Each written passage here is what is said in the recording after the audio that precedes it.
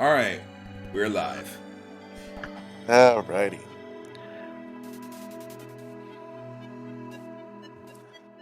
Welcome everyone back to our ongoing story.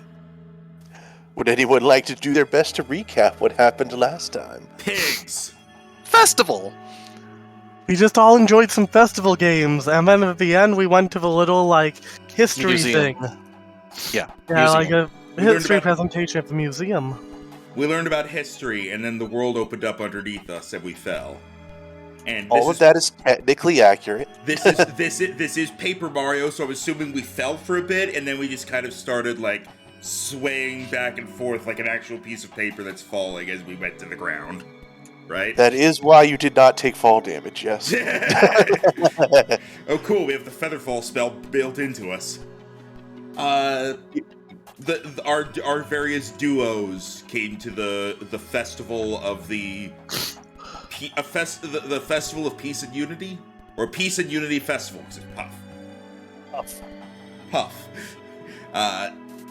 We all enjoyed various games. We encountered one another, and then eventually we actually met up and talked with each other. We got a bunch of different trinkets as rewards for our games, and then we went to the museum, and everything broke, including the ground. Some of you, look at this sick trinket I got at the fair, pulls out gold bar. Meanwhile, I have free drinks for a year. Yeah. I have the prestidigitation spell built into a ring of stone, basically. I also have dirt that is attracted towards whatever the nearest undead creature is. Anyway, I'm playing a boo. I've got a whip belt. I put it on myself, and if I need a weapon, I just take it off, say a word, and suddenly, whoosh! I've also got a tankard that's never empty, but inside is some kind of liquid, undrinkable, unsalvageable. I'll probably use it for experiments. I have a gold ring that for some reason has a topaz that floats just right above it. Doesn't set in.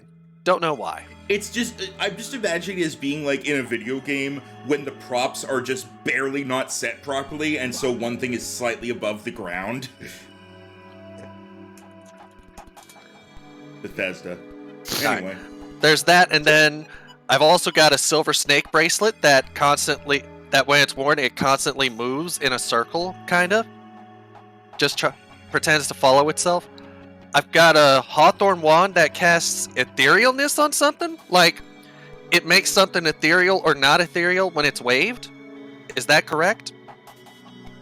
Let me check the list, because I think it was slightly more specific than that. Okay, it was number 90.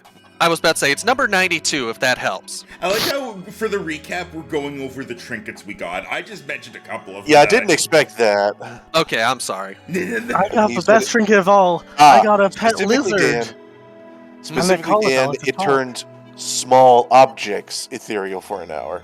Small objects, okay. So, it's not too OP, but By it the could way, be the- it.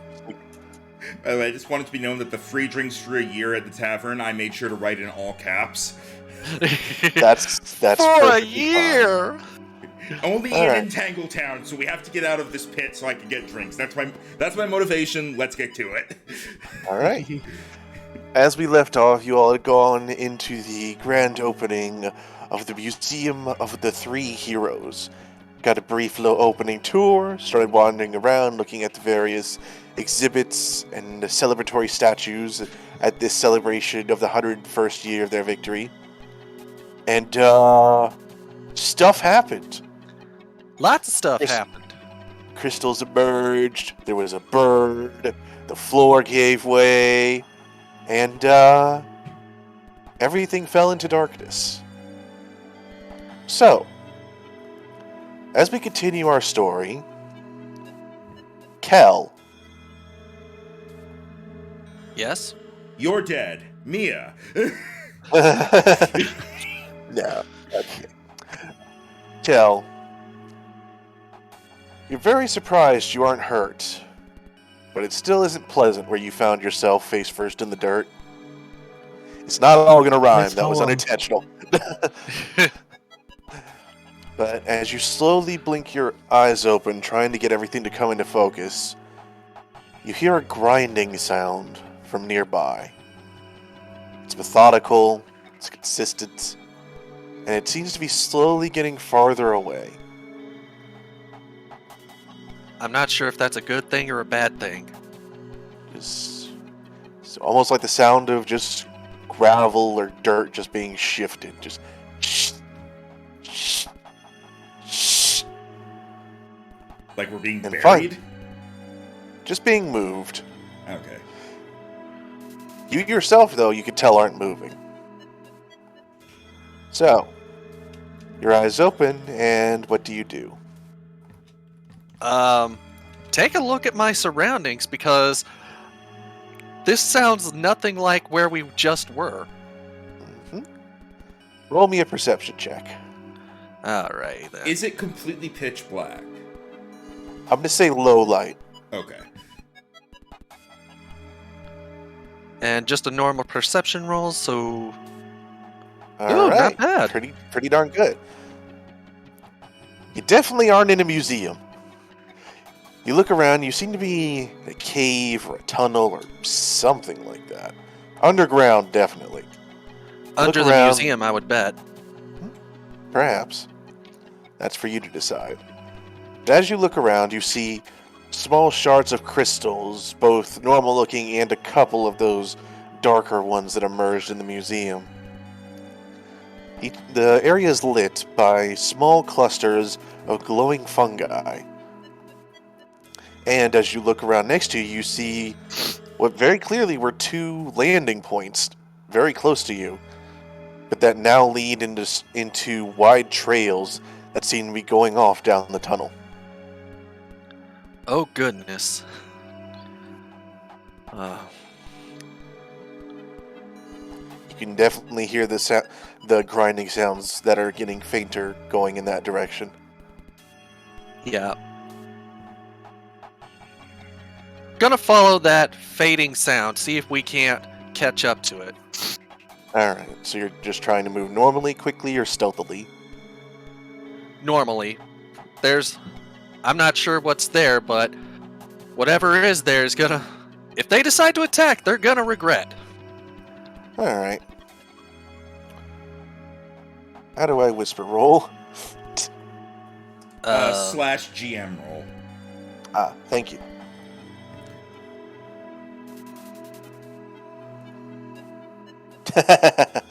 Alright. Oh dear. Alright. And now we move. Oh, that is the wrong map. Oh! Look away! Ah! It's too bright! This is the right one. Ah. So let's focus your attentions, please, in the upper left. I forget the. How do I draw your attention? There? Is it Hold double click? shift and then do the click. There we go. So if you focus your attention in the upper left, Kel, as you emerge from a tunnel into a wider cavern, you can see ahead of you the tail end of a certain crystallized Goombro being dragged by a odd shape. They don't appear to be in any particular hurry, but they are moving. And at the moment, they have not noticed you. Alright, how do I want to do this? Well, not my problem. Turns and walks away. It's Nah. a solo campaign now. Funny, but Kel would not do that. It's just not in him. Let's see what we got. I nearly had that happen in one campaign. Oh my goodness. They All seem right. to be moving along, Okay. so you're As he not catches stuck sight of trying them- to position yourself. Alright, Kel will be trying to follow them. He'll have his weapon out, just in case they decide to go hostile. Alright. Off to the right here, you see what appears to be a branching path, whereas they're going along this more cliffside area.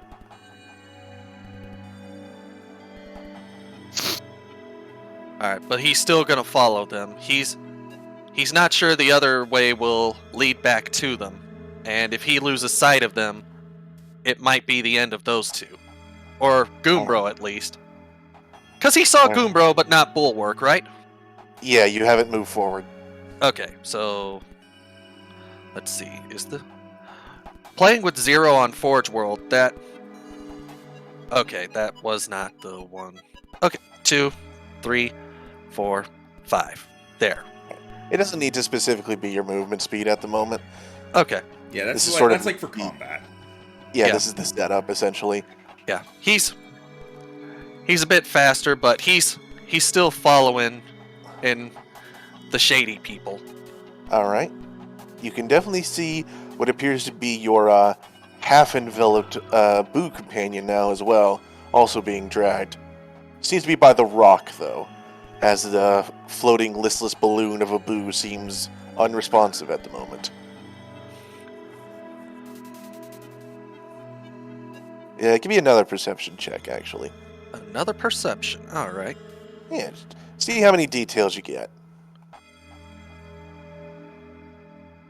All in all, these guys seem almost completely oblivious to you. Your mask slips over your eyes. Their forms look familiar. In fact, one of them almost very familiar. But you can't quite place it, and something is off.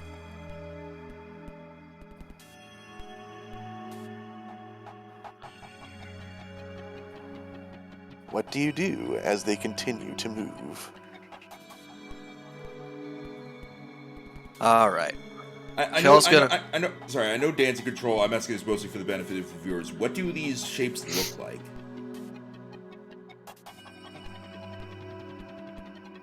Well, here, I think I can do this. It's Control Z to zoom in on something, right? Shift Z. Control Z is undo. So first, you see this one. And then carrying Bulwark, you see this one. And that's the one that looks very familiar, but I can't put my finger on it. Correct. There's something off about them.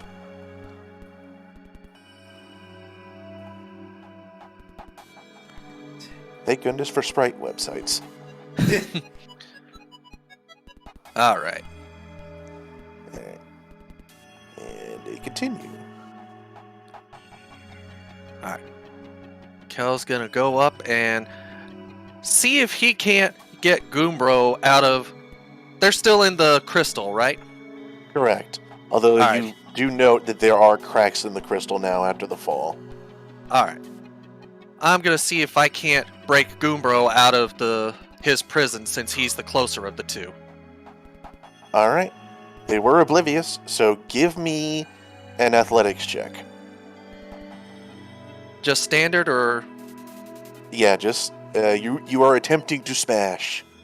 All right. Ugh. That was... Alright, you shuffle up to the crystal. Tink! Well, that was less effective than you'd hoped it to be. And unfortunately, it actually causes the creature carrying it to stop and turn around, now noticing you. Let him go or else. You know what? Take Make you an next. Make an intimidation check. Are we gonna see another 5? I don't know, let's see. Alright, intimidation. Oh, no! Ooh, alright. So, as you square yourself up and bark out your command to them, the creature seems slightly taken aback, although you can't really tell its expression that well. It seems almost tilt its head before letting out a cry that sounds almost like glass, like it's being scratched. It's like, "Ah!" And then it actually jumps backwards and seems to alert its companion as they both back up, and they seem to be in a ready stance now. Alright, then... You may attempt another athletics check as you intimidated them enough to where they moved out of range. Nice. Come on, break them out. Oh, come on! Another one! There's that 5 I was waiting for. Alright. Do a roll here.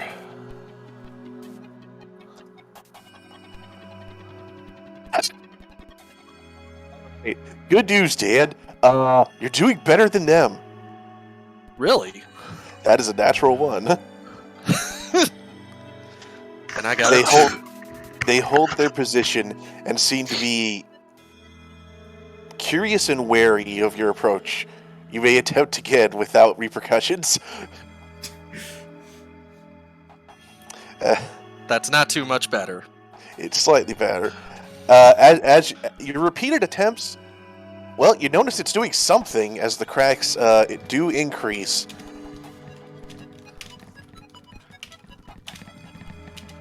Come on, break free already! Alright. Roll again.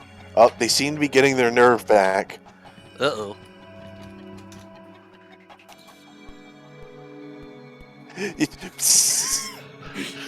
Alright, you may try again. Okay. There we go. Alright. That's the rub. Figuring out best how to do it this time. You slam your trident down butt first onto the area where the cracks are most numerous and shatter Goombro out of his prison. Goombro, you are prone, but you are now waking up. And in the meantime, these ones seem very agitated. And in fact, I'm going to need you both to roll initiative. Uh-oh. It's time. Now, where's that other music I was looking at? Just be careful. Paper Mario fight music is usually very lively. I mean, it's combat. It's not supposed to be, too out there. In fact, I think I know one that'll probably be fun.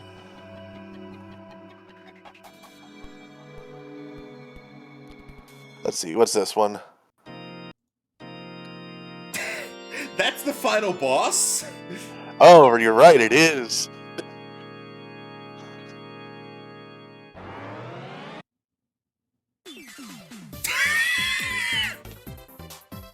The two kinds of combat music. I swear, this OST. Here, this one might work.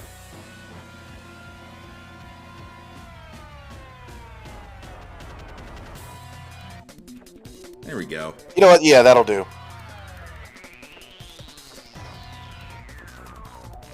Alright. Oh, you're all still in here. How do I fucking clear this thing?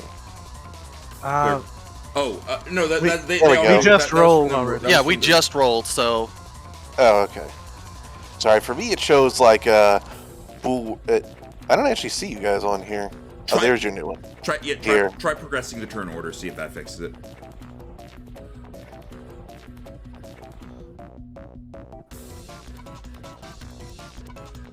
You know what? Here, just give me a second. I'm just going to clear them all, roll again, and just add your first initiatives. There we go. That's better. So I'm not used to doing most of the technical side of this, so my apologies. All good. Wait, re-roll initiative so we can put ourselves back on top?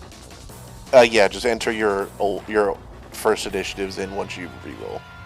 Okay. When you click and re-roll, it'll put you back on the thing, and so then you can just do your part. Yeah, unless you're the GM, you can't just add yourself to initiative without hitting the roll initiative button. Alright, so go ahead and change your initiative, Dan. There we go. I forgot to hit enter.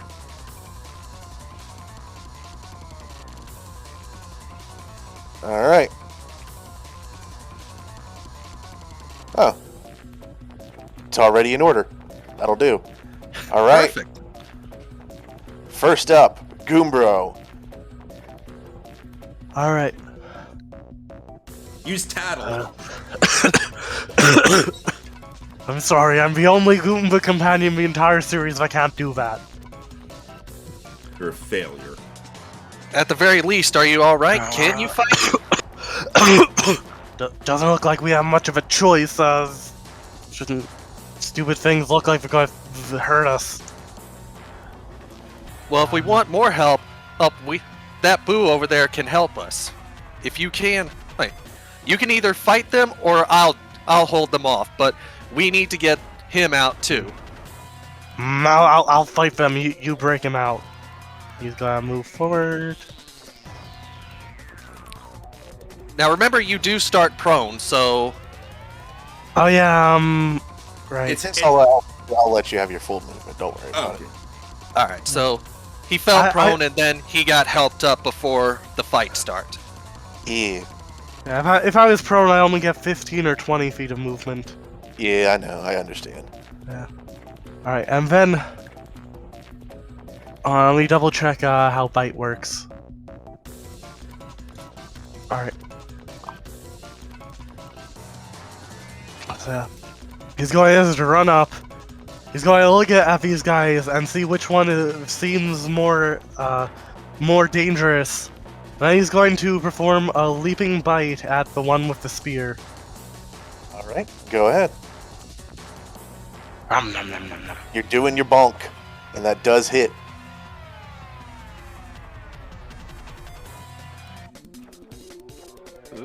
Ooh. That's 3 poison damage and 8 normal damage. All right. As you crunch down on this creature, you do notice that it does take that significant amount of damage from your strike.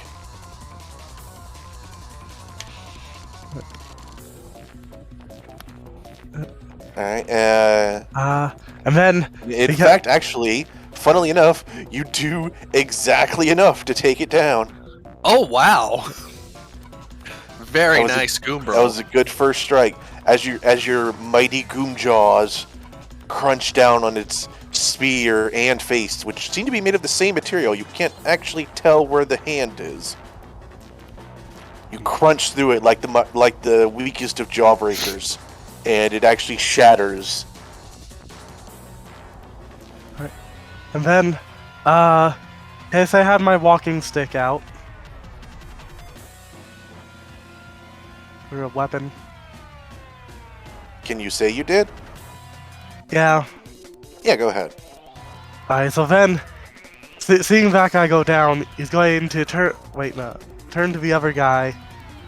And he's going to do a little pivot around his walking stick and kick him in the face with his bonus action martial arts strike. All right, go ahead. Jeez. Okay, you know you can miss at times at level 1, but fair enough. All right. I'll hold them off. You break the boo out. All right, I'm done. All right, you plant your walking stick, spin around, deliver almost roundhouse-esque kick to this smaller but sturdier form. As you land a strike right on its face, it cracks and it's not down, but it is hurt. And Alright. that'll be Groombro's turn. Yep. Next is Kel. All right. There we go. So he's gonna run up to the statue of the boo, and he's gonna try and break him out now. Athletics So, check. Yep. And he learned well from last time. Very nice. Having taken your time and studied the crystal in your various failed attempts, you now have gotten the hang of it and smashed the crystal that holds on to Bulwark's tail and seems to bring him back to his senses. Bulwark, you may join initiative. All right. If your turn would have already passed, you just had to go next time. But fortunately, you just go next. All All right. right. Kel makes sure that Bulwark is okay. Hey, can you move? Yeah, think so. Where are we? Oh, wait, never mind. Hang on. Yeah. Because he sees what's going on ahead. Yeah, we'll save the explanations for later. Right now, there's a fight going on, and I'm gonna guess that breaking him out was my action? Yes. Alright then. Well, I don't have anything to use offensively for bonus action, so... Oh, that's gonna be Kel's turn. It's level 1 combat. It's not too complicated yet. Yeah. Which good for that. Alright. Bulwark. You awaken in this strange place, surrounded by some strange and some familiar faces. What do you do? I mean, I presume I can tell that Gubro is currently fighting. He did just plant his foot into this thing's face. Gonna quickly hover over. Well, I don't actually need to be next to him, but I'm gonna hover forward a little bit, and the crystal being is going to hear the sounds of laughter all around him as he needs to make a wisdom saving throw against Toll the Dead. Ooh, alright. Hopefully he's not very wise. 19. Yeah, he passes, so nothing happens. Alright. He seems a bit too hard-headed and shakes it off. Gonna float over to get into melee range to fight if need be, or take hits at least. How do I remove a particular thing from initiative? I guess it'll just happen whenever I delete it. When you hover over their icon in the turn order, and there should be a trash can. Oh, there we go. Thank you. Alright, is that your turn? I don't think I can do anything with my bonus action, so yeah, that's gonna be it. Well, at the Alright. very least, the enemy gets a move. Yes, they do. And in fact, this now that you're up close to it, what appears to almost seem to be at least a relative of a Monty mole readies itself as it thrusts forward with its mighty digging claws at Goombro. That's fair. I did kind of one-shot its ally. Yes, And then yes, you kicked it in the face. did. Yes, you did. Now, because you killed its ally, it does not get pack tactics. Okay. Oh god, it had pack tactics. Alright, does a 15 but- hit you? No. Really? Oh! AC 16 because I'm a monk. Wow, alright then. X plus wisdom. Yep. It jabs forward with its mighty digging claws, but you duck and weave to the side as it misses. And that is its turn. Goombro.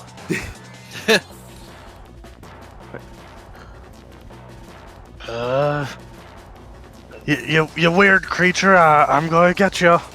And I'll break you like I broke your friend. he's clearly more, at this point, he's more like angry at these things and the situation than he is like caring about sounding intimidating and such.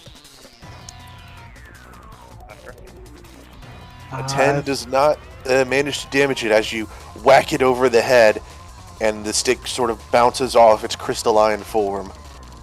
Well, he's gonna use that momentum of it bouncing off and do a bit of a backflip kick with his bonus action. Alright. That will connect. No one expects a backflip kick. It's true, he did not. As you whip yourself into a backflip, you actually see the top of his head pop clean off. There's the sound of paper ripping for some reason. as this crystal mole shatters. Nice. Phew. I think you're better with your feet than you are with that stick. Probably. Only got this stick at the festival. Which was... It's pauses. I don't know how long ago that was at this point. Max, would you put back on the Hall to the Thousand Year Door music for me? It does not appear to be in my list. Did you click history? Is there a history button? Instead There is! Instead of playlists. Ah, thank you. Cool. Alright. Okay, clear that. Alright. And then yeah, you close it there and then close it for everyone. Alright.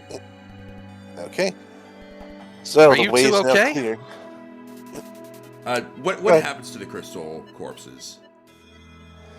They seem to shatter and become dust and shards.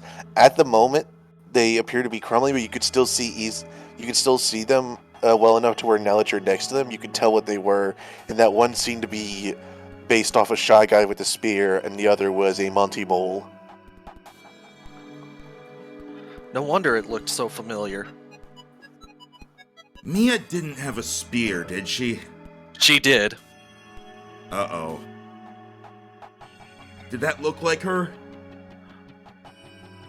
No. To It- clarify, this one looked male. Okay. Yeah. No. Well, looked a bit too masculine. Wait, where are the others? Haley? Your voice echoes in the caverns, and you swear you hear some sounds in the distance, although none sound like your friend. It's hard to tell them over just cave ambience. If I found you two like this, I have a feeling there are some villagers that had also met this fate. We have to help them. Yeah, definitely. Can I tell where the sounds are coming from? They seem to be coming from south. Come on, this way. And he's gonna start going south, going down through this bridge, I guess. All right. Alright, let's go.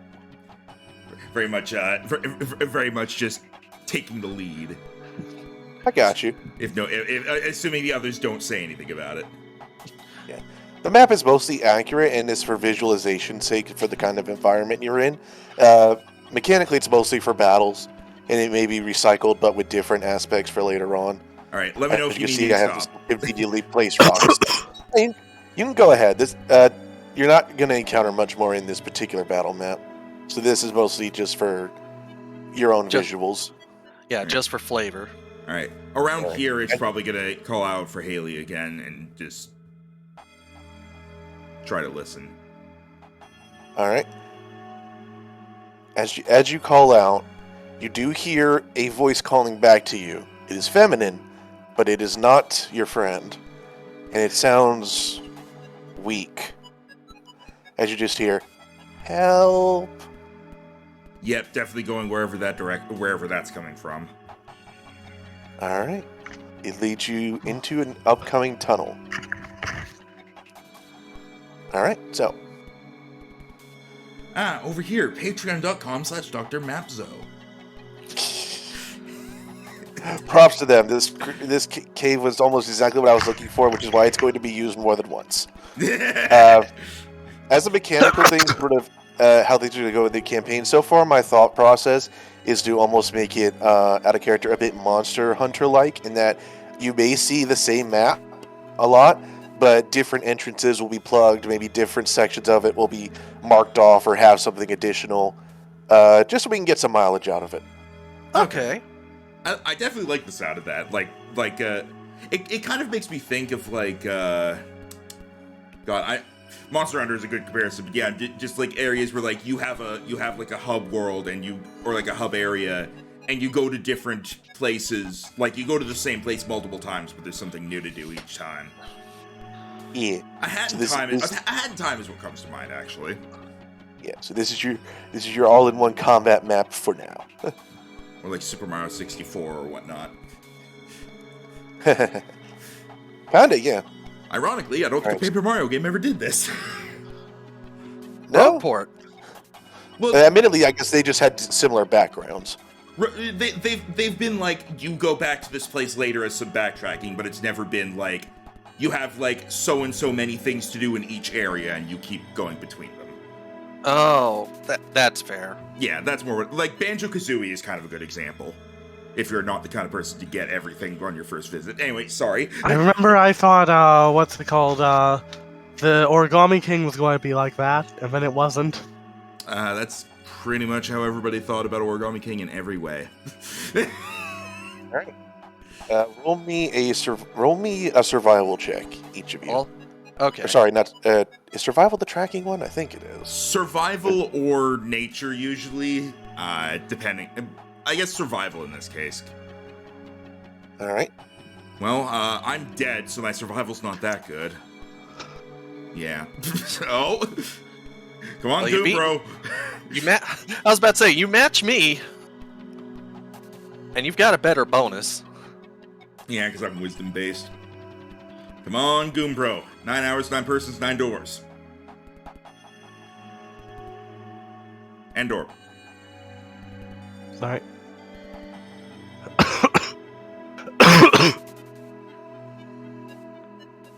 Look at that. 9 hours, 9 persons, 20 doors. Book of All Mario, thousands of doors. Yeah. Here's the first 20. All right. Maybe it's because he's low to the ground, or perhaps it's some training. But as you guys are going along, Goombro naturally sees to work his way up to the front of the pack, and quickly points out what you thought were natural cave floorings to be more scrape marks, similar to what you guys were leaving when you were in your crystals. Nice. And he is hot on the trail of them. I bet they've been dragging people around in those crystals. That's how they were pulling you two. Were we fully crystallized or what? I think it just weakened you two because it had only grabbed your tail, but you weren't moving at all. Is that right? You are correct. What about Goombro? Goombro was fully encased. Okay, at the very least, then we know if we find them fully encased, we at least have a chance to help them.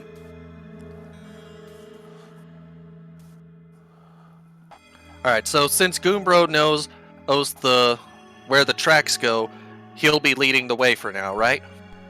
Yes, and he is actually getting you there with a fair amount of speed.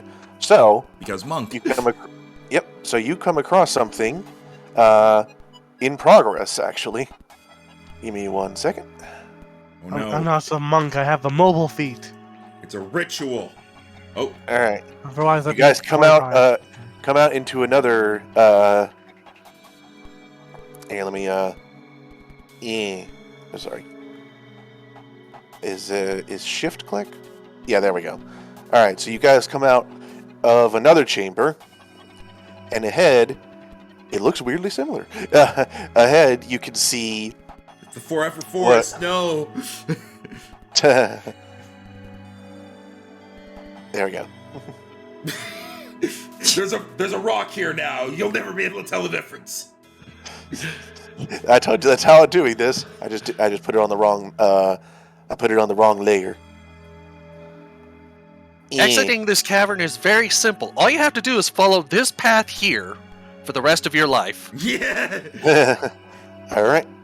So up ahead, you actually see another group of creatures. These ones look different, and they're of different sizes too. You see, give me 1 second. We see a I gray guess I'll circle. describe this as I'm setting this up. There's a GM layer. All right, so you guys see what appear to be 6 forbs this time. 5 tiny ones, and then 1 more regular-sized one. Once more, a bit of familiarity, but a bit of oddness to them. As you see, they are clustered around a crystal, and if you look closely at it, you can actually see that there is a semi-encased toadette in it. And she appears to be actually somewhat struggling. I say somewhat because her movements are slow and weak, and she seems almost exhausted. But she is she is giving a couple swipes at them. And as she sees you, she actually lets out a small, yay. Yay! Help has arrived!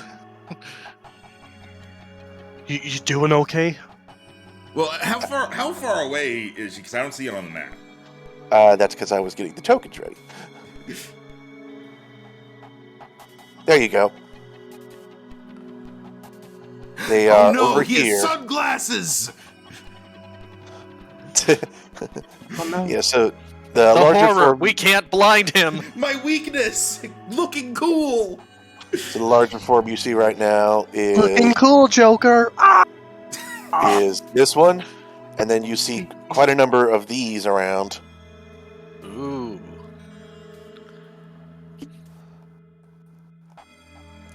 And she once more calls out, "Help!" And with that, a couple of the smaller ones turn and look at you all and hiss quietly. What do you do? Does she seem hurt or just tired? She seems tired, and two of the smaller ones are actually seeming like they're trying to move her. But I specifically, does she seem like she's been attacked or damaged? Or hurt? Oh, strangely, no. Okay. She seems untouched, except Alright. for the whole half-buried in crystal thing. Yeah, either way, like, Kel is going to be charging in. Yep, same. I just wanted to know if I should let off a spell on the way over. No, she gave away your stealth, unfortunately. Okay. But, it's time to roll initiative again. Alright. As I Back switch into the initiative order. Yep, these are going to be a bit rapid. Well, I guess that's better than 1 6-hour combat in most cases. When it's like a really big fight, I do enjoy a very long combat. I do enjoy those. And by big, I assume you mean not size, but importance. Yes. Alright. Alright, so we get this guy in there. And we'll have all these little guys go at once. Alright, on turn 5, we're fucked. Alright. What's more, you guys are first. So, Kel, it is your turn. Alright, unfortunately, he can't go in and fight them at his speed. So, let's see, that's 5, 10, 15, 20, Why do I have a spell 25, slot 30, missing? 35, 40, 40. It may have been from the festival. Go ahead and fix that up. Oh, we're considered Okay, we've gotten a so- long rest. It's been an unknown amount of time, and you were asleep, quote unquote. Okay. Yeah. Okay, Kel is going to use the dash action so he can get 60 feet of movement and get to all of them.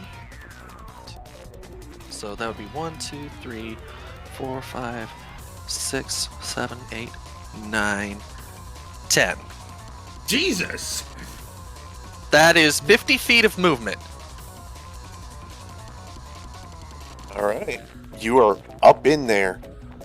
Let me actually get these on actual grids. There we go. All right, is that the end of your turn?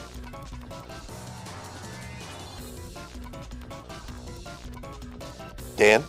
Yes, that will be my turn. All right, Goombro. Alright. Goombro's also just going to dash up.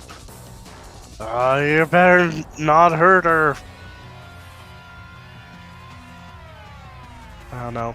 Sheesh, get right up in there. Yep. All right. I just holds his stick threateningly at them, since he doesn't have the action to attack with. You wave the stick at them. Yeah! Get off my lawn!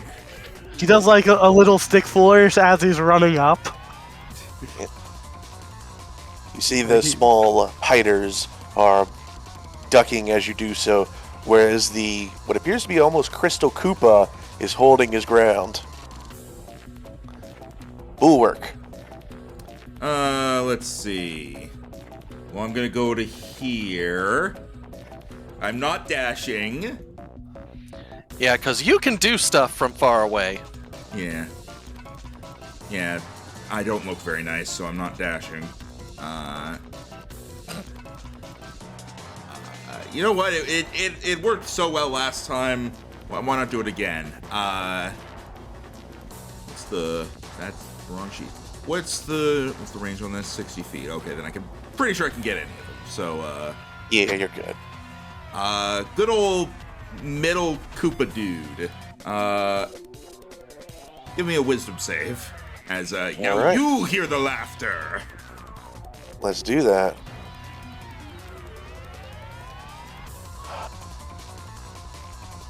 Alright, let's see. Wow, he is rolling well. 19. Alright, I have done nothing so far this campaign. I do apologize for that, as it is what they are rolling. I know, just... what's the action economy of this? That's one action, okay. And nobody needs healing right now, so... I guess I'll just end my turn there. Alright. It is the Koopa's turn. He is going to look to the Goombra that came up to him, and he's going to ready his fists, and he's going to attempt to wallop you once. Hit him on the top of the head, this is weakness. Alright, you said your AC is 16?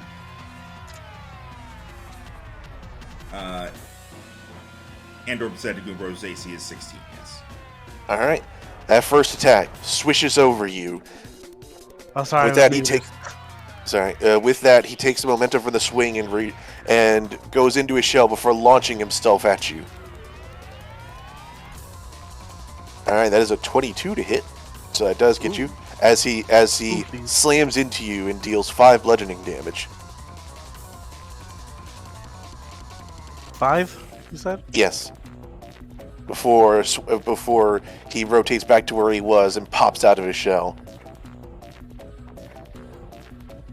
Seems raring to go. Right. In the meantime, it is time for the Piter Swarm.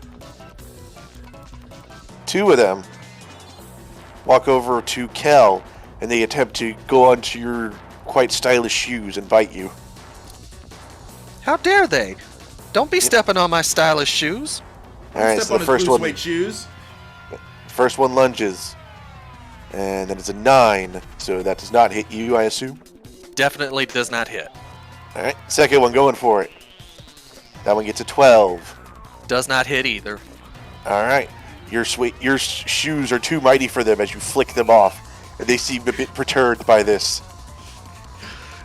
We've Through never. his shoes. What are we supposed to do? They're too spiffy. Man, that Toadette was easy. She had socks with sandals. And meanwhile, 2 next to Goombro, they're going to attempt to get him. Oh no, he doesn't have shoes. He doesn't have shoes. Alright, that's an 8. Yes, I do. Why do you So- think my feet are red? You think Goombas are naturally like this? Yes. No, we just wear red shoes for cultural reasons. Alright, the first one misses, but the second one, while you're distracted, does manage to sink its tiny little fangs into you. And you take 3 poison damage. Oh no. Is that before or after resistance? That is before. You have poison resistance? Yeah, Goombas have poison resistance. Huh. Because all the races in this like packet are really strong. And with that, so that would be 1 poison resistance after, or 1 poison damage after resistance, because D&D always round down. And then the last one goes for you, as they all are just piling on your robust body. And that one also cannot get his fangs into you. You're too wily. You move too much. And you hear the Toadette shout at the top of the round, "Careful!" She's had a long day. Kel, it's your turn. Alright. So, gonna try and clear them. Actually, hold on. How does this work again? Oh, Banana? Banana. slightly. Okay, Slightly banana? I'm about to go Man. slightly bananas. So, I might be provoking some attacks here, but Kel is going to move here. Alright, that will provoke 1 attack of opportunity. All right. I will accept this. What is your AC? It is 18. It does not connect. Very good. Spider bounces off your shell, and you just hear a small dunk. It's Because just like, ow. because I am about to invoke the spin attack. Oh, shit. Alright, so this is a line attack. This is a line attack starting with 60-foot line. starting with this guy, and it goes through all 4 of these. Alright. So let's see, that's a 14 to hit. So that does hit the spiders. Sorry, piters. And that actually does hit the Koopa as well. Oh, cool. So, the first one is going to be D6 bludgeoning for the first piter. Everyone Alright. behind him only takes D4. Okay. Dunk, And- dunk, dunk, dunk, dunk. Okay, and I have no dexterity bonus, so this just straight D6 and then three different levels of D4. So, Damn. oh ho ho! And then I'm gonna roll the D4s individually. So first piter behind the first, the Koopa, and then the one behind the Koopa. As you go into your shell and clear a line through them, first piter bounces off to the side and his little leg shatters. The second one, the same. The Koopa still takes the hit, but he's not out. But that last piter, he too, is bounced off the wall and shattered in his little tiny crystal legs. Nice. Now, can I still move after this? Even though Yeah, I'm gonna say so. Alright. Alright. While he's still spinning, he'll spin closer to the Koopa and stop. And Although actually, I will say you would probably have gone through them, so I'm gonna put you over here. okay. So, while he's still spinning, he's gonna go up and over here. That would provoke another attack from this one. Go for it. It is true, I don't like their odds of hitting him. Oh, but he does! As this piter seems to have his game face on today, and you feel tiny crystal fangs pierce into your skin as it crawls into your shell for a brief moment, and you take 4 poison damage. Ooh. Alright, continue. Alright, well, he's after he rolls into space and then pops out, he's gonna grip the spot where that piter bit him a little bit worriedly, but he's gonna shake it off. We're ready for the next round. That'll end turn. Alright. Goombro.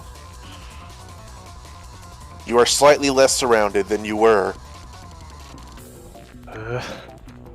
These stupid spiders. Get him off. He's gonna whack a spider with a stick. Alright, Which which one one? are you whacking? Let's go for one south. Alright, you whack the spider and smash down on it.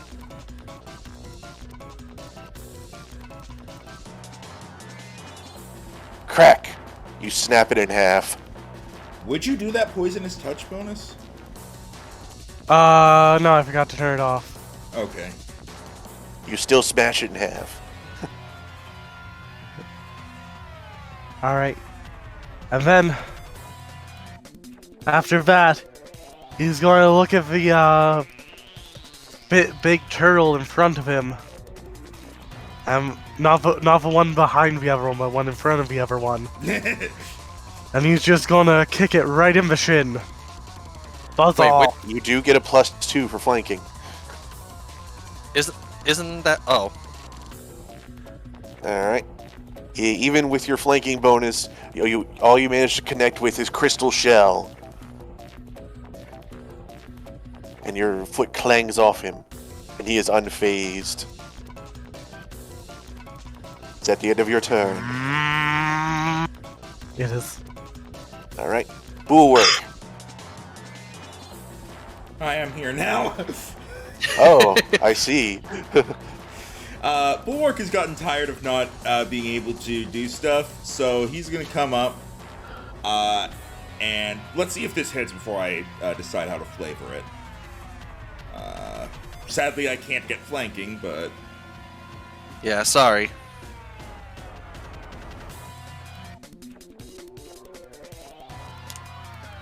yeah, I'm Hey! going to also wait. Was that accurate? Is that supposed to be 3d10? Yes. Level 1? I think so. It's a touch Mhm. spell, so it's hit or it's hit or miss. Does a So 16 it's- hit the Koopa? Yes. All right. Bulwark starts floating up, and then he disappears for a moment, and then reappears in front of him doing the classic boo. Wah! You hear a small from the toadette. You're just like some boo in the background's like, man, even our screams aren't fun. Ignore him though, he's non-canon. Shut up, dead Dave. Alright, and as you do your scare to the Crystal Koopa, the sheer force of it seems to blow him away as he shards off, just sort of scattering to the ground as you take him out. Nice work. After doing that, Bulwark kind of like pulls his tongue back into his mouth, like, ugh, that always hurts. And then he's going to,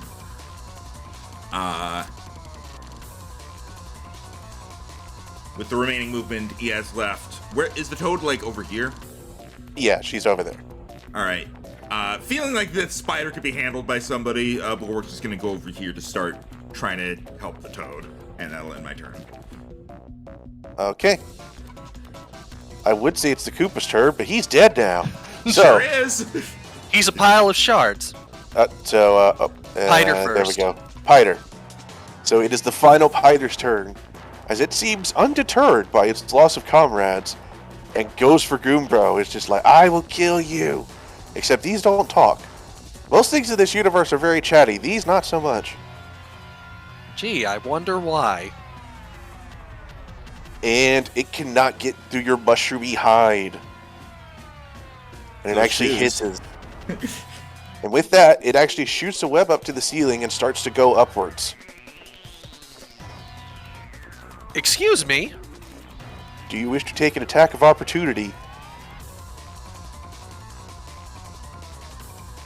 Endor.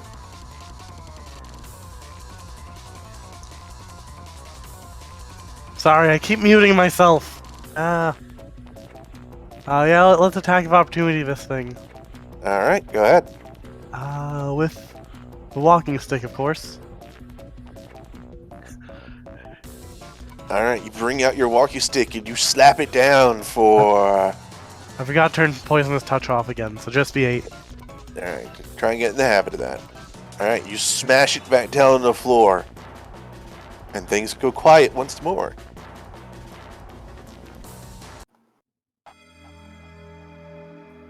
Good job. Nice. All right. Now, can we get this toad out of here? 1 second, the environmental brooms are coming by and sweeping away the enemies. Whoops, I swept away Cal accidentally. Look, he's back. Wow, I feel cleaner suddenly. He was so young. Stage I can hands, still they're hear his cleaning up. voice. Alright, stage hands have cleared up. Continue the scene. Okay. So, Toadette in the crystal, pretty weak, and you want to try and help her bulwark? Yeah, I want to try to break her out. Alright. Roll me athletics. Now, interesting enough, because she is only half there, and you do notice some light cracking, that is enough. Okay. Very As nice. I assume you have a weapon of some sort? I do not. You I take have your a- Mighty Ghost I have a nub. shield. Okay, you take your shield and you smash it down onto the crystal, and it breaks. And this blue toadette slumps to the floor. Blue Toadette? That can't happen. What do you mean? There's all sorts of Toadettes in the world. They're all pink. Shut up. Have you not met the Traveling Sisters 3? Okay, Kel is going to catch the Toadette before she hits the ground. Alright. You catch her and she quietly goes, thank you. I didn't know what they were gonna do to me. They took away the others. How many others? I don't know. I saw them pass in front of the chamber I'm in before, and they were dragging some people, and then I saw at least another toad. Then they came back for me. They were all heading that way, and she points in this direction. What direction? Yeah. My bad. This direction. So south. Okay. Anyways. So. Yeah, she says that. She says, were you guys from, were you from Entangled Town too? We were there for the festival. Yeah, that makes sense. It's a big deal. Oh boy. Whew. Do either one of you close to her wish to roll a medicine check? I'll do that. I was about to say, Yeah, I don't... Alright. Looking her over, Bulwark, with your excellent medical knowledge, you can tell she is not harmed, but she is suffering from levels of exhaustion. Mechanically speaking, how many levels? Let me double check the chart here. 6! Oh, she's dead. I know 6 is dead. I know that much, at least. Yeah. My immediate thought was 3.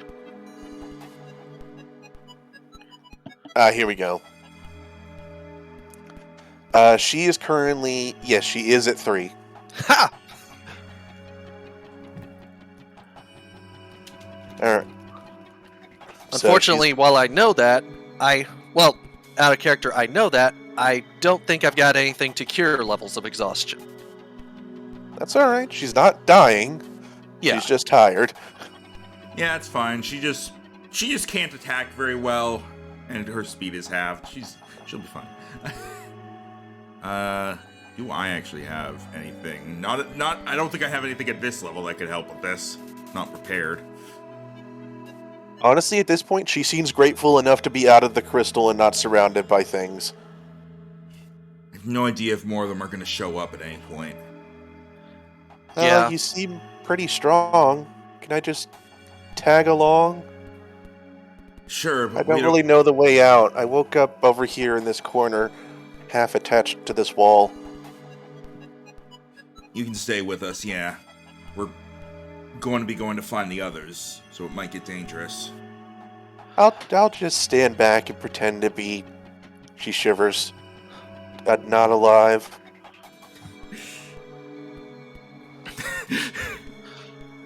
I know the feeling. Oh, sorry. Was that insensitive? No, that was a joke. Oh, okay then. I like you. Okay. You be dead for long enough, you get a sense of humor about it. Huh. Maybe that's why Boo's like scaring. I never asked. She does manage to stand up. She's like, okay. Alright, let's take it slow. Come on, guys. Let's head down south again. Slowly but surely. Alright, let's get to it. Alright. You got this, Perty. You can keep going. Perty? Oh my goodness. I paid attention to naming conventions. Good. Alright, I don't have a token for her, but if need be, just understand that you now have essentially a tag-along in the form of Perty, the Toadette. Here, I'll resend you my generic tokens. I forgot to do that before. Alright. I'll get that set up after this. Alright. So do you guys follow the direction she indicated? Yes. Yeah. Eh. Assuming both the others are fine with it, yes. Now, because we are fresh to this, I will go ahead and remind you guys that you are not under a particular time constraint at the moment. So if you want to stop and heal or gather your wits or something, you may. Nothing else seems to be coming at the moment. Unless the others particularly want one, Bulwark is trying to, keep moving. He is set on finding Haley fast. Well, because they're sick, I'm mostly bringing this up for Goombro's sake. I did take 6 damage.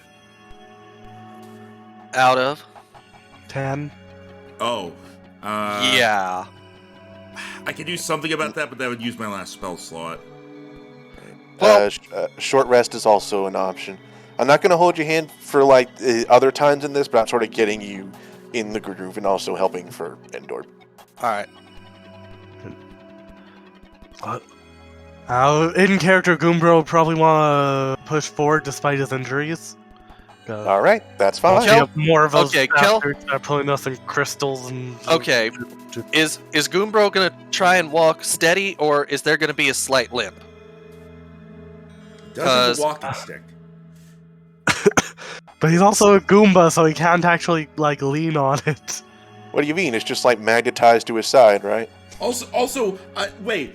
Since you don't have legs, you just have feet, so I don't think you can limp. Sure.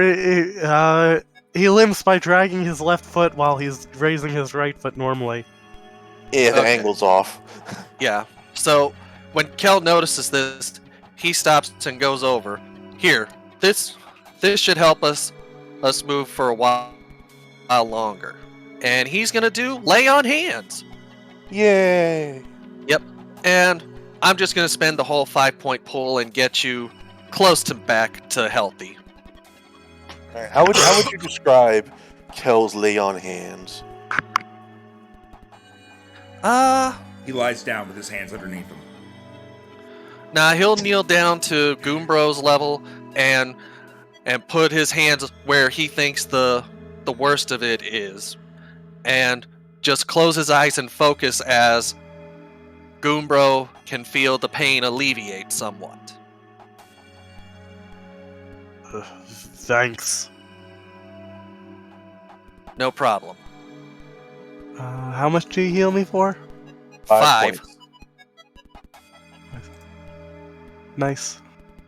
Yeah. All right.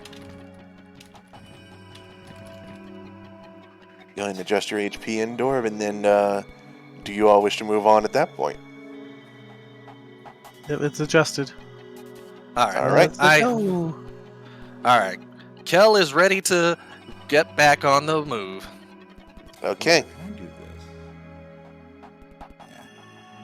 In that case, you all proceed into the next chamber, and Rhino will now adjust the map once more. Same map, we're just going to a new part. Like I said, I'm getting my mileage out of it. Which makes sense.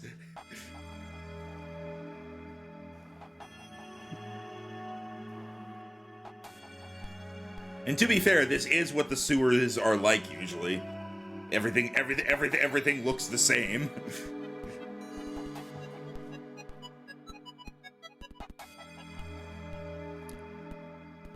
You know what? I might have an idea. Oh? Would you call these crystal things constructs? I'm not certain. Probably. As opposed Wait. to creatures? Wait, Constructs are also considered creatures. Okay. okay. And I just realized it's not exactly the same because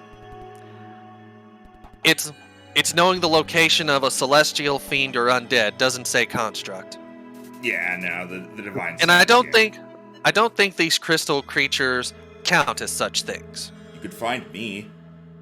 Well, yeah, but That will come up eventually. I guarantee you, at some point, that's going to be a thing. cool. I'll be useful then, at least for that.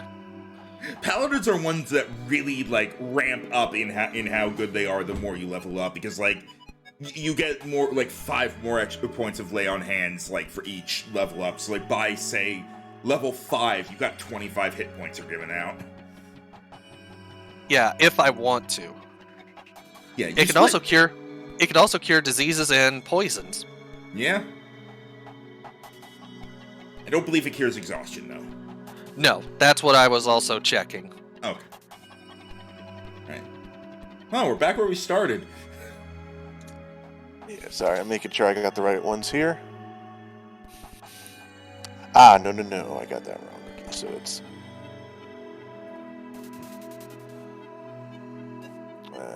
here we go. Okay.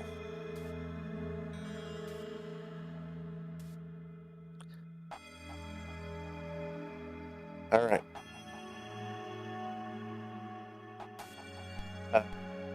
What are your passive perceptions? Passive perceptions. I'm gonna guess mine is yeah. Passive Yes. perception is 11. Yeah, it should be right beneath your skills. Mine's 12. 15. It's also just... All right, then. Goombro, with your special eyes. I mean, they make up like 30% of your head. What do your Goomba eyes see? I see Alright, someone who I want to beat up. You're not wrong. Called it. Up ahead, you see more crystalline shapes. Oh, what do their Two Goomba appear- eyes see? 2 appear to be standing at the base of a staircase that spirals upward, whereas two more are set around another crystallized toad, this one fully encased. And as you approach, you actually hear Per-T quietly say behind you, "I think that's him. I think that's Goatee." Does he have one? You can't tell from this distance. Oh, what? Spoilers, yes. Okay, good. If you did me like that, Rhino, I was out. I'm out. That's it. You get the boo. You get the daisy. I'm done.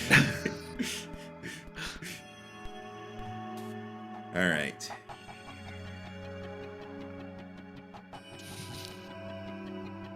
So, you guys have spotted them from enough of a distance away that they do not know you are there.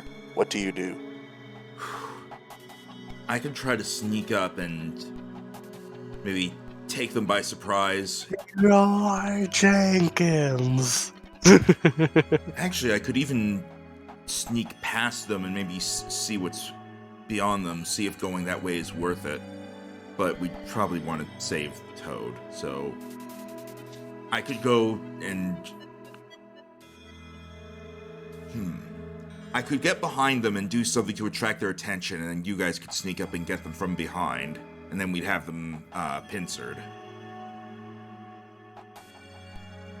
He's like going full on, like, it seems like he's going like full on combat strategist with this, by the way. Per-T is impressed. So I should just run up and beat him up. You will do that, but not yet.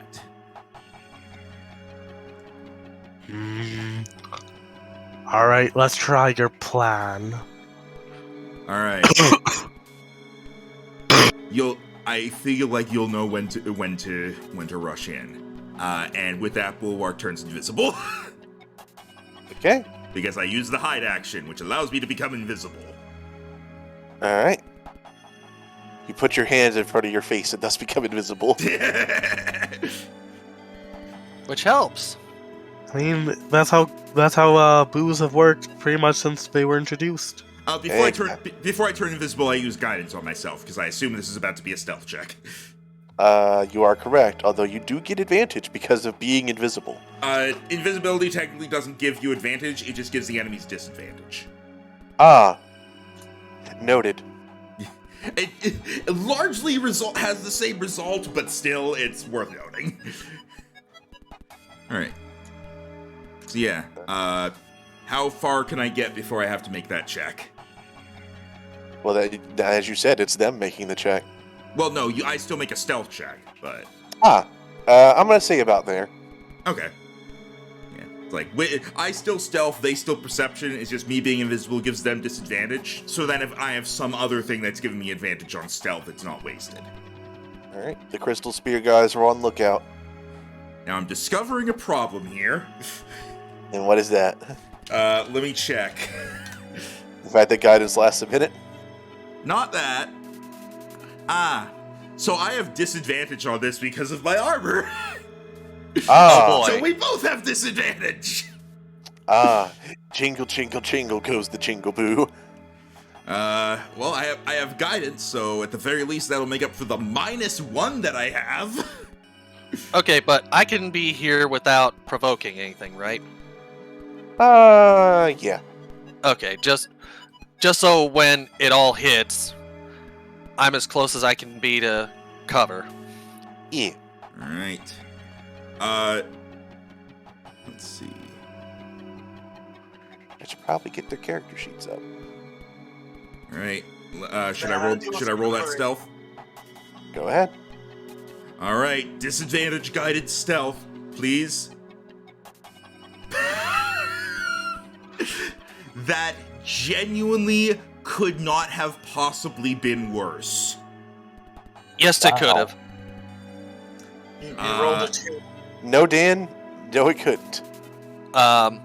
2 Oh wait, no. plus Nope. Right? Yeah, you're oh, right. No, yeah. No, if I got It could have been one worse.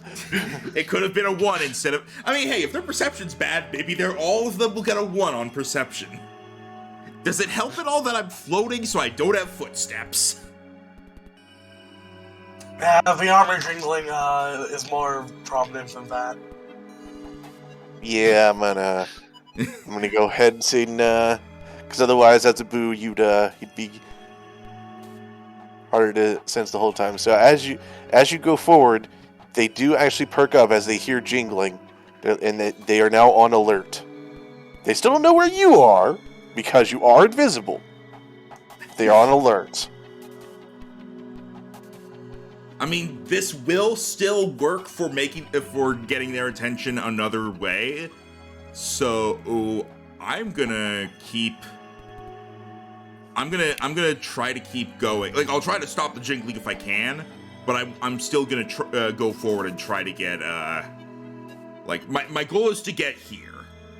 All right, roll me one more stealth roll. All right. No guidance this time, Yeah. just because you are getting right up to him. There, it got worse. Ah, I see. All right. Unfortunately, as you get to there, the one crystal spear guy does manage to locate where you are, and we begin combat. Unfortunately, your stealth was such that you will not get an surprise this time. All right. I am still invisible until I attack or use a spell. So That is true. So they do still have disadvantage to actually hit you. And the first thing I do to hit them will theoretically have advantage, but Correct. at the very least, they're looking my way. So flavor-wise, it worked. Correct. There's the decent rolls. Max. If you're curious, both of the enemies rolled natural ones on their initiative. You know how the Pokemon game is lucky? I think the opposite is true for this. Ooh. Endor. I'll take it. Yeah, Endor initiative. By the way, interestingly, because of how eyes work, with the Mario enemies I use, the Goombas are the only ones with pupils. Sorry, the phrasing there was great. Because of how eyes work. Look at these fuckers. You know, you could have just edited those out. Nah, I thought it was neat. Yeah. And here's the spear guys, in case you forgot. You know you could have edited those out. Yeah, I did. Oh! They came back. So, as has been tradition so far, first up the party, and then the enemies. Yep. Will work. You do still go first. Wow. As a cleric, this is not generally what I want, but... Well... You are free to hold your turn or so. or your action if you wish. Let's see here. I'm beginning to regret my neglect of having a weapon and focusing on the spells. But because now I can't take advantage of this invisibility unless I just punch them. If you want, we could Go ahead, deal 1 retroactively plus say that strength you bought a damage. mace or something. No, it's just straight up. It wouldn't. Bleh. My build is based around the spells. It's just this is like the one instance where I'm like, I wish I had a weapon. So You need like a touch attack spell or something. I need a touch cantrip. That's basically it. I have a touch spell, but it's gonna use my other slot. Fair enough. We shall see then. Yeah, eventually I'll get one, but for now, For the record, because he cannot see you, he cannot take an attack of opportunity against you.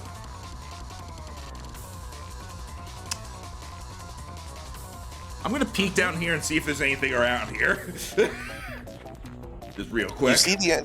You see the entrance to another chamber, and there are quite a few drag marks going in as well as footprints.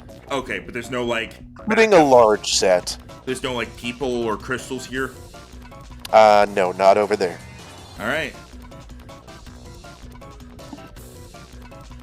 Let's see. That was 10 feet of movement. Spear guy is just jabbing the air like, I know you're there somewhere. Alright, I'm gonna go back to here. This guy. Go back, go forth. They're just like, damn it, where is he? We're stabbing. Just keep stabbing. We'll hit him eventually. I know, he's a boo. He's fat. Out of character. Not your fat out of character, but out of character they say that. I had to clarify that. I don't think anyone's ever said I'm fat out of character. Unfortunately, it was the timing in which I said that. Alright, right. Continue your turn, please. Okay, so just to make sure, the way, if you're not a monk, the way an unarmed strike and such would work is just you roll a hit and then it's your strength scoring damage. Or strength. Correct. 1d1 plus strength. So if you crit, you It's get 1 plus your 2d1. strength. So basically I'd be doing 3 damage Yep, Essentially. always 3 damage. because of my strength. So Yeah. Consistency. I think Tavern Brawler also makes it 1d4 plus strength. Correct. yeah.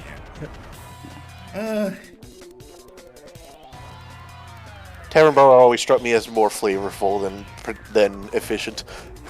I might as well do it just because I can. Just because the other thing I do would make me lose my invisibility anyway. So I'm gonna like take my shield as invisible, and like the guy down here is jabbing at the air. The guy up here is like, where is he? Where is he? And then he gets a shield to the face potentially. Go ahead. Roll attack. 12. That does hit. All right, so that's 3 damage. I guess bludgeoning. Alright. You smack him upside the head, he's like, "Meow." I pop out of invisibility and I do the boo laugh. Oh, I love that. Alright, so that's the end of your turn. That is my turn. Yes. You notice you cracked through one of his eyes. Right? Good bro. I enjoy your pain. Take out my measuring stick and I like that every D&D character carries a tape measure. yep. And the enemies wait politely for you to finish measuring. No, it's fine. I'm just redecorating. Gonna get a carpet in here. Fool of you.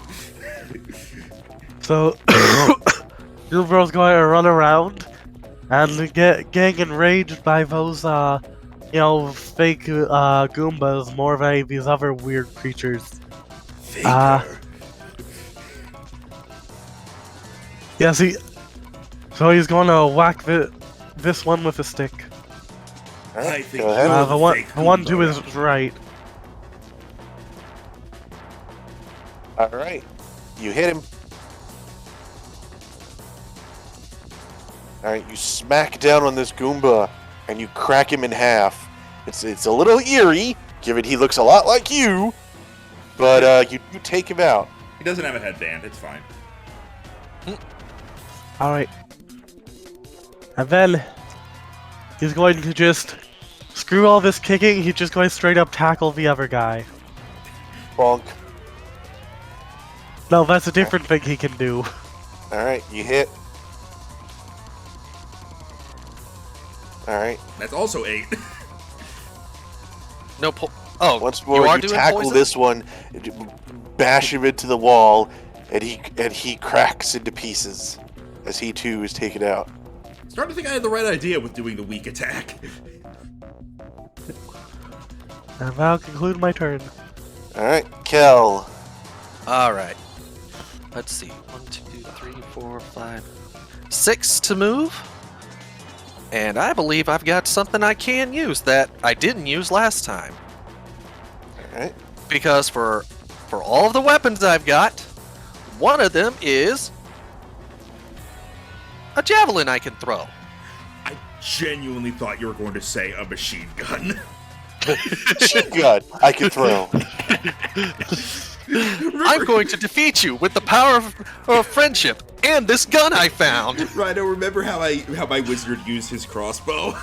Yes, I do. For those who don't know, in the very first session in a campaign, I'm playing a wizard, and wizards start with a crossbow for some reason. And so we're fighting like these bugbears that came out. So my wizard takes out the crossbow and uses catapult to send it flying at one of the bugbears. Love it. Okay. Kel, javelin. I have to look. It's okay. Range is 30 without disadvantage, so I don't have disadvantage when I throw this. Correct. I assume you're throwing at the one to your right. Yeah, the one just straight ahead of me. And Okay. do I use dexterity to throw it or strength to throw it? If you just drag javelin into your character sheet, it should have automatically applied. It did. It did, but it doesn't tell me if I can. If you're throwing it, it's dex. Well, okay. Okay. About that, actually. Oh? Throw it when you're shooting something. It's always dex. If you're throwing something, it's strength, or dex is optional if it has finesse. Oh, okay. Oh! So this javelin will use my strength. That's very good to know. Thank you. Noted. I did not know that.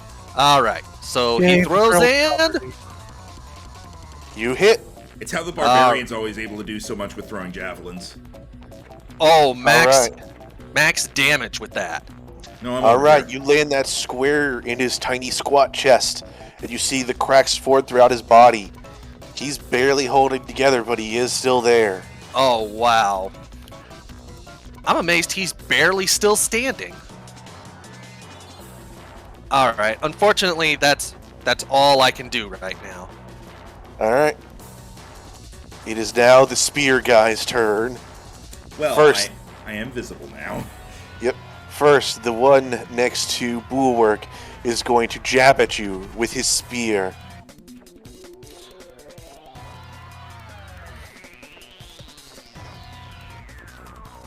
What is your AC? 18. Clink. It bounces off armor that he couldn't tell was there because you're a ghost. That's the shield. I bashed him in the face with it, and then I just held it in front of myself. He's blind in one eye. What did you expect? Oh no, I've Alright. been attacked by some sort of rectangle. Alright, meanwhile, the other spear guy is actually going to back up. He's going to heft his spear, and he's going to throw it at you, Bulwark, with pack tactics. Oh. These guys are minions. They get some stuff. Oh no. So he has advantage. I'm amazed on he's this. throwing in at Bulwark when I just nearly one-shot him. The jingling was bothering him. Okay. Sam. Same, says the guy wearing the armor. Yeah. Come on now. There we go. Oh! Oh. E crit. Oh. Alright, now because he threw it, it is automatically one-handed. But as the other guy jabs at you and you laugh at him, the annoyed and spear guy goes, "Nyeh," hefts his arm back, teeters on one foot, and launches it square into the small of your back. For 9 piercing damage. I'm surprised he was able to find where my back is. Even I don't know. Hey, he aimed above your tail and guessed. Alright, I'm still up. Alright, and he looks particularly satisfied with himself. And then realizes he doesn't have his spear anymore. And he goes up and just kind of pulls it out of you. He's like, aha! And then he stays there.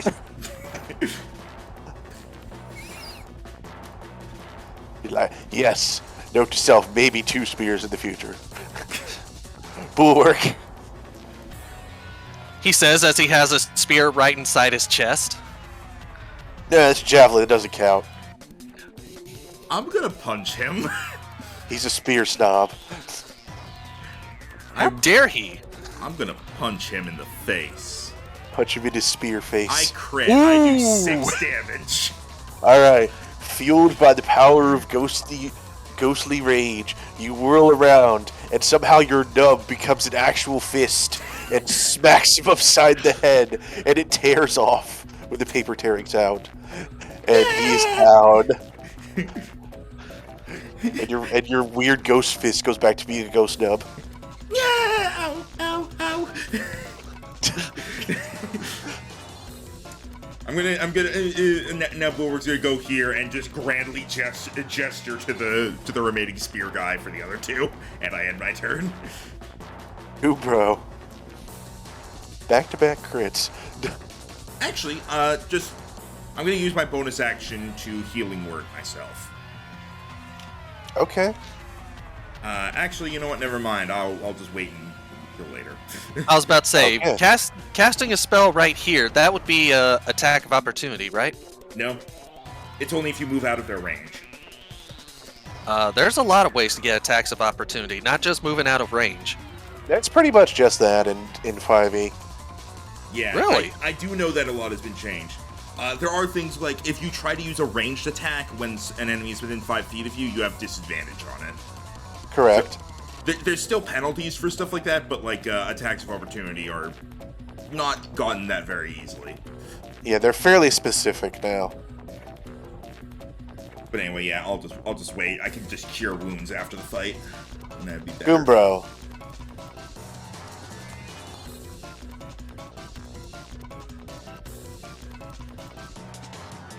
I imagine he is well within your walking range. Are you Just muted saunter- again?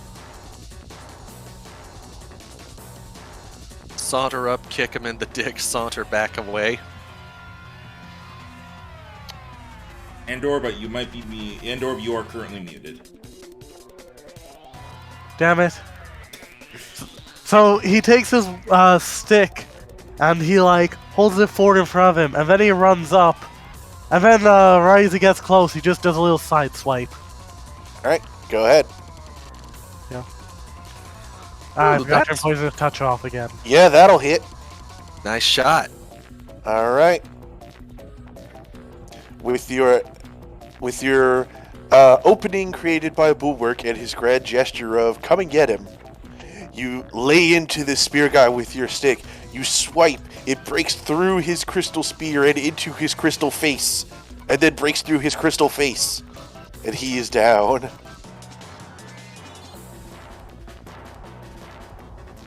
Phew. And things are calm once more. Now to come back and see if I can reclaim my javelin. Yeah, you do that. I'm gonna try to free Goatee. You love him, don't you? Alright, you do get your javelin back. Yay. The stagehands come by and clean up. So athletics. Correct. All right, guidance. Okay. 23. Alright, even though he is fully encased, you bring out both nubs, combine them together into one larger slightly than average nub, and slam down on the crystal. and it shatters, and Goatee flops to the ground. Yeah. After a moment, Wait, no, not an appropriate time to laugh. After a moment, he opens his eyes. He's like, "Oh, what happened?" Yeah, for the record, for those in the audience, I cannot do a Toad voice. At least not if I want to continue talking. Ah! Hey guys! Yeah, that'll do. Yeah. So he's like, "Oh, what happened? Where am I? Who are you? Is this a hand?" He throws away a crystal Shy Guy hand. Yes. We don't know where we are, but it's fine. We got put in those crystals, and now we're here, and now we're breaking people out of them. Purty walks up. "Hey, Goatee. Purty, what are you doing here?" I guess same thing I'm doing here, which is I don't know. Oh, I'm kind of tired. Why am I tired? Yeah. Okay, well, I mean, thanks a lot, you guys, for getting me out of that. That was scary for what part of it I can remember. How much can you remember of that? I mean, let's see. I was just outside the museum. Stuff started rumbling. Really rumbling. I mean, like, I thought I fell. I fell down. It rumbled that much. And then there was a crack, and then there was a snap. Then I couldn't move my arm or my anything. And then it gets blurry. I think I heard this weird glass chattering sound.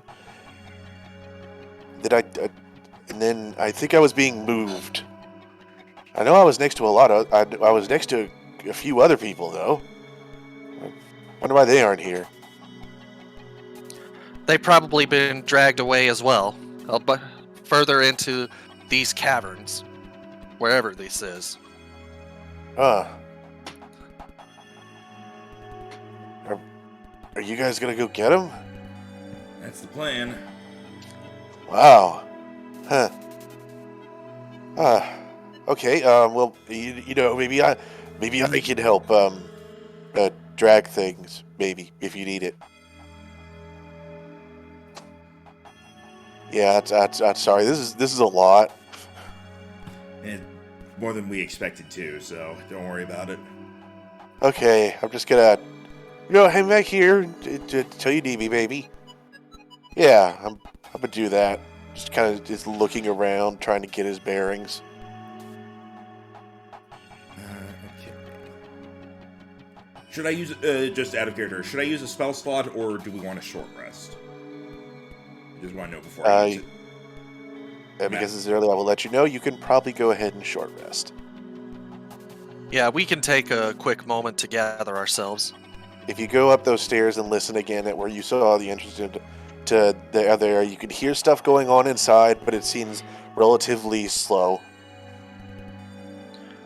Alright. If Goombro is up for it, then we can short rest. I Right, guess. I don't think at this level most of you recover anything on a short rest, but you may at I least recovered my bonk. Yeah, you can do your hit die and whatever specifically you get back. Let me see. Although now I didn't use my bonk the one time I got attacked. Alright, I'm back to full health. Good. Uh, In the meantime, I will get the map ready. oh, it's not this one again? I'm not Okay, trying No, it is. I'm not trying to make fun of you for it. I'm just joking. But- No, you're I'll- fine. It is. okay. I'll get my spin attack, and Alright. that'll put me back to maximum health. I'm an interesting cleric. I dumped everything into Constitution, and then enough strength to legally use my armor, and then the rest is Wisdom, so my spells work.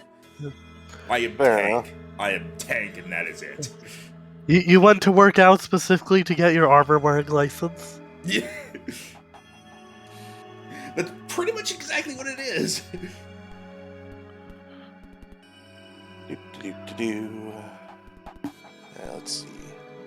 Background layer.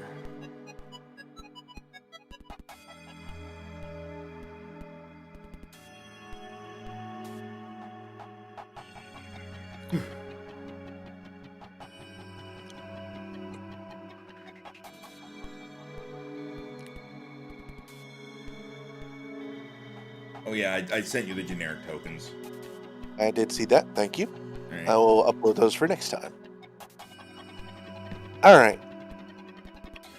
Do you proceed when you are done with your short rest?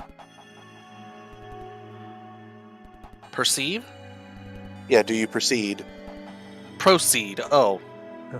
No. Do we you just- perceive? We just stay here forever. I mean, that is technically an option. It's D&D. Yeah, but Kel will start to worry about Mia, so Yeah, He's and Bulwark's worrying about Haley, so. yeah. Alright, if And, you would and all Cooper kindly wants to fight cluster... things. Alright, if you would all kindly cluster yourselves. He's very mad about getting encrystaled. Alright. Wow, Goobro would not like the next Pokemon game. Alright, you emerge onto a winding path that seems to go downward and farther than you expected. It seems like it was more echoes that you were hearing. And as you walk on, and as you continue walking, I am given a drink. Thank you. You're given a drink? Anyways. Up ahead, you start to hear more and more noise. We receive some Crystal Pepsi. As you come to what appears to be a fork with a sort of upper path and a lower path, both leading to the same place. Okay. Well, which way are we going in this strangely familiar area? Quiet you. So are like all three of these paths are visible?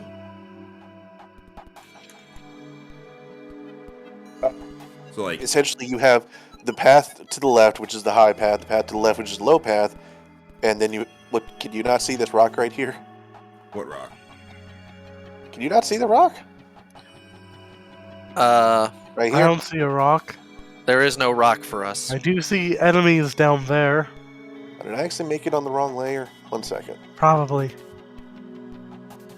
If you put it on map layer, it's possible that it's behind the main map or something. I put it on the background layer, and Then you would want to probably put it on a object layer. okay. I thought background would be ahead of map, but No, background is map. no, they're two separate layers for me. That might be what's screwing it up because we don't have There, how's that? thing you have. Ah, Guys, a rock just appeared.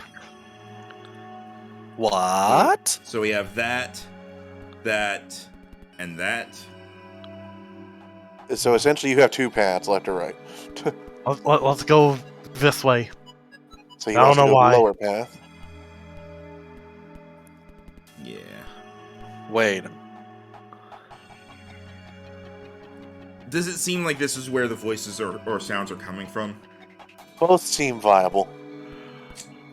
I'll go this way because Goombro said go this way. All right. Would you like to roll stealth? Alright, Kel will go with them. Sure, I will turn invisible. I will guidance and turn invisible. All right. Everyone roll stealth. Oh. Good job, Kel. Oh! Okay. I didn't mean to do that with, Oh hey, look what's back! Good news. It was a group check. All right. So, as you guys all creep forward, you manage to get closer to a rather large and deep chamber. You see a few more shadowy crystal forms maneuvering around, some familiar and one not, as it seems larger. And in fact, as you notice it wander, it opens its mouth and actually deposits another crystal onto a pile that they seem to be forming. oh. Does it seem to be like what it deposited? Did it seem to be a crystallized person or just a crystal? Yes, it appears to be a crystallized person. Oh. They have a few varieties in this pile, but the one it just put down appears to be a Koopa. Well, I mean, this is probably preferable to it eating them instead of spitting them back out.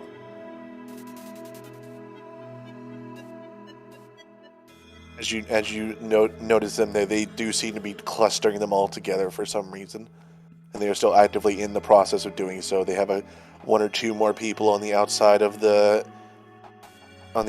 chamber that they're gathering. Does it seem like there's a crystallized Crazy Daisy? Not that you could see. Well, actually, you know what? Roll me a perception check. All of us? 17. Mister had a question over there. Oh. Okay, Mr. had a question. 17, and with my dark vision too. You do actually see what you think is a bit of Crazy Daisy over in the corner of the pile. Uh-oh. We need to go in now. I don't know what they're doing, but I don't like it. By the way, this voice comes from nowhere because I'm invisible, so... That's fair enough. Talking is a free action and thus does not break invisibility. Kel quickly nods. Just from what I can see, we have to help them. Hey, Goombro, you know that thing you like doing? Do it. Leroy Jenkins. Who? Is this your plan? I mean, that's the kind of plan Goombro's into. Okay. I only realized if Kel had decided to split from the party, he could have snuck around the other side and came in from over here. Yeah, but splitting the party is a bad idea. It's never a good idea. He's probably going to sneak close enough that he can, charge. All right. You guys may get one more round of movement. One round of movement. Yeah, so I'm gonna go ahead and estimate it and say, oh look, you're here. Okay. All right.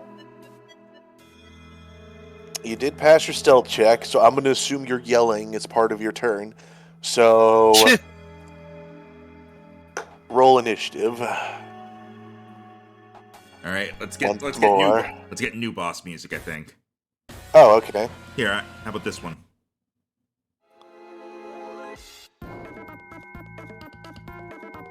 Oh. It's a little goofy, but all right.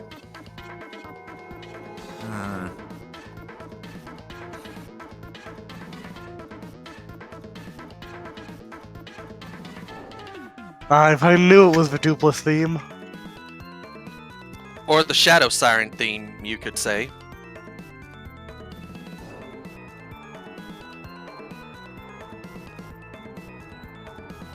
Is this the one I'm thinking of? Nope. Sorry, I know the one I'm looking for, but it's not here, and that makes me mad. Why does this playlist only go up to the P's? Don't know. How many? There it is. How many things are in the playlist? Because like real YouTube, it only displays a certain amount of it at a time. Well, it should be. It's Watch Together. Watch Together should be able to display all of them. Like I've got some long ass playlists. Yeah, I don't know. I did the copy thing. I mean, YouTube also should be able to display all of them, but it can't. Hey, we all got about 13. Yep. Wait, did you only just roll initiative? Yeah, sorry. Also, I don't think you were selected when you did it. I did click myself, but there. Can I use that one? Actually, no, I don't want to use that one. I'm sorry, but we're only allowed to all act together. Not allowed to be staggered. Good news, guys. You all still act together. Bad news, you're not first. For once. For once. Oh, well, what's this random Goomba going to do? I bet it doesn't even have a walking stick. Maybe. There we go. But first, it is the Goomba's turn. And let's see. Get out their tape measures. Oh no, wait. Actually, because you succeeded on stealth, you guys get they have the surprise condition, so they can't do anything their turn. Kel. Should it be me first because Goombro has the better initiative? Like he's got the better bonus. I guess you guys didn't set up the decimals. No, I did not. I did not realize. I'm the only one here with the decibels. There we go. How's that? You could also just make his initiative 14 or something, but yeah. I just rotated him. It's fine. Goombro, go.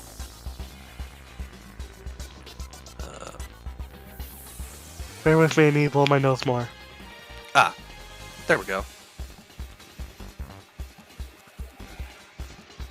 There we go. Alright. Now, Goombro pulls out his measuring tape. Alright, I'm gonna do that, so, oh. Did not realize it did that. Sorry. With an angry yell, he's going to... Wait, like that. He's going to run up to the big guy. And he's gonna do a bite right on his ankle or calf. Right? That'll hit. Yep. Sorry, I keep finding better music. Alright. You go and you bite him on his surprisingly bulbous toes. He does not like it. But he does not look that bad yet. Alright, seeing that doesn't work, he's going to now headbutt him. I'd like to out of character say I love the Lava Piranha battle music. Yeah. Just off the toes. Alright, unfortunately, as you try and go for the other foot, he kicks out at you and you have to do a sick backflip instead of dealing damage. You have to do a sick backflip. I'm sorry, there's no choice. Damn. So as he does the backflip, he sneezes. Something like that. Kel, Okay. your turn. 5, 10, Sick 15, backflip. Haha. 25, 30. And... You know what? I'm going to attack the big guy too. I'm going to pull out my trident for this. Alright.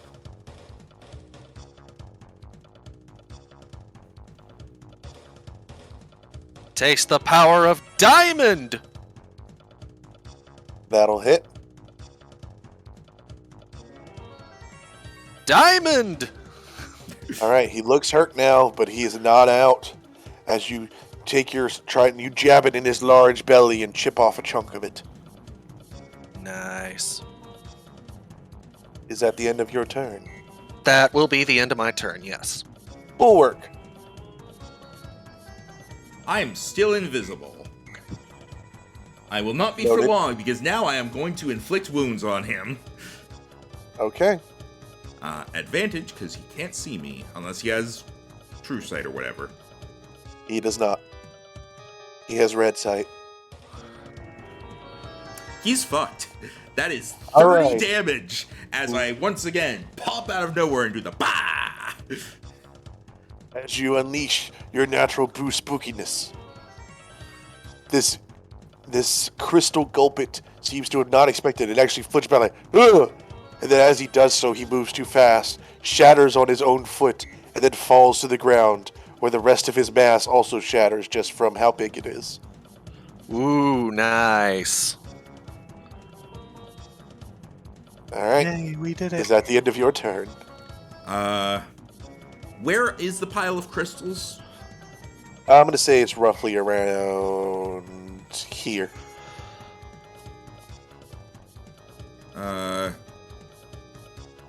Alright. I have 5 feet of movement left, so I'm gonna go down here and hopefully take hits for the others. And that'll end my turn. It's interesting you say that, because seeing you having obliterated their muscle, as it were, the Koopa is going to move forward and is going to start start in on you, as it were. So, here we go. You said your AC is 18? Correct. Alright, here we go. First thing he does is he actually tries to pull his head back into his shell and headbutt you. That actually does hit you, just barely, as he Ooh. knocks you under your ghost chin for 5 damage. Ooh. Alright. And then he brings up his crystal fist. I almost said ghost fist. I'm like, no way, he doesn't have a ghost fist. His Fistal Crest. That one swings and goes right through you. But then he Yeah. comes up for a third as he Oh. brings his other fist out. It seems to be a boxing Koopa. And that one does connect once more as he bops you for 6 damage. Alright. You alright? Yep, just had something in my throat. Okay. Oh wait, no, this was still surprise round. Ignore all that. Oh. Bring back your shit. And he's still over here. I forgot. And that's My what bad. could happen. That's so it's what a could good happen. thing we surprised them. So it's a good It's thing. like in the Prince of Persia games where it's like the prince is telling the story and sometimes he's like, and then I died. Wait, no, that can't be right. No, it's like Yeah, it's like the sneaky part in Bug Fables. And that's what would happen if we get caught, so let's not do that. Yep. Alright, Goobro, it is your turn again as combat officially begins. Except it's not your turn because the Goombas go ahead of you. Good job. I apologize for how chaotic this is. But anyways, I mean, I didn't expect chaos from you, but Max is here, so I expected chaotic. I did not expect that, but I expected not to expect anything, so that doesn't count. alright, so first off, this Goomba closes in with Kel because he is close. Expecting unexpected. Also, he appears to be slightly rivaling you as from out from behind him, a knife comes out. It's comically dull, but it is a knife. What do you have there? A knife! No! And he is going to attempt to shank you. Oh, he's doing well. He you said shanked me! Your AC is also 18. Yes. All right. With a 20, he drives the knife into you, sort of, because it only does 3 damage. Ow! Like, It's he really? He Ow! gets some How of the could force you? through, but he doesn't pierce. Oh, it doesn't pierce? Still. He's just you see the little crystal teeth come out as he smirks. I'm gonna wipe that grin off your face. Goombro, leave this one to me. And in the meantime, the other one comes out, and actually, instead of going for Goombro, he actually scoots around and dives into a head bonk on you from next to Oh. his friend. Pack tactics, no! And that one will also hit you for 4 bonk damage. Never mind, Oh. Goobro, help! He's looking a bit dazed, but he's still standing. And that will end their turn. Goombro, it is now your turn. Alright.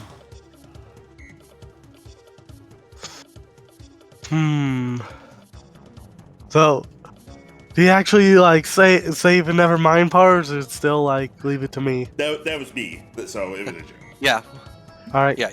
Making sure. I only said don't go after this guy. This guy is free to take if you want him. Alright, so Goomba's gonna go over here to this Koopa. Okay. I've got your back, don't worry. So he's gonna run up, and he's gonna get ready to swing. He's going to turn the stick and just jab him in the face with it.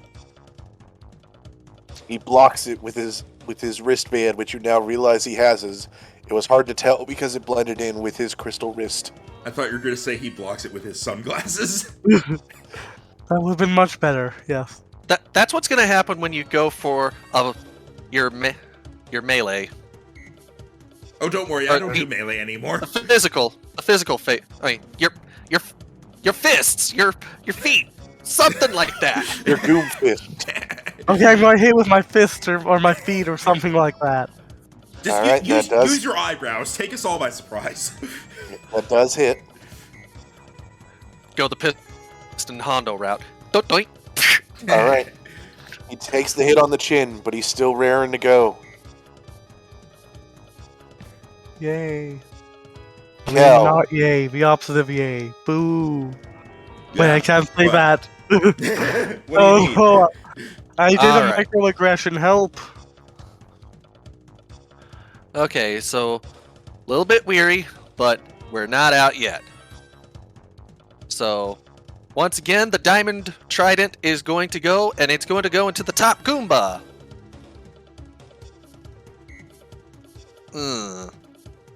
That does not hit. He manages to duck.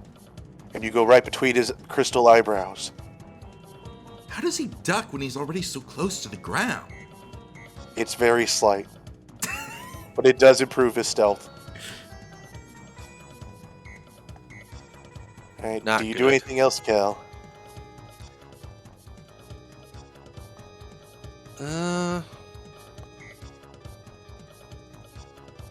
There's honestly not really much I can do at this point. Really, all I can do is brace for impact. Alright. And that's just my way of saying end my turn. Bulwark.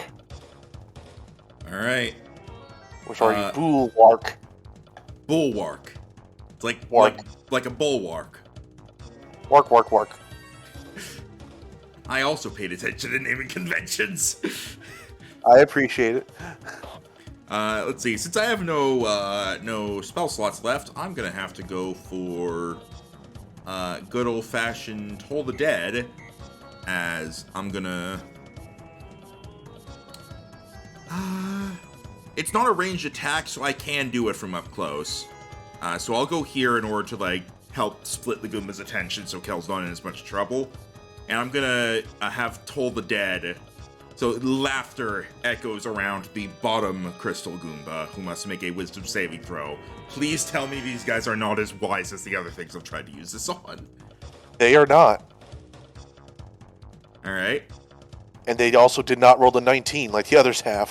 What'd they get? That is an 11. They barely fail. So, did bottom one take damage? No, not yet. Okay, he takes 1 necrotic damage. Alright. You see like a quarter of his face go chunk.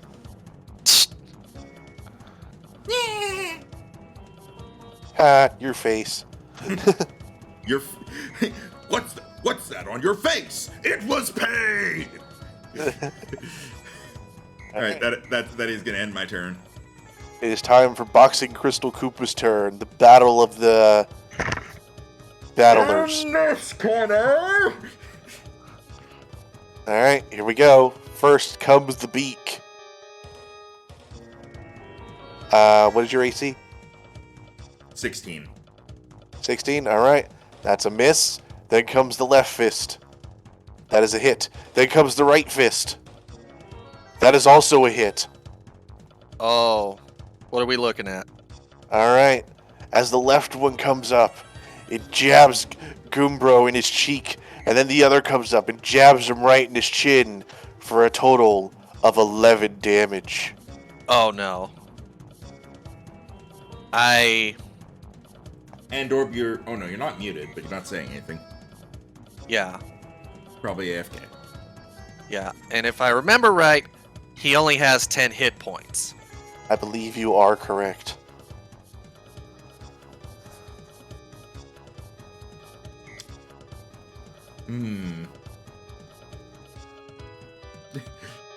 Anyway. Alright. As Goombro goes down, the Crystal Koopa almost seems to lose interest in him. And actually starts plodding forward towards you guys. And rests on your other side. Crystal fist still clenched. Hi, Endorb, you took 11 damage. Be right back. Doorbell just rang. Okay. Go ahead. Anyways, Okay. it's Shanky and Bonky's turn. I would watch that as sitcom. I would watch that. Here it didn't get good reviews. All right. Shanky doesn't appreciate his friend being laughed at, and so he is going to try and shank Bulwark Yeah, it didn't hit it really. It didn't really hit its mark. with advantage. And I have a reaction. What do you do? What is your reaction? I have the Sentinel feat, which means if he's going to attack someone that isn't me and he's within 5 feet, I can use my reaction to make a melee weapon attack against him. Now, does that connect before or after his attack? It just says when a creature within 5 feet of you makes an attack against a target other than you, you can use your reaction to make a weapon attack. All right, I'm going to say this will happen after then. Okay. It'll still All right. happen, though, but yeah. All right, so first Shanky comes out and with a 19 does manage to find a gap in your ghostly armor for 3 damage. Ow, this feels strangely familiar to something that didn't happen. But then as he's doing that, he fails to notice Kel As he doing his declares, get off of him. and that will hit. Boom. And with that, you spike him right between the eyes, which using a trident means you also get him in each of the eyes. As that Goomba shatters. Pose. Alright, and now it is the other Goomba's turn. Seeing that, he is going to refocus on you. And he still has pack tactics because of the Koopa. Yeah. And flanking. And flanking. And flanking. So here we go. You still have high AC, though. He got through it once before. You said 18? 18. Alright. He barely manages to get through your armor. As he goes for a gut check with his mighty Goom head for 3 damage. Oh, I'm still up. Alright, that is the end of their turn. And now Goombro would need to make a death saving throw. But they're not here, so we'll walk past that. Unless we want to just... Yeah, for now. We'll come back when they come back. Yeah. Okay. Kel, it is your turn. Kel, kill. He's looking unsteady, but he's holding strong. He has to. Too much is on the line in his eyes. Oh no, I've been flipped upside down. Yeah, Roll me a death saving throw. Yeah, you took 11 damage. Oh no. Also death save. Unfortunately, he rolled high. Alright, you're good. Continue, Okay. Kel. Alright, so... Oh, despite his weariness, he is aware of the Koopa behind him. So, he's gonna turn around and swipe him with the trident. Alright, go ahead.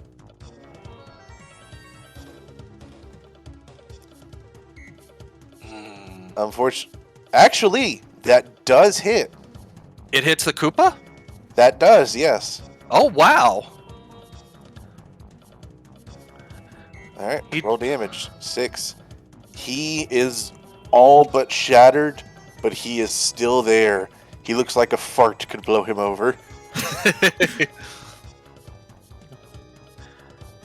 Is that the end of your turn? It is the end of his turn as he takes another shaky breath. Alright, Bulwark. Bark. I fart. You fought in his general direction. Is that to say you punch him?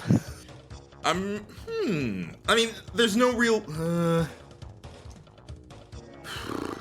I feel like I probably have a better shot at hitting him with a punch than with Toll the Dead, all things considered, but... Toll the Dead relies on him making a good roll to save himself, while a punch relies on you making a good roll to knock him down. Do you want to leave it in his hands or yours?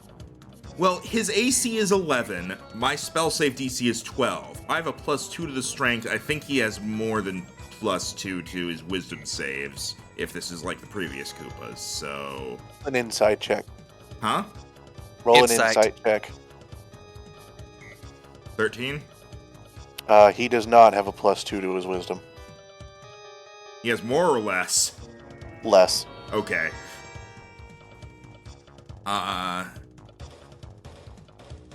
Then I'm going to have the laughter surround the Koopa, as he now must roll wisdom. All right. He rolls wisdom. What is your DC? 12. All right. He passes. Mm. He's barely there. He's shattered. Come to think of it, one of those might have been his ear. That might have been why this didn't work. Wait, hang on a moment. Wait, he has ears? His ear hole. I just had a thought. Yes. Dan, Yeah. that Sentinel ability. What Yeah? does it say again? For the doing the attacks like that, the attack when someone else attacks. Okay, so there are 3 things.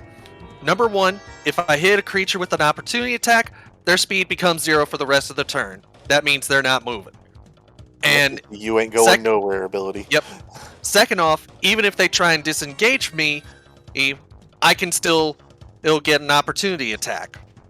Third one is, when a creature's within 5 feet of me, and they make an attack against someone other than me, and they don't have Sentinel themselves, I can use my reaction to make a melee weapon attack against them. And it's specifically just if they make an attack on someone else. Correct. So they would either have to attack you or Endorb, or for me to get that opportunity. Bulwark is going to move over here. Koopa will try and punch you. And because Kel's turn has passed, he does have his reaction back. Yep. So I'm briefly going to like float by, making myself very obvious to the Koopa to like distract it for a moment and give Kel an opening as he swings at me. So first the Koopas. Yep, he takes a swing at you, but he does not manage to connect, but it does leave him open. And Kel is going to take that opportunity. His eyes flash, he goes for the strike. That hits. And I'm going to say that's a kill. Yeah, with a mighty blow, as his back is turned, you jab into him, lift him off the ground, and slam him back to it, where he shatters. Oh, question, who here has played For Honor? Not I. Because you just described the Peacekeeper's execution, where, I mean, it's a very classic move. yeah, he just jams it right into them, lifts them up like a flagpole, then kicks their spear out and lets them drop to the ground dead. And now I'm around the other side of the Goomba, so he's surrounded. Yep. Alright, I don't have a reaction anymore, so if he makes a run for it... Oh, don't worry, I do. Alright, as it is the Goomba's turn now. He actually does not seem like he's going to be running. He actually seems focused. And as he looks between the two of you, he is going to actually go for Bulwark. Ooh. As he picks up his friend Shank. This is for you, Shanky. This is for you, Shanky. Alright, unfortunately he has no pack tactics anymore. Because all his friends are dead. All my friends are He dead. may have needed it. as he dives for you with the shank, and you just kind of float slightly higher, and then he goes underneath you. So he missed me because all his friends are dead, and also because I'm dead? Maybe. I mean, that is accurate. Goombro, death saving throw. Alright. That is one failure. One success, Kel. one failure. If only we had someone who had healing words in the party. Yeah, if only I had a spell slot. I used All it right. killing the big guy. Don't you regain all your spent spell slots? On a long rest, yes. You're a I don't- warlock. You on short No, rest. No, I'm you a should- cleric. Cleric. Oh, cleric. Okay, never mind. Sorry. It's fine. Okay. Then who am I thinking is the warlock? I was originally going to make a warlock, and I changed my mind. Okay, that's what happened. Okay. Yeah, that's what Either way, Kel is gonna finish this off. He's going after the Goomba that he and Bulwark have surrounded. And that means advantage? Or just +2? Plus 2. Okay. I'm in danger. That'll hit. And down he goes. That is exactly the health he had. As you plunge your spear straight down into this Goomba's back, as he is on the floor after having missed his attack.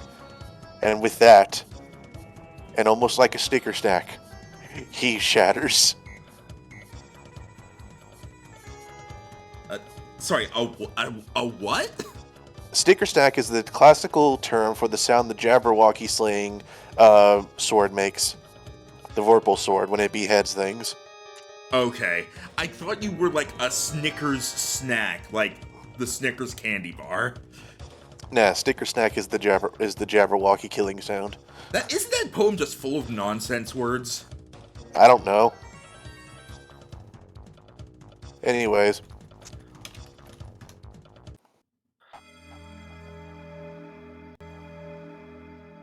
Stagehands come by. They almost sweep up Kel again. Oh yeah, Jabberwocky poem is full of nonsense stuff.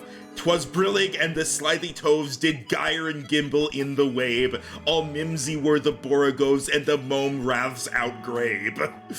There's a reason people only quote the one line of the poem. Yeah, I looked at it and I couldn't tell if I was having a stroke or if I found lorem ipsum. Fair enough. And as you guys turn around to Goombro, you actually see Goatee and Purty actually having gathered up particular mushrooms and are feeding them to Goombro, who now gains 1 health point. You see, goatee and Purty actually. Alright. Bulwark, There you go. Bulwark goes straight to trying to help shatter the trapped Daisy. Alright. Go ahead. Alright. Guidance. Alright. 21. Alright. As you shatter it, it does shatter and reveals a normal Daisy. Alright, and there was another one, right?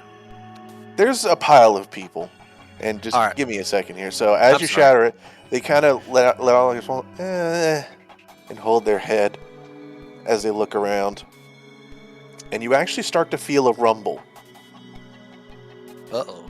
The freed toads start looking around as the Daisy is sort of gathering to something like, what is that? Is it going to happen again? Oh man, I hope not. As you guys start to locate the direction of the rumble, and it seems to be coming from down here. And it's getting louder and louder until it almost sounds more like crashing. Until finally, the wall caves in, and out comes a small form of a bright red toad with a mustache and a large warhammer.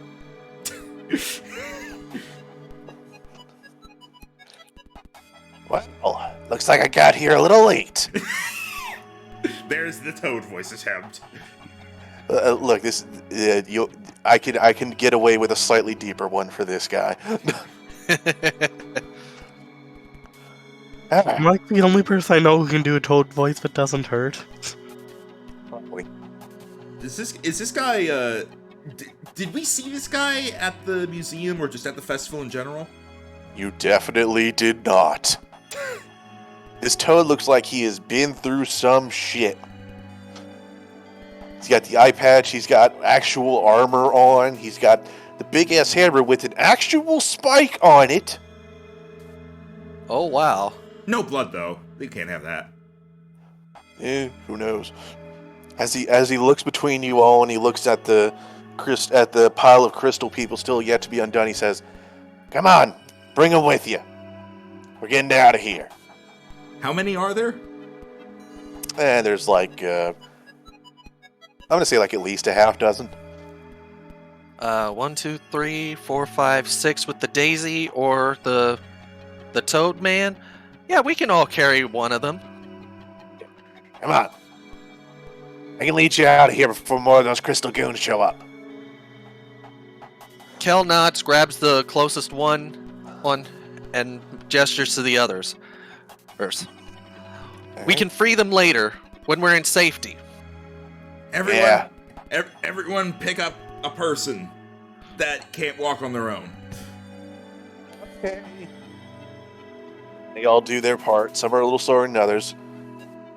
Ah, good. You can still walk. Not all of you are that lucky. As you all go into the tunnel, he actually stays behind, puts his crystal purse to the ground, takes his warhammer and slams it into the wall, collapsing the tunnel behind you. Ooh. He comes with us, though? Yeah, he's with you. Okay. I was like, all right, go this way. Go that way. I'll stay here. All right. All right, come on. I'll lead you. You follow this toad.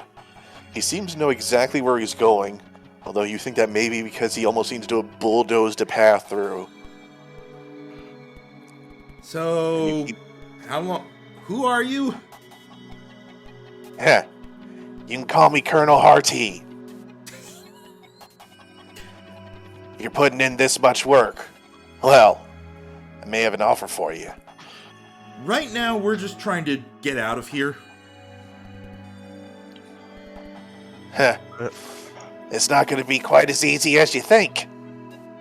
But I can get you to safety, and I can give you some idea of where you are. Don't know if you like it. As he leads you through a large, almost entirely crystal cavern, this one more of a bright purple than the dark purple and black that the creatures have been made out of and the corrupted crystals have been. You're over here, behind this one. He leads you down through more tunnels, always down, always onward, until finally you emerge into a more spacious chamber that leads into others. Seems to be some actual rudimentary furniture here. Some stone tables, a campfire, actual shelves carved into the walls. All right, set them down over there. We'll get the chippers on them.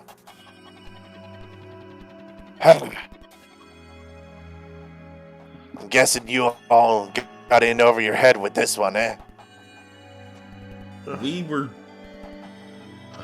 pretty sure we were above ground, like, up until maybe an hour ago or something. I don't know how long it's been. Yeah, that's the question, isn't it?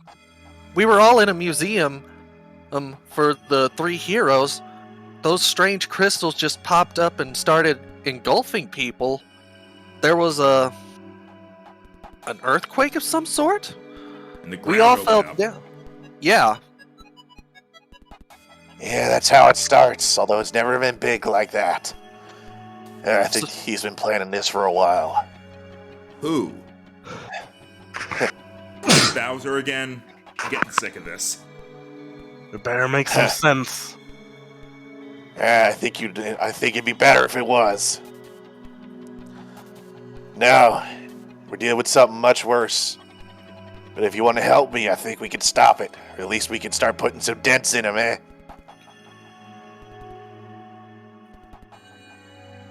But first, I suppose I should answer something for you, as you're wondering where we are. Welcome to the Crystal Core, the heart of the operations of the Dark Shard. And that is where we will cut to black. Ooh. Now then.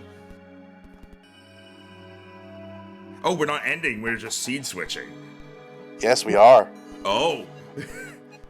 Back to narrative map. Oh, we should hang on. We should probably get Yeah, where's the slightly less ominous music? No. I mean, it is less ominous. Less ominous.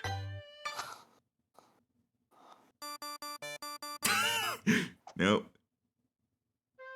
What is with all the Peach music? I'm. Oh, hold on, I'll just give you a second here. We need to get like a playlist of these songs, but sorted by like tone. No, here we go. I got it.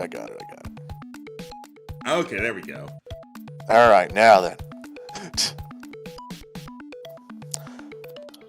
I love reading my Meanwhile- book in the sewer. A familiar trio awaken. Your faces are wet. The area is quiet, only filled by the sounds of dripping and the occasional crumbling rock. As Haley, Bombshell, and Mia open their eyes.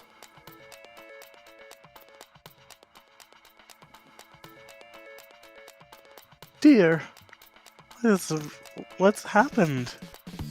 Bombshell gets up and immediately looks for her new pet lizard. Good to know you have your priorities. Yes, I mean it's her pet. Why wouldn't that be like that is the person she has to take care of most? You find it latched around your fuse, just hanging on for dear life. Oh, there you are. And then she starts looking around for like other people and stuff. Scared. Haley, 'Cause like, remember, you have the collar on it. Haley looks around. Her like, it's not like providing light, but her like golden petals and such are very like noticeable in the darkness. They stand out very well, and she's looking around like, trying to figure out where they are. Also, why was her face wet? So if you look around, you appear to be in an actual stone-carved room. There's pillars lining the walls. There's braziers that are almost burnt out, but are still giving off a dim amount of light. And there are actually spots in the wall for what's you would think to be items, but they don't have anything in them at this exact moment. A few cracks are going through the walls, and one of them is slowly leaking, which is leading to the puddle on the floor you all were in and what probably helped you wake up. Oh dear. Awfully There's damp a- in this place. There's an exit to the room ahead of you, and it seems to turn off into a corner. Well, I guess let's go this way. Hey, aren't we missing people? Mia looks around, a bit worried. Yeah, but they're not here, so maybe they already went up ahead. But that's Roll me a not perception check, Mia. like a perception. Yeah, you can keep talking as you do so. But that's See how not much like more Kel. I'm giving you. Hell, unless he saw something in that needed to be done, he would stay here and make sure everyone was okay. I do feel like any reasonable person would have aroused us if they'd woken up in the room first. Alright, 13. As you look around, you do notice that the ceiling seems to have collapsed on one side that was near where you guys were. Unfortunately, at the moment it is now, it seems like enough rocks fell to where it clogged it. Not good. Then I guess we got separated, but staying here's not gonna help. Unfortunately, you're right. And Oh. staying... Well, not unfortunately, but... Unfortunately, you're not stupid. Oh, here, I know what to do. She's gonna take out some of the cursed graveyard soil and just toss it in the air. And that detects undead, right? It blows in the direction of the closest undead creature within 120 feet. Alright, as you toss it, the wind seems to catch it, and it goes right back into the bag. guess they're not close by. She looks in the bag. Bulwark, are you in there?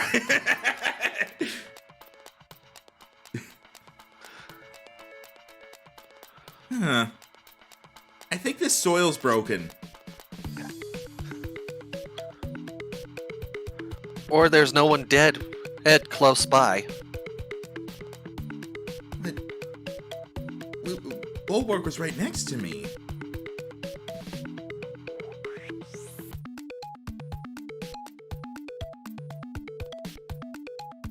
Oh well, he going through the path. Making sure you guys have enough time to sort of like think and discuss it. So you want to go through the entrance in front of you? I assume that's like Yeah. the only entrance or exit or path near us, right? Yep, it is. Then yeah, that's where Haley's skipping through. All right. You go through that door, and as you do, you step on something. You look down, and you see what appears to be a sort of roughly hewed wooden sign that says, "Under construction, please do not enter." Strange part is, it looks like it would have been on the door to this room. It's a good thing we left. This room is under construction. We're not supposed to be in there. I guess not. Maybe? Are we moving into the room that's supposed to be not entered, or were we in the room that was not supposed to be entered? Roll an intelligence check. Can I do that as well? Sure. Brain blast. Oh, right. All From right, all of so- us. But it whoever wanted to, it's fine. So as you're looking at the sign, judging from where it would have been, it was definitely indicating the room you were just in. Yeah, we're not supposed to be in this room. And she starts trying to put the sign back on the door. And the door is unfortunately not off its hinge and is not really sitting straight at the moment. She still tries to put it on the door. You eventually get it sort of wedged in there with the doorknob and the wall, and you're like, good enough. There, now nobody else will enter this room. I would hope not. All right. Do you follow the path?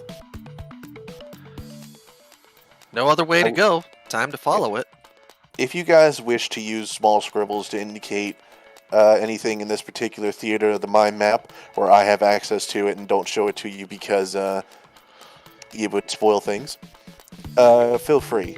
I'll erase it after we're done. Alright, so this is where we were. And I would think we would do it smaller, but okay. If this ends up being a dick, I swear.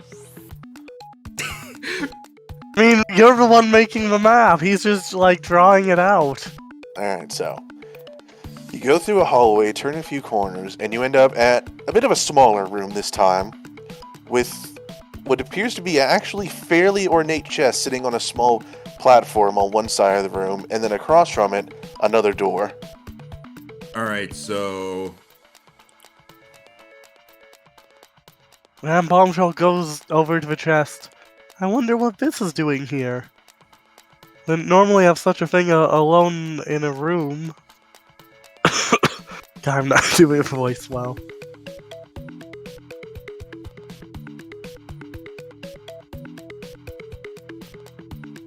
What do you do? treasure! What's a chest doing down here anyway? Oh, right. It's Also- the Paper Mario world. Chests are everywhere. This is like You the said it basic was- form of storage. I was about to say, this is an ornate chest, right? Not a black chest? No, it's pretty ornate. Okay. I'ma kick it open. Alright, you open the chest. Let me see. Here we go. Make me a wisdom save. Oh. Uh-oh.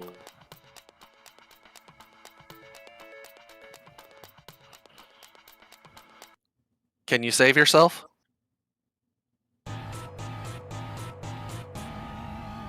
Oh, no, we're fine. Alright. You see a flash of light as you open the treasure chest, and a strange glyph appears in the air. And you just kind of shake your head, and it goes away. Alright, then look at the chest. Alright, inside, you find a few vials of liquid. I absolutely just opened Pandora's box or something. One of those you would moments. Alright, so vials of liquid? Yep. takes them out and like looking at them. How many vials and what do the liquids look like? They are 3 vials full of a shiny, almost luminescent liquid that have a convenient label on them that say "Souvenir Holy Water." Souvenir holy water? Oh my, capitalism strikes the church once more. Wow, that's an interesting one. I mean, don't you all remember the famous time where, Goombas, like, he stormed the temple and, knocked over all the tables? Can't say I have. Holy water. I can't tell if Bulwark would hate or love this. I think it's a love-hate relationship. Well, there's 3. Everyone gets 1. Alright. To you two now. Souvenir holy water. I don't know if I should. I don't know if the souvenir part is necessary, and that worries me. I mean, there's another door, right? Yes, there is. Right. If at any point Bombshell or Mia want to like stop Haley, go for it. She's kind of just operating on her own rhythm right now, and she's gonna go for the next door. All right, I assume that was their chance. And as you Mia? see towards the... Oh, go ahead. Mia's having a hard time keeping up with Haley's pace as it is. Fair enough. You can always use your words. As Haley skips along towards the middle of the room, she lands on a tile, and there's a click. Uh-oh. As you notice the walls on either side of the room start to move in. Oh, no. That's fine. We're already paper. I'm going to need everyone to make dex saves. 22. Wow. I can't retroactively give Bardic Inspiration. You stole all my luck. Oh, boy. As you all notice this, you all book it for the door and make it easily. Okay, And cool. you all just kind of look at like, huh?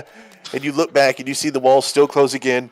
Slowly, slowly, slowly. And then they stop when they're about at the edges of the chest. And then they retract back at normal speed. With how slow they were going, at one point Mia's like, you know, if I had a watch, I'd be looking at it very condescendingly right now. It appears we overestimated the danger of the situation. Haley kind of stares at it for a moment, then goes, okay, turns and keeps skipping along. Alright, you open the door and it immediately leads you into a much larger chamber this time. With a large plaque at one end of the room. Actually, it is very readable, even from this part of the room with the weird angle you're at. You can see 2 other doors, one across from you and one to your left, and then the plaque is on the one wall of the room without a door. So what, kind of like this, or? I drew a really weird balloon. Just imagine you enter the room, there's a door directly across from you, one to your left, and then on your right is the plaque.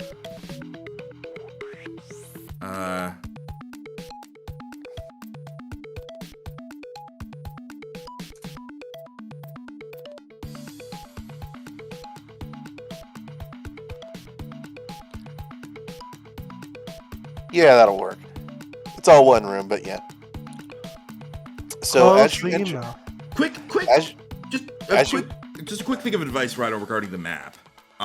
You could also just make a big black square and have that cover whatever you don't want us to see. That's fair enough. I was doing something experimental with this one. Okay, I'm trying out a few different things. that's fine. I just wanted to throw that out there. All right. So this is essentially a theater of the mind section. So as you're looking at the plaque, you all read Hall of Traps. Oh. Oh. Hmm. Oh, good. Roll a perception check, all of you. 6. Nothing seems wrong to you. 1. Nothing seems wrong to you. Oh boy. I have a feeling I'm about to follow suit. Yep. Don't worry about it. Hall of Wow. Traps. Huh. It's nice of them to advertise it for us. I guess that means that all the traps will be incredibly obvious. Something to note. The door directly across from you seems to be an almost heavy stone door, whereas the one to your left seems like a normal wooden door.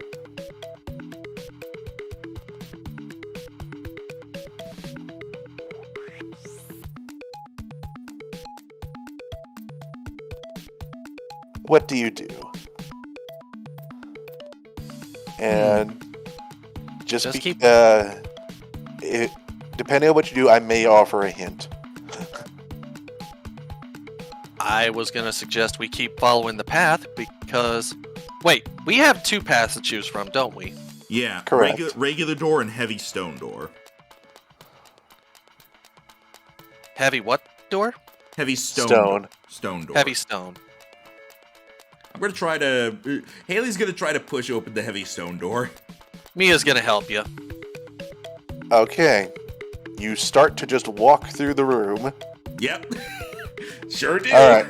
Alright, is at this point as the DM, I will say you are about to experience the consequence of your actions, and I'll remind you that searching for traps is a thing. Yeah, but we. We don't perceive the traps. Yeah. No, that was for a thing I was trying to get you to see. You may do active investigation checks. to search for Okay. traps. Okay. Okay, then I would like to do a look to see if there are to see if I notice any traps. I thought that's what that was. No, Investigation that was checks. to read the fine print on the bottom of the plaque, which you all don't even know is there. Oh. Yeah, it's just a hall of traps. All right. I want to look for traps. I'd like to aid with that. Okay, cool. Okay. Where are the traps? Just pull out a random spyglass. Like, alright, where is a trap? Who wants to go first? All right. One of you gets advantage because of Bombshell's assistance, and then the other gets neutral. I'll take neutral. All right, I'll go with the advantage. Because I'm very certain... Hold on. Okay, never mind. Yeah. Sorry, You have better. You have better anyway, so... but you got better. Let me check the list here. I was about to say, right, hey, right, you might have proficiency with investigation. My main stat is intelligence. Or it's supposed to be. All right. You all say, "Whoa, hold on a second," and just kind of lean into the room and start looking around. And you notice a few things. You notice 2 different arrow traps. One was a bit more hidden than the other. That one is on. You know, it doesn't matter. You notice 2 different arrow traps. You notice a mysterious, almost faint glow coming from a section of the floor. And then you notice a couple Faint glow. a couple trap doors in the ceiling. Oh, good. Now my question is, what do you do about that? And I will remind you that rolling 2 disable traps is also a thing. I don't think Or we just can knowing they're there makes it easier to avoid them. Well, I don't think we can really do anything about trapdoors in the ceiling. That doesn't seem like something we can really get to.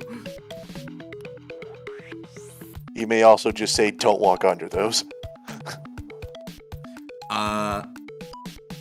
Alright, well, Mia's gonna try and deactivate the arrow traps. Alright, we'll start with 1. Go ahead and roll me a sleight of hand. I would like to give Bardic Inspiration. Go ahead. So since seeing that Haley sees that Mia's starting to go disabling the traps, Haley's gonna go, "You got this! You got this!" Like cheering her on as you now have Bardic Inspiration to use at any point in the next 10 minutes. All right. And Yay! here we go.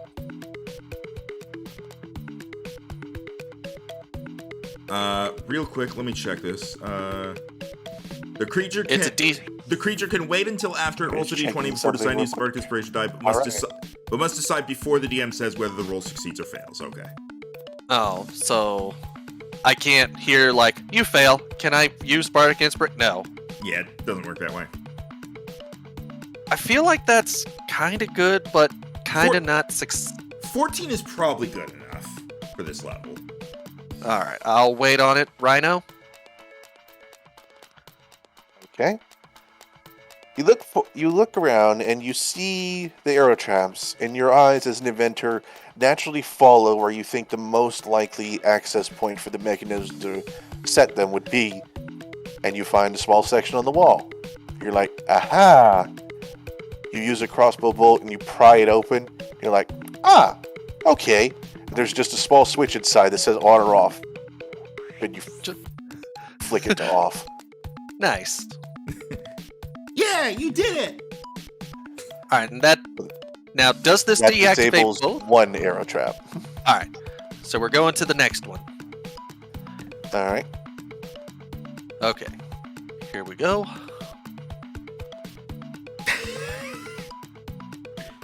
That's good.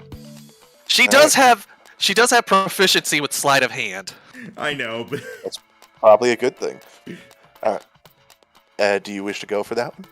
We'll go for it. All right. As you look for the next one, you actually notice this one was the one that was more well hidden, and that seems to be consistent with its construction. As you notice, this one actually has it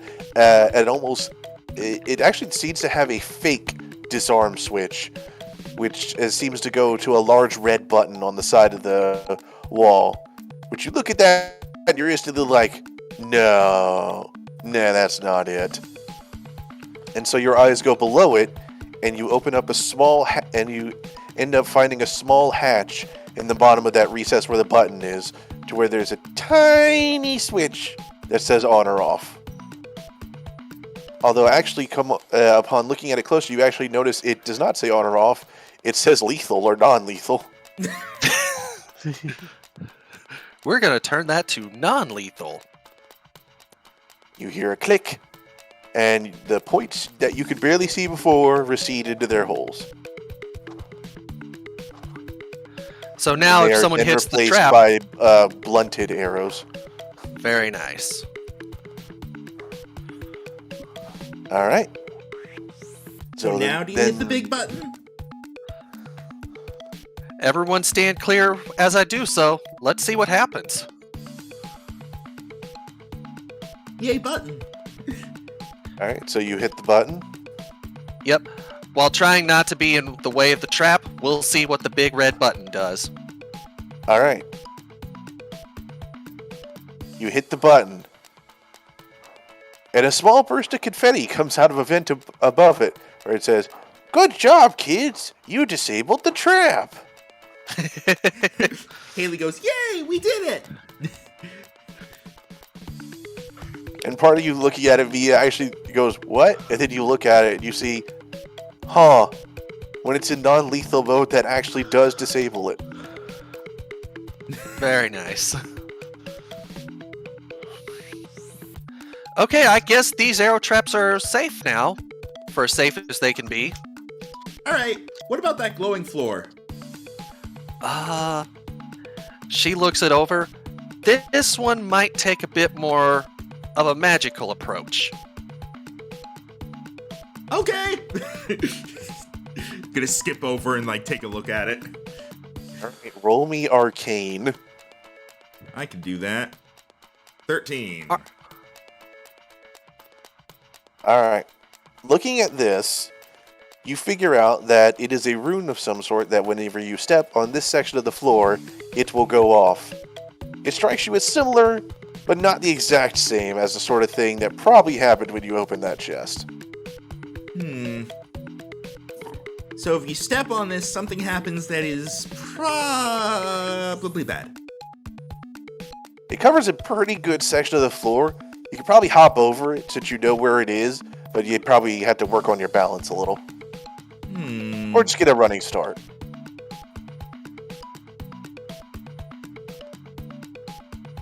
I'm assuming I don't know any way I could disable it. I do not have Dispel Magic. Let me see.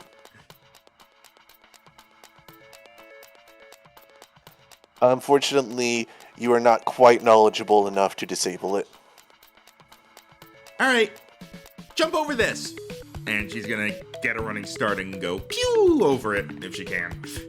All right, if you do a running start, we're gonna do an athletics check. Whereas if you do like a dive roll or something, it'll be dex. Oh, then I'll just do the dive roll. All right. Essentially, I'm just giving you your choice here. So everyone, go ahead and make those dex or strength checks. Is it dex or strength, or is it acrobatics or athletics? Acrobatics or athletics, actually. Thank you for reminding me. I will add 2 to mine. Okay. For Mia, it doesn't matter. She's not trained in either, and she has a +2 to either. So she's gonna go with athletics for Kel's sake, and she hopes he's okay. All right, Bombshell and Mia, you get over it. Bombshell, it was a bit close.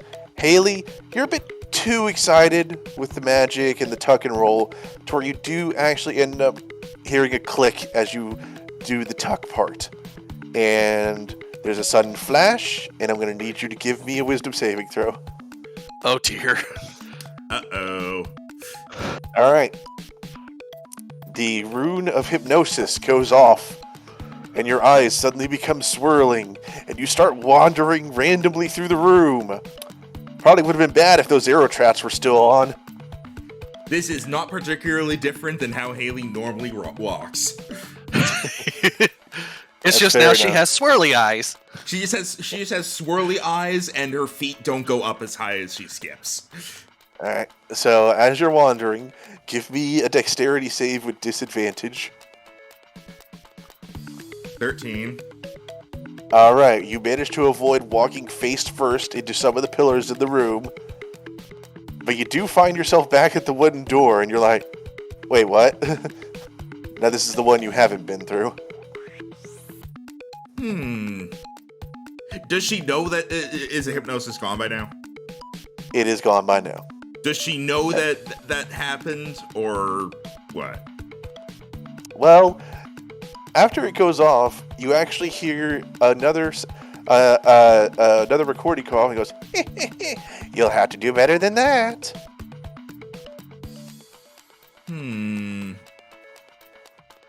She stares at the door as if she's thinking deeply, and then she turns and just tries to go back over to the others. Is the floor still glowing?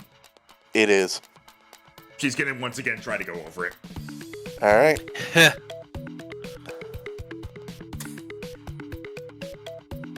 You do a delightful skip and spin, and you end up past it.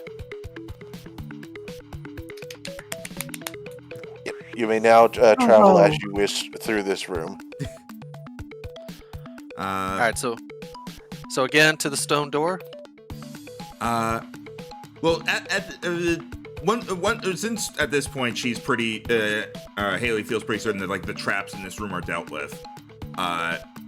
She's gonna actually kind of look around the room real quick just to see if there's anything interesting. And as she kind of wanders around the room, she is taking almost the exact same path that she took when she was hypnotized by pure coincidence. As you go looking around, and you're keeping a little bit of a wary eye out, as you do remember those trapdoors in the ceiling, you sort of peek up through them, and you can see through the slits there's something large and pointy in there, and you're like, maybe not. And as you look throughout the room, you actually see the design is very similar to the museum. And in fact, there are a few plaques under roughly half of the trap mechanisms that are actually explaining how most of the time these things would work or where they would be placed. Just like, arrow traps are usually located in either frequently used or particularly well-guarded areas that they think would be often delved into. It's like, this simple floor trap is one of many that can be placed. She is reading them all in their entirety.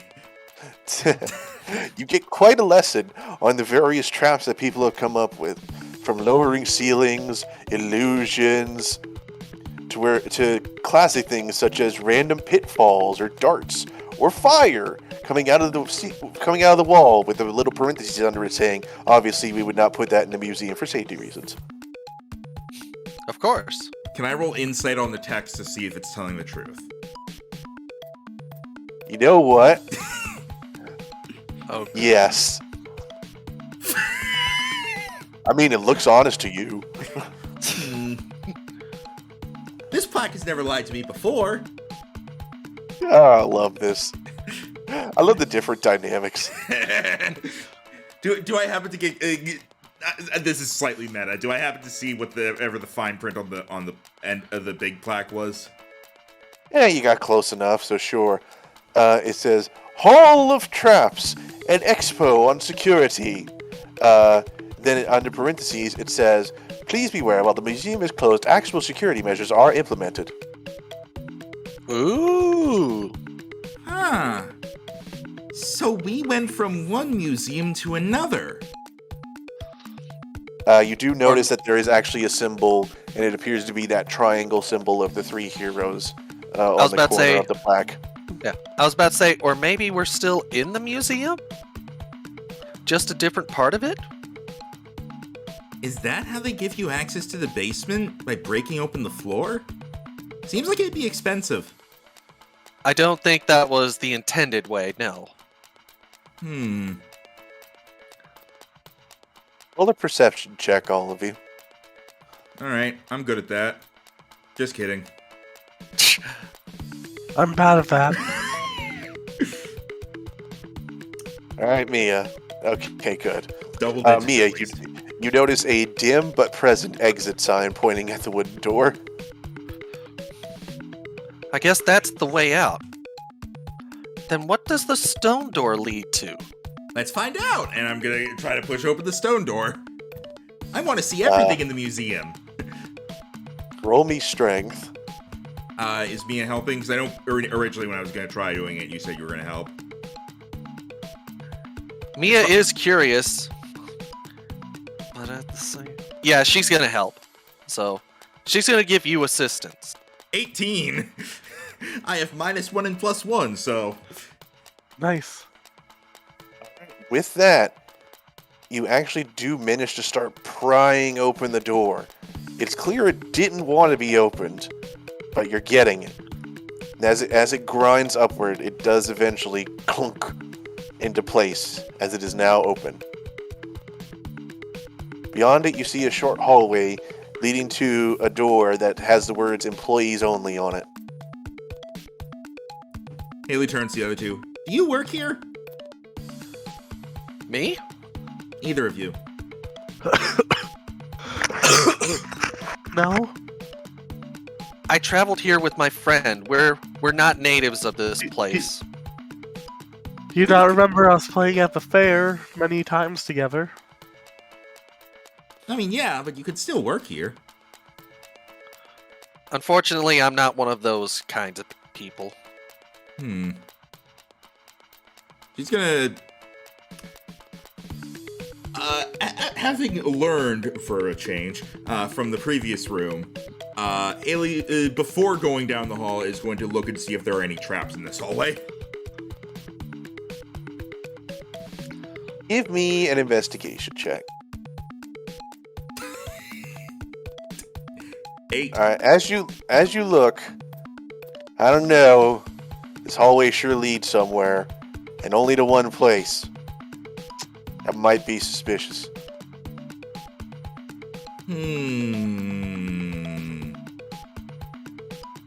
She stands there thinking for a while, as other people get to do stuff because I've been taking the lead accidentally. Some people take initiative. What if no? What if we just wait for her in real time to stop thinking? If you want to do that, go for it. We would be here for a while, though. You can faintly smell smoke. Okay, Mia is going to step in front of Haley and be like, how about this time I take point? Try not to get ahead of me, as she's gonna see if the employees only section really is trapped. Because you never know. It did say that security would be on for. Well, actually, Mia wouldn't know that, would she? No, I would have read it. Haley would have read everything out loud. Okay. Okay, so she would know that traps are implemented because you're not supposed to be here. It's not open, and everything is closed down. So yeah, actual security measures are in place, essentially. Yeah, so she's looking for any actual security measures that are active right now. So she would do a little bit of investigation. So may I?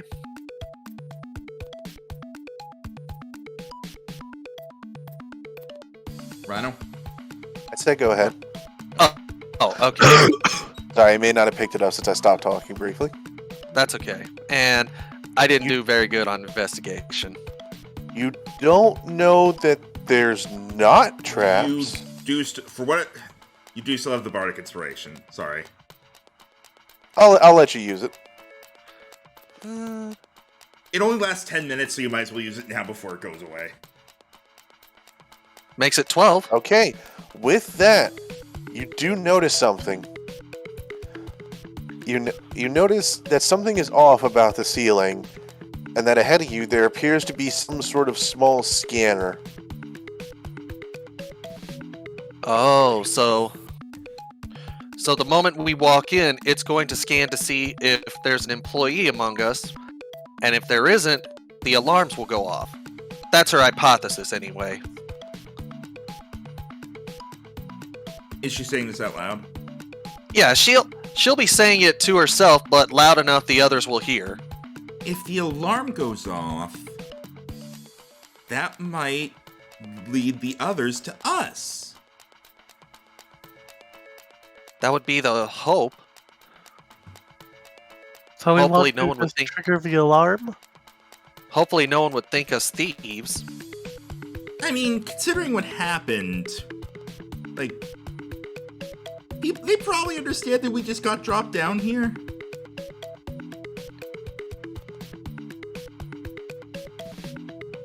Maybe we should trip it? Or try to disable it if we want to go in there. Do we want to go in there? I do.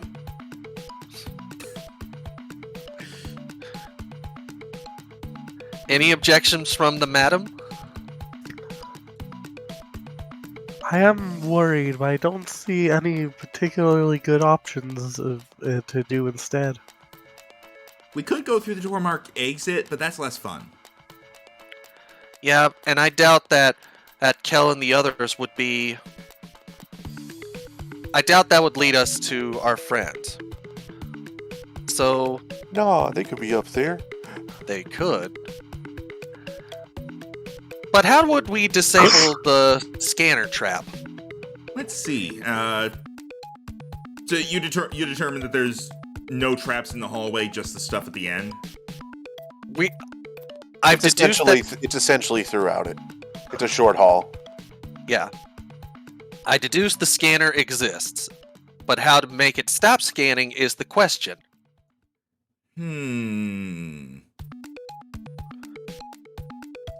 I do allow creativity as well as just straight rolls. I've got... The scanner, how does it look?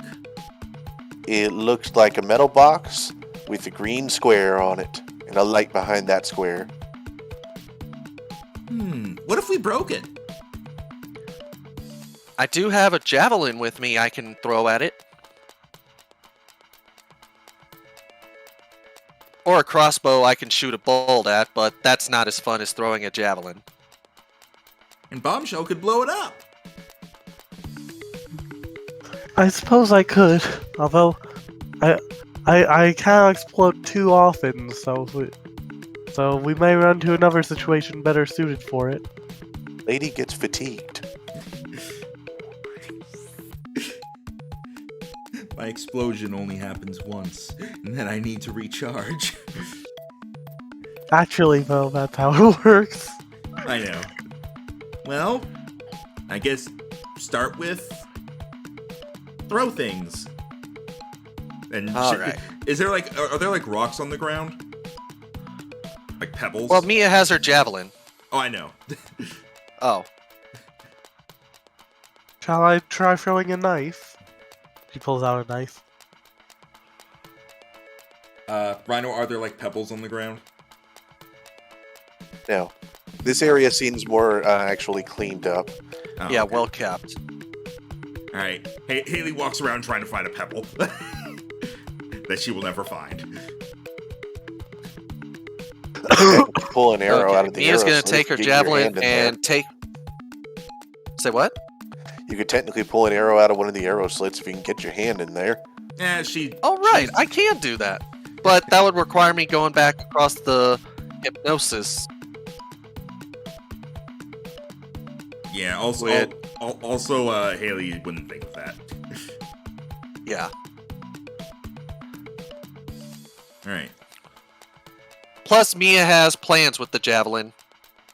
Because remember, she has an ability, and I'm pretty certain she would have put it on her favorite javelin.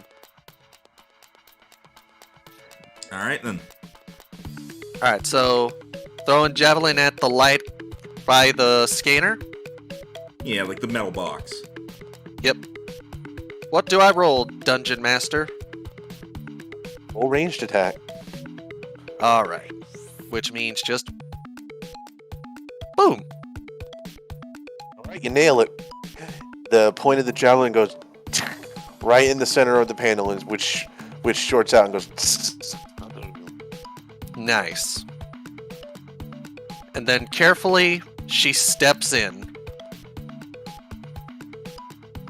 Nothing happens.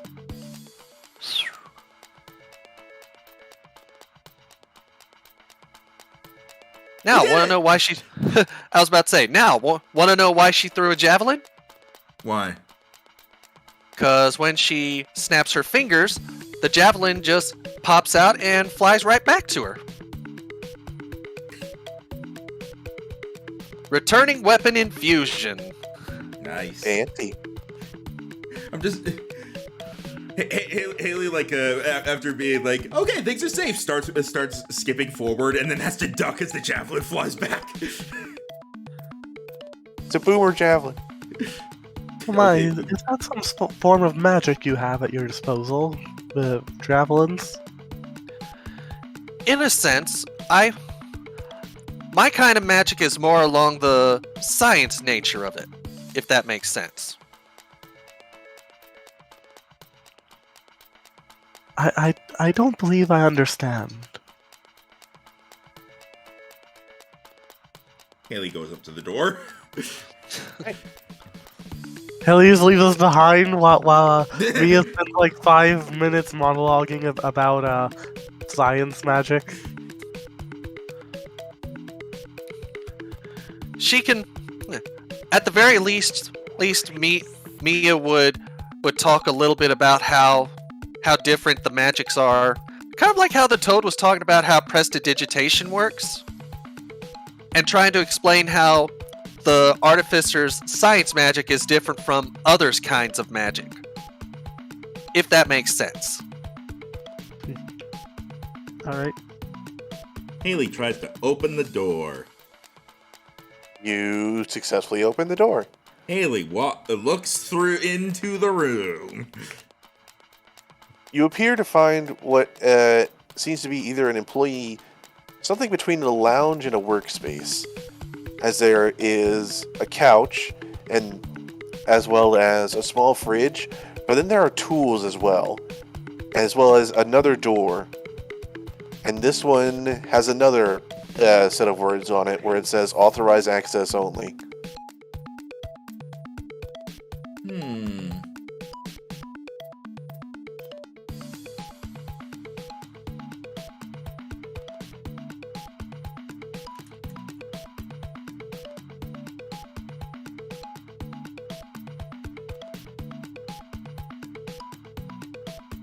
All right. You go in. Yeah. All right. You go in the room, and nothing happens. It's just the employees only room. Break time. I'm gonna touch everything. All right. I assume that means you roll a perception check.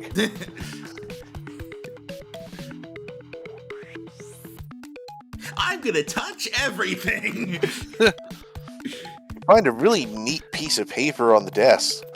Whee! You throw it behind you, and it lands in front of your friends. Oh, a sandwich. It can't just be an empty room, can it?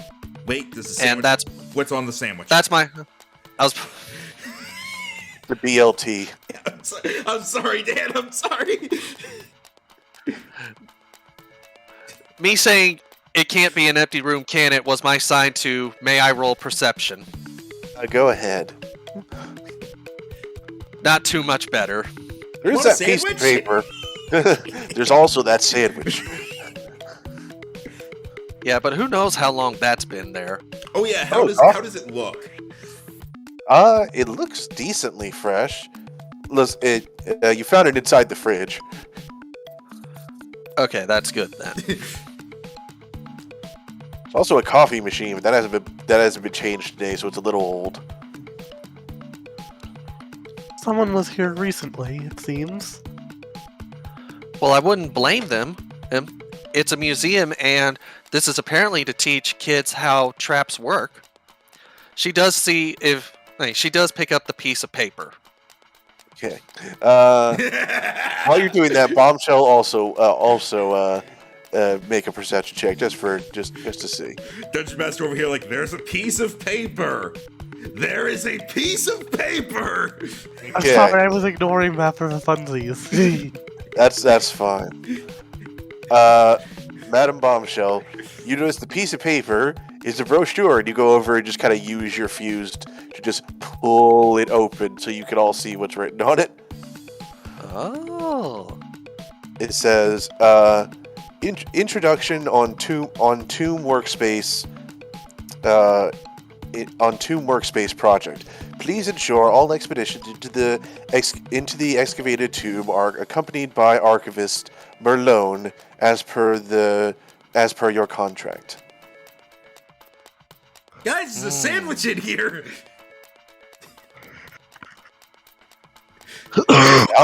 It also with that perception check, Madam Bombshell, as you're reading this, you hear sounds coming from behind the authorized personnel only door. It's faint, it's echoey, more echoey than you would expect given this is fairly normal rooms. And what almost sounds like stone on stone, and a few cracks.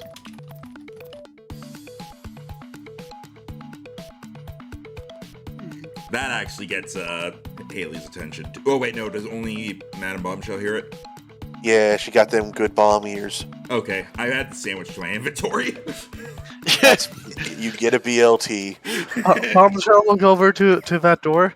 Did either of you hear that? You hear mean, what? You mean the fridge noise that goes? No. It sounded like it came from beyond the store, a sort of echoey noise. Close the fridge and kind of head over to the door to try to listen.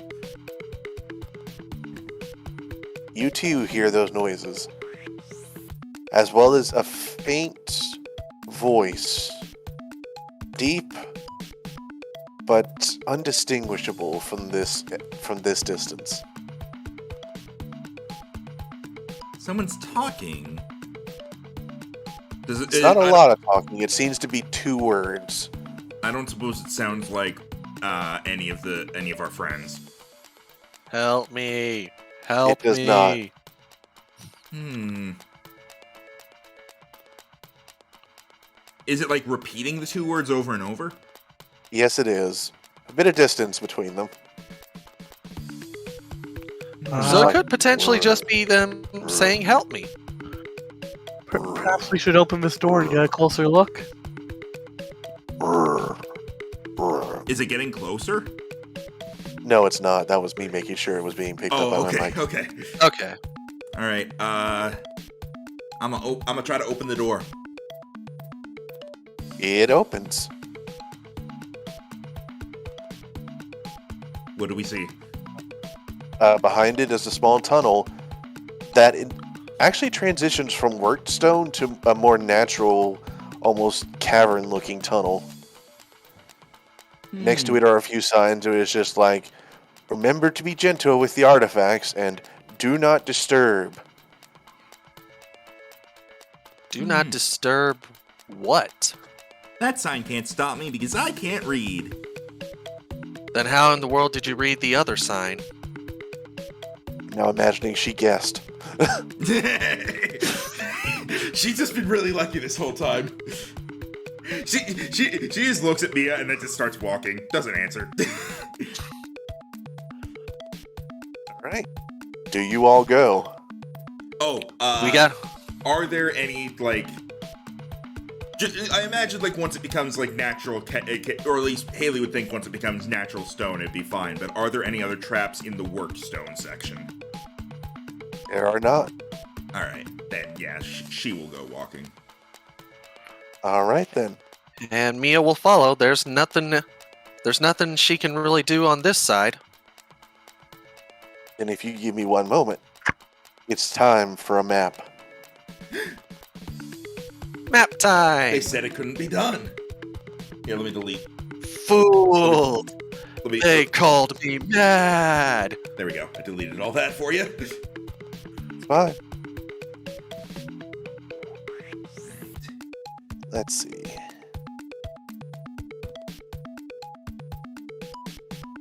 We are There we 40. go. Okay.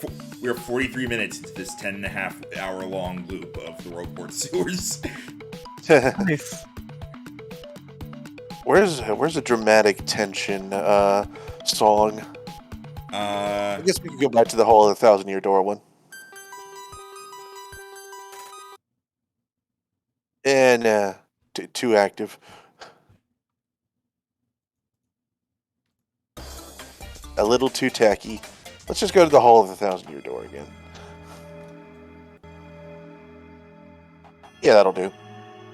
Alright, so I will now move you all.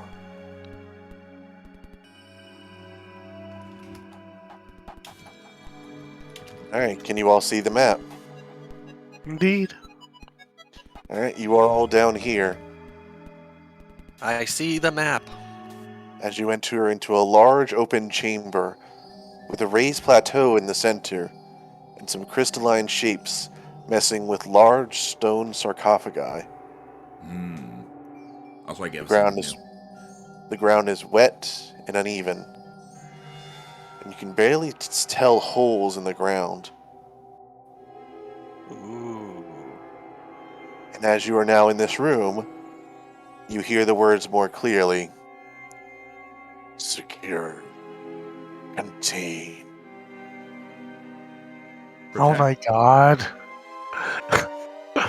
Paper Mario, now featuring SCP Foundation.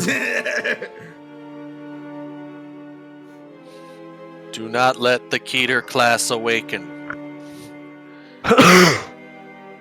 Secure. Contain. I do feel this is rather ominous. Shall we approach?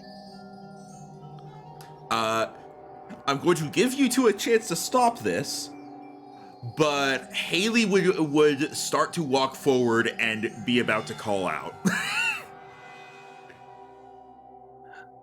Well, Didn't they say that the heroes were buried in the museum?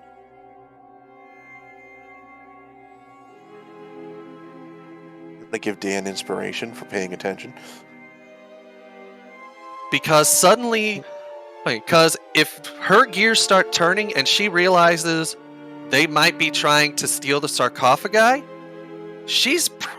I don't think she's gonna stop Haley. Instead, point out they're trying to do something to the heroes' bodies. For the record, by the way, here's what they look like. We have these guys.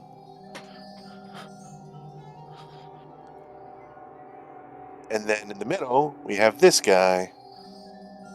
Oh my. Which is a potaboo, No, or something close to it. it's either like an ember or a fire bubble or something. In Paper Mario terms. All right. Haley's going to step forward and go, "What are you doing?" They all stop and turn to you in one motion. She's just staring with a big old smile. Secure. And Mia did follow more out of worry than actually trying to stop her. You see the one on the left actually lifts up a hand and brings it down on the top of the sarcophagus, which actually cracks. Contain. You see the bubble blowing some sort of fumes out of its mouth, which seems to be starting to crystallize the one it's at. They're already in there. I think they're contained. Secure. Arms. Contain.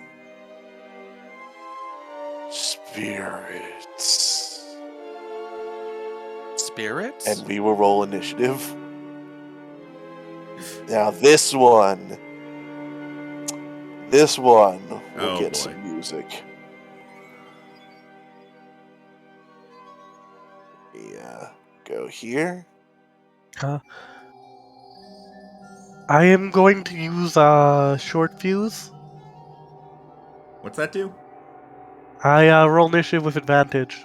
So there it is. I think. No, it only did.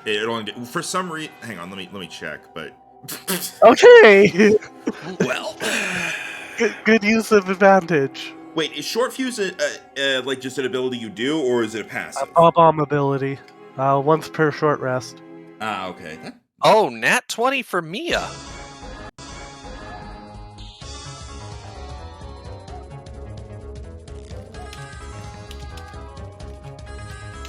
Here, I'll grab the extended version just so we don't have to worry. Alright, thank you. I just wanted a boss fight for this, essentially.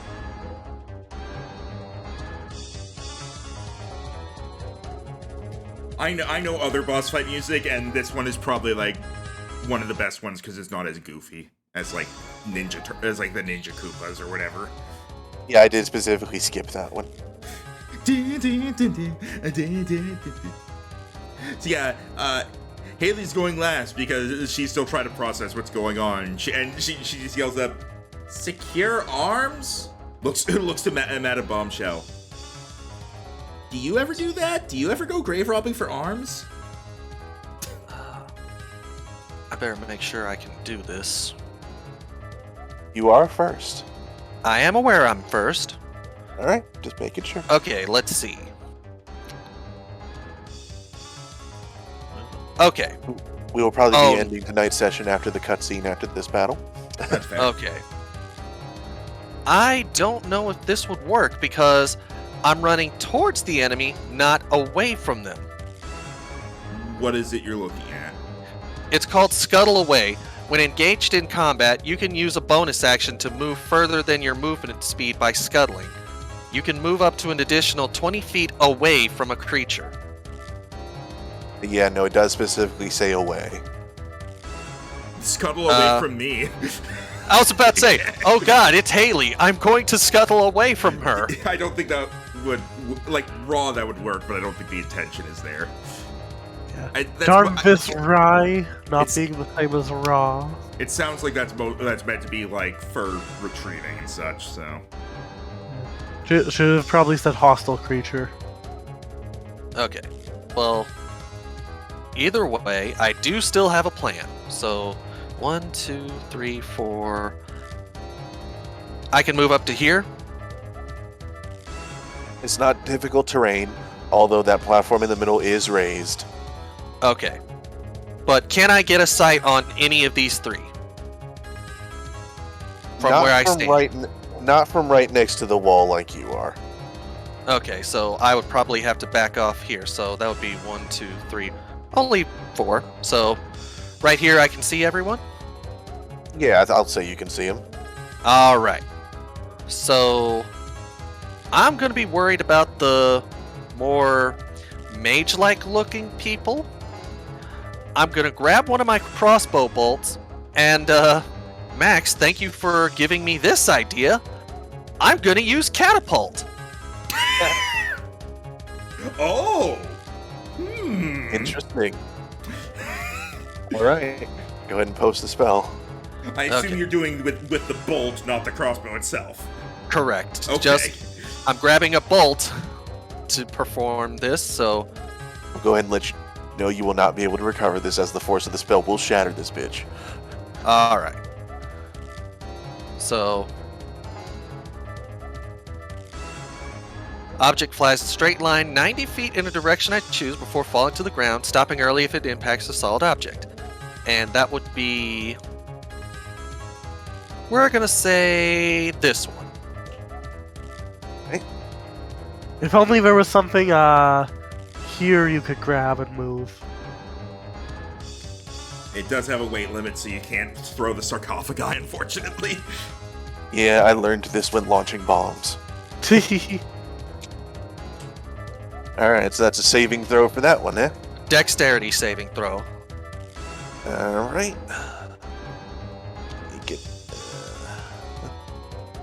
Alright, here we go. That is a 4. That is a very big fail. Which means it deals 3d8 damage. Okay. Which Nice. means 12 damage. That is chunky. Very chonky.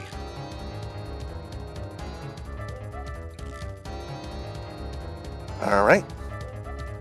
He takes that damage. It definitely seems to hurt, but he is still up. Alright, catapult was a full action. Or, not a full action, but a sim. I know what I mean. It was your action. Yes. So...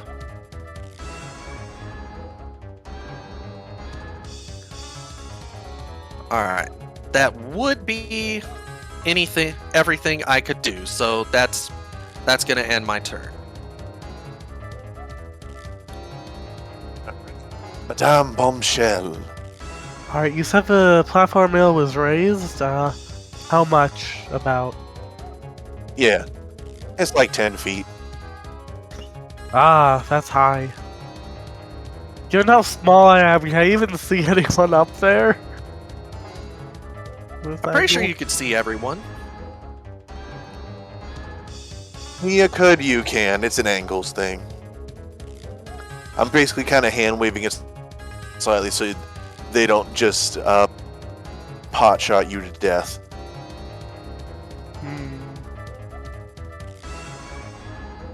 What can I even do here?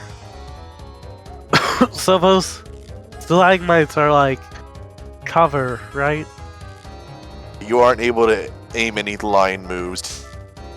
They What hit about this multiple spot? of them, only one, because of how you have to do it. But I don't have line moves, I'm just thinking ranged attacks in general.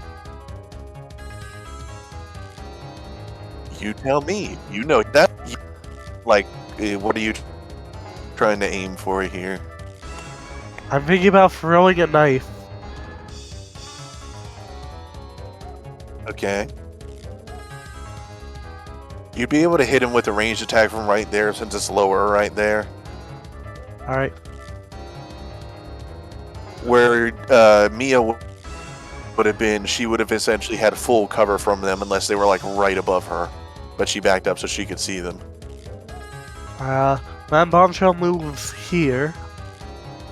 And then... I don't even have a knife on my thing. Whoops. My attacks. Uh-oh. It's 20-60 for the range, right? Are you throwing a dagger or like a dart? Dagger. Then I believe so. It should say. If you just look at your dagger details, it should say. I didn't drag it, I just wrote dagger in there. Anyways, it should be correct. Oh, well, you can drag it now if you want. At this guy. He takes out a dagger, Alright, let me see. and with a little flourish, she tosses it. Alright, as you're watching this creature, it seems to morph one of its arms into almost a shield as it blocks the dagger. Oh my, that's unsettling. Turn ends. That's weird. Okay, I'm done. Alright. It is now the Oakley's turns. I don't know if this guy has an actual species, I just found him. And I was like, he works. Is that the ambush? No, it's Oakley. So it's some sort of plant thing, I guess. Yeah. I know. He's like the guide from the Forever Forest, or whatever. Yep. Alright. So, did I accidentally X out of there? Oh, there they are. I hit them too high. Alright, these guys, seeing that you all are coming,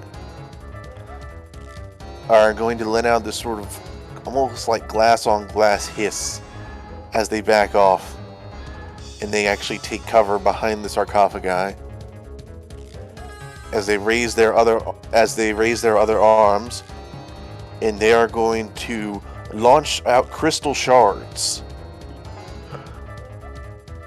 Let's see. They're going to do one at Bombshell and one at Mia.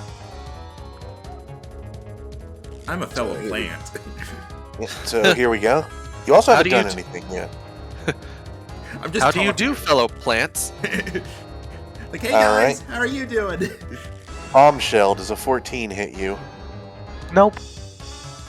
Alright. She also has 16 AC. This time Mia, it's because does her a race 19 hit you? It definitely hits me. Alright, as the shard launches into you and impacts your arm, you take 7 damage.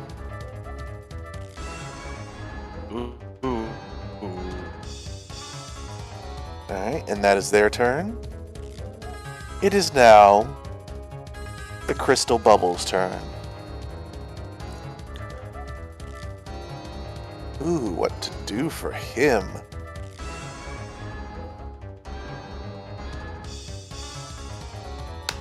Ooh. Let's see. Sorry, don't mind me. Just realizing something I can do. Alright, the bubble is actually going to float up into the air and it is going to hover 1, 2, 3, 4, 5.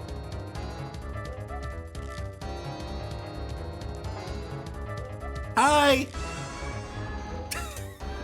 6, 7. I'm in danger! And you know what? Yeah, we'll do one more. 8. As it looks down at you, Haley puffs up its cheeks and lets out a stream of fire. And I'm going to need you to make a dexterity saving throw. The split second right. before the fire impacts, Haley goes, "Uh-oh."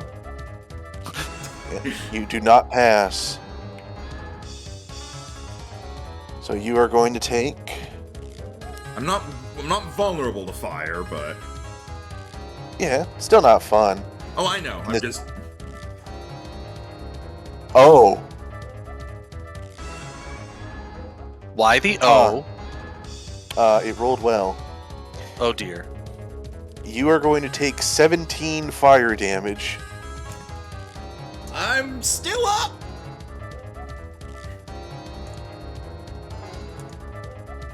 As the bubble almost seems to... it lets out a crackle that is almost like a cackle. A crackling cackle. And then it's going to start flying back over here. And that will be its turn. And there's a bug on my screen.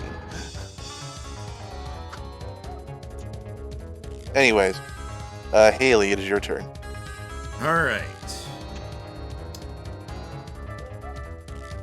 Haley has decided that these things are bad. So, let's see. She's just now figuring this out. Sometimes it takes someone to breathe fire on you for you to know. Can I see this spot?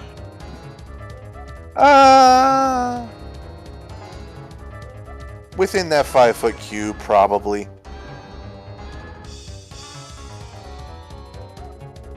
May have to like do a little hop, but yeah. Oh, never mind. I don't need to see it.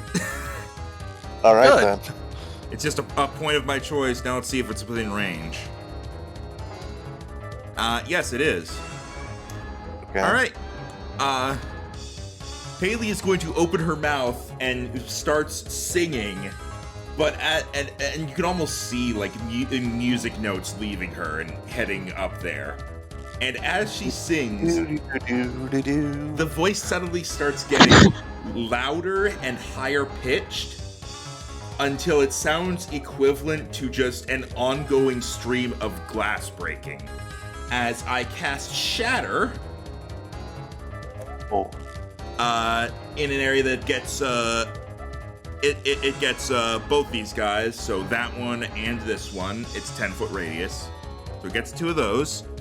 Each creature must make a Constitution saving throw. A creature made of inorganic materials such as stone, crystal, or metal has disadvantage on this saving throw. You crafty bastard. Alright, I love it. Good job. Very good job. Alright, let's see. That one rolled decent. He got an 11. Probably still fails. Fails. Alright, what about this one? That one rolled better. That one got a 14. That barely passes. So the one that passed takes half this damage, Okay. and the other one takes the full damage. Alright, 13 thunder. Alright, you see the bubble sort of ripple with the sound wave riding it, whereas the strange spiky creature behind the sarcophagus, you can actually physically see it warp with that shatter. Alright, having done that, Haley is going to walk up to here, or scurry over to here to get the full cover, and is like after having done that, it's just gonna look to me and just say, like, voice very slightly hoarse because of what the spell she just did. It's gonna say, okay, they're stronger than they look, but I think you can still get them. And I give you Bardic Inspiration, All right. because you can use that on attack rolls and saving throws as well. Yep. All Speaking right, of that, it's Mia's turn. And you said this is 10 feet? Yes. Okay, so could I climb up and be in range of everyone? So In range 5, of what? like climb up to here? Maybe. Maybe- Yeah, you can essentially be there. Okay, good. And now you are up there. All right. She takes Unless a you look want to at dash, though, I don't think you're going to be moving anymore. I'm this not round. dashing. Now you look fine. Funny, but not what I meant. I know.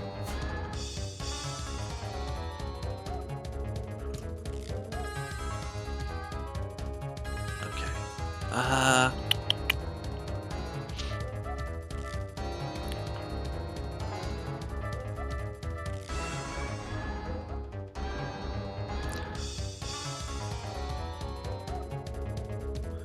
Okay, we're not gonna do that one yet. So she's gonna grab her javelin. Huh? So you're holding out then, huh? She's gonna grab her javelin and she's gonna throw it at the crystal. What did you call it? Crystal bubble? We have a bubble and 2 Oakleys. Okay, she's gonna throw it at the bubble. Alright, go ahead. I will never understand Nintendo's fascination with calling fire creatures bubbles. I think it's funny. Okay. Unfortunately, because this is the second turn, she doesn't get advantage with this. Because I really wanted that. No, but you have the Bardic Inspiration. Mm-hmm. Which... It's a D6. I'll use it. Makes it 12.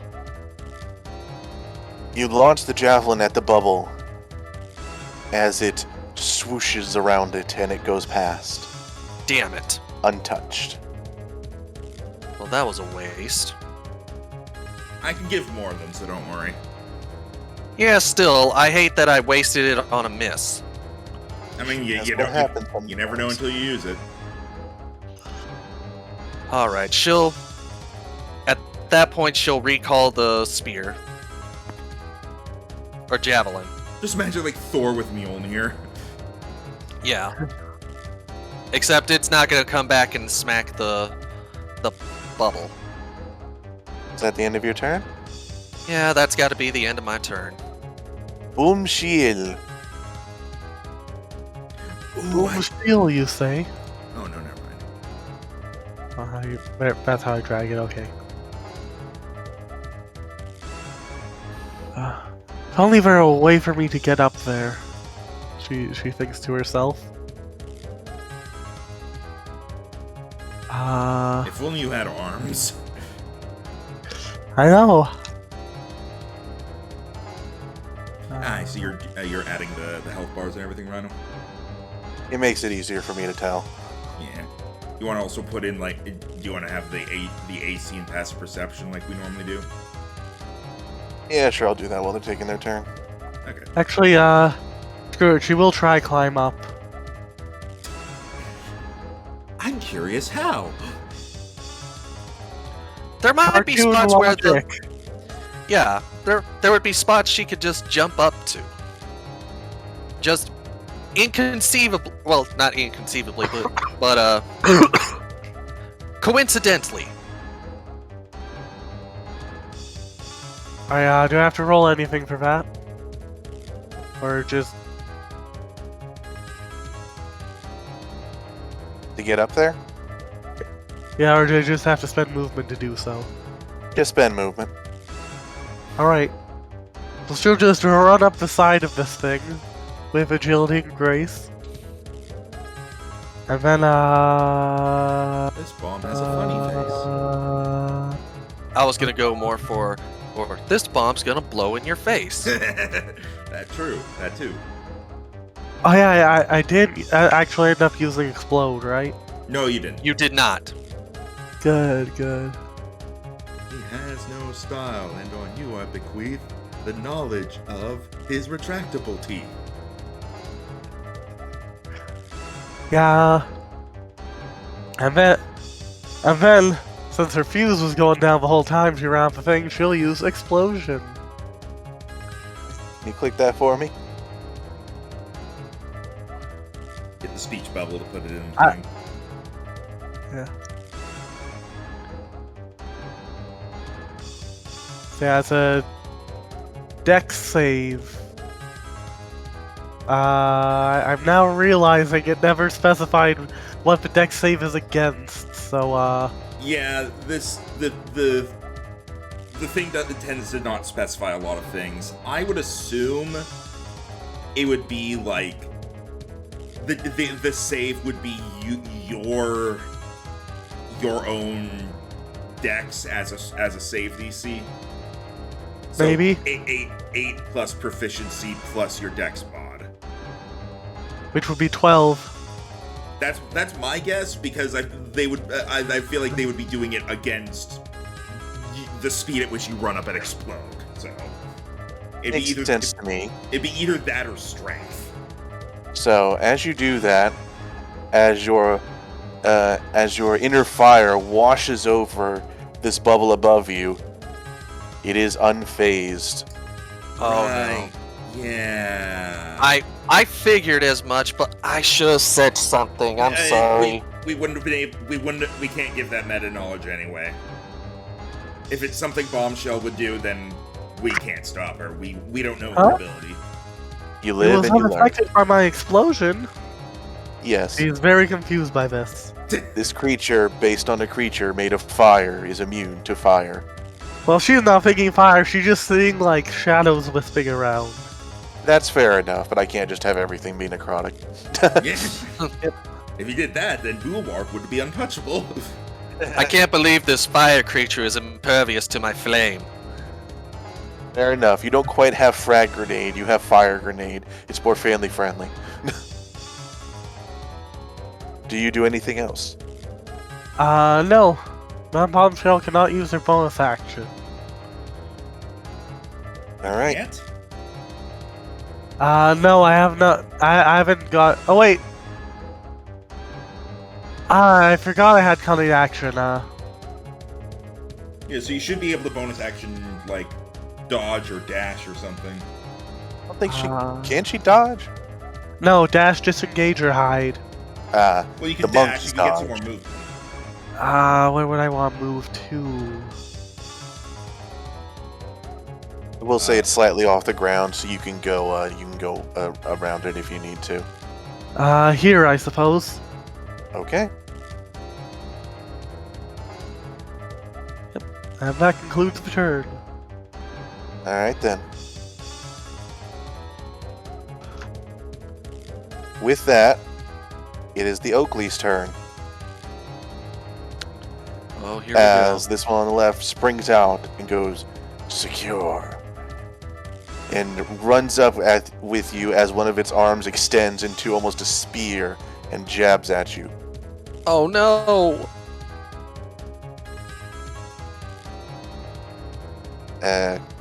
There we go. He was using it one-handed because it has its shield on. And it glances off your metallic shell. You have to do much better than that, darling. She winks at it. Whereas this one springs up over the top of the sarcophagus and does a double-handed thrust downward at Mia.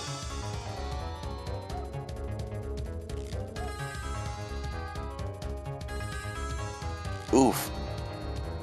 Son of a bitch. Alright, that is a 23 to hit. And funnily enough, it did less damage because it did two-handed. And that is going to be 7 damage as it dives on you and is just like... Oh, not good.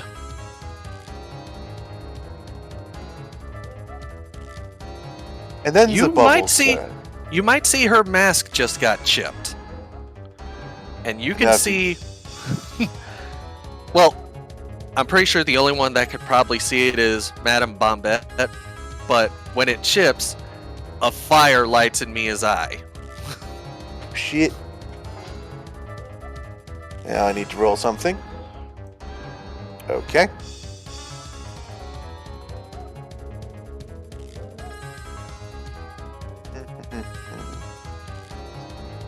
Let's do some measuring. Oh dear. I have Not full quite. cover. That's true, you do.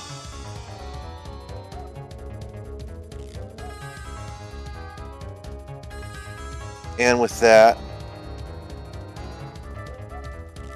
I believe what we'll do is the bubble will actually float over here, and then turn around to look at you, Haley. Oh, come on. As you see it puff up its cheeks again, but then you see a blue wisp come out its mouth before it unleashes a gas down upon you. And I'm going to need you to make a Constitution saving throw. Oh, I'm worse at that than dexterity, so there we go. All right. You are now asleep for the next minute, or until you take damage or someone wakes you up. Uh-oh. Alright, let's not wake him up ever. So I'm going to give you... Let's see, I know there's one on here somewhere. Where's the snooze? It's basically 10 rounds. Yeah. Huh. I thought there was a triple Z. Oh well. I've just been using this. Oh, Jero There is we go. raiding. Hi, Jera. Hey, Jero. how was Persona? Well, welcome. We're fighting things made of crystal. I'm a flower that just got put to sleep. Wait, And Ryan, then- did we get inspiration at the start of this, or are you doing that? No, I didn't particularly do that. I gave Dan inspiration for paying attention. Nah. Oh! Right, because Because- I had noted...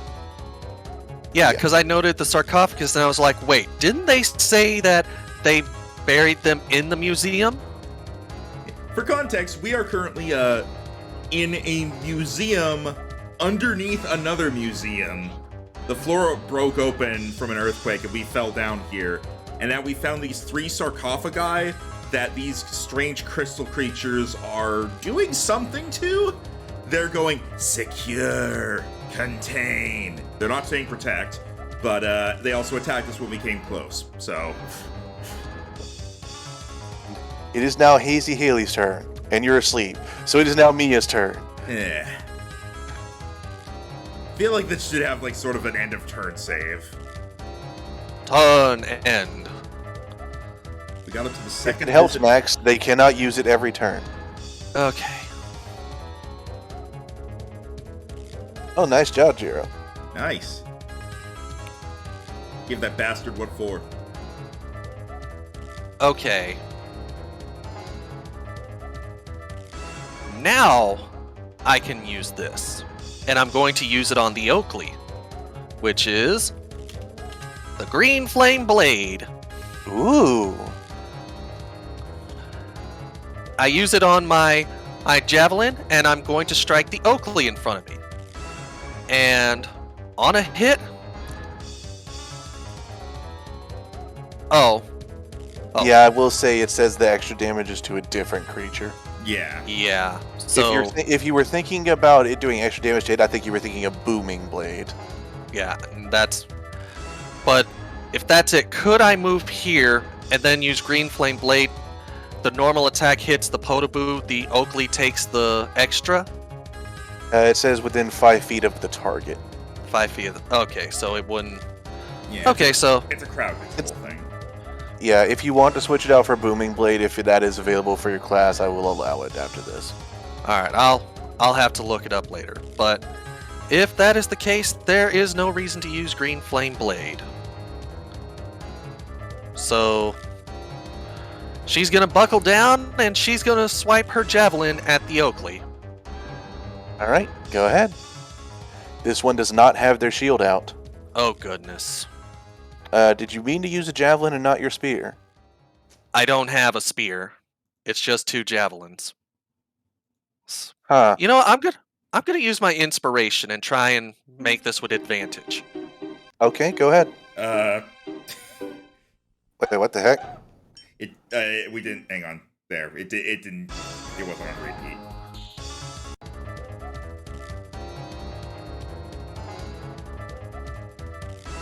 Okay, so Sorry, I got distracted. Anyways, Nope. you hit. okay. For 6 damage. Right. You take another good chunk out of this guy, and he is looking very rough. She's breathing heavily. Or, well, not breathing heavily yet, but Again, like Kel was worried about her, she's worried about him. First things first, they have to protect the sarcophagi. And unfortunately, that is all I can do this turn. Okay. Madame Bombshell. Alright. This time, she'll keep it nice and simple. And she'll just use... Hold on, let me double check something on my sheet. Leave as a swashbuckler, you do have the ability to give yourself sneak attack in some way.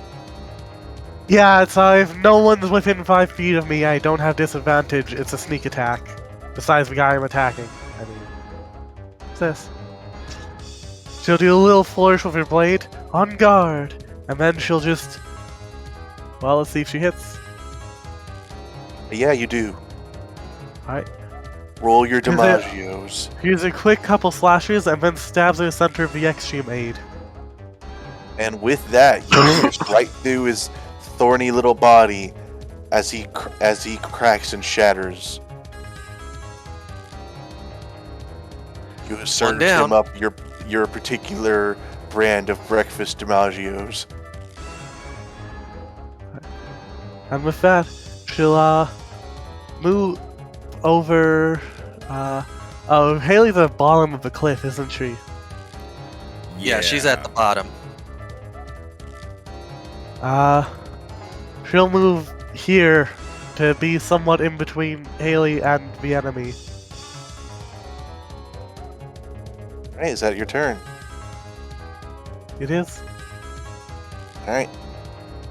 That's that dead. one's dead. So it is the other Oakley's turn. What do they want to do?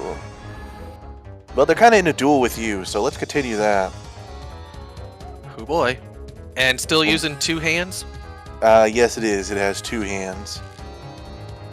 So here we go. Means it doesn't have a shield, though. Correct. It is easier to hit, but it also hits harder. Potentially.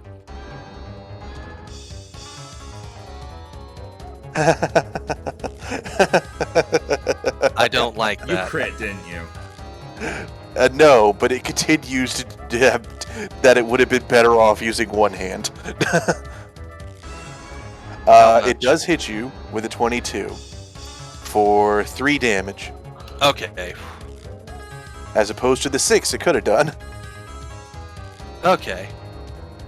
So he's just like looking at his 2 arms, like, "Am I using these right?"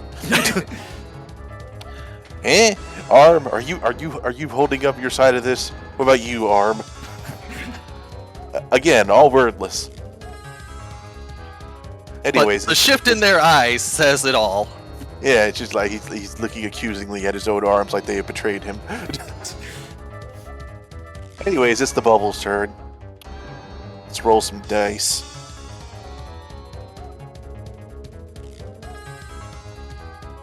All right, you are safe for now.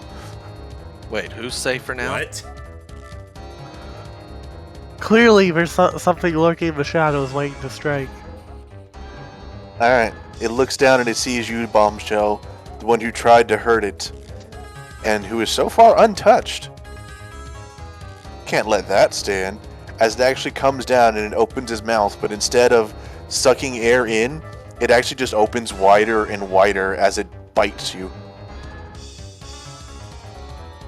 Oh my. And that is your AC. 16, yes? Correct.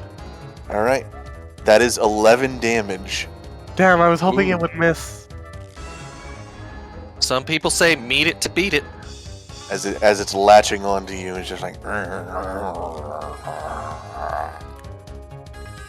Alright. thing it didn't bite the fuse.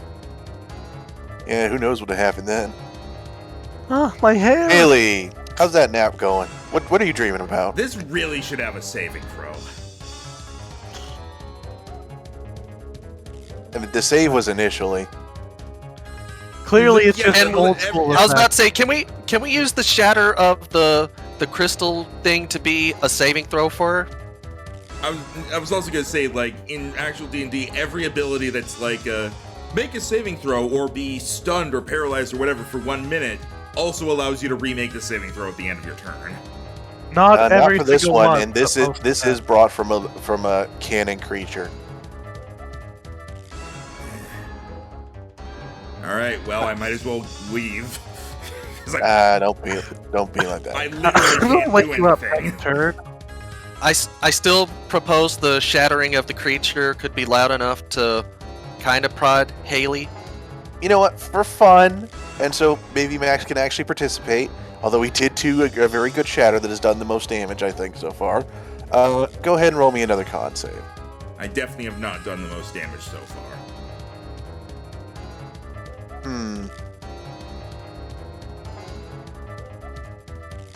One more.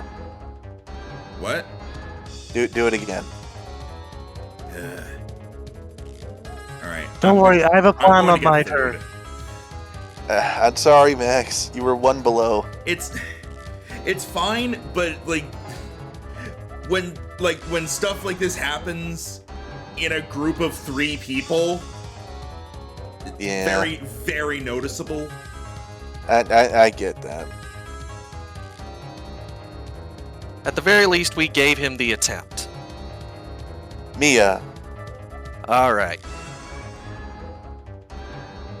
She once again grips her javelin and tries to shove it into the Oakley once more.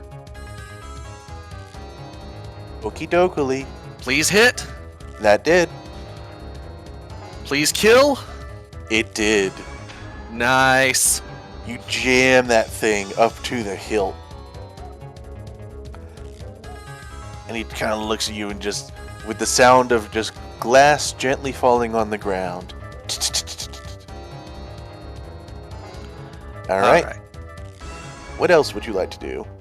All right. To help Madame Bombshell. Now, I'm gonna move here and help give her advantage. Okay. And that'll end my turn. I'm sorry. It's technically not going to give advantage. It does give sneak attack, though. But all right. Yeah, it gives sneak attack and gives +2 to hit. Alright, Alright. so first thing Mom Bombshell is going to do is going to take out her pet lizard who's still wearing those cloth wings. Alright, buddy, you go wake up Haley down there. She's going to put the lizard down and do that. Wow, this. Is there an action? Max, are you here? He went to get food. I'm gonna say bonus action then. Alright. And then she takes her rapier and she stabs. Wait, actually, do I want to use nah.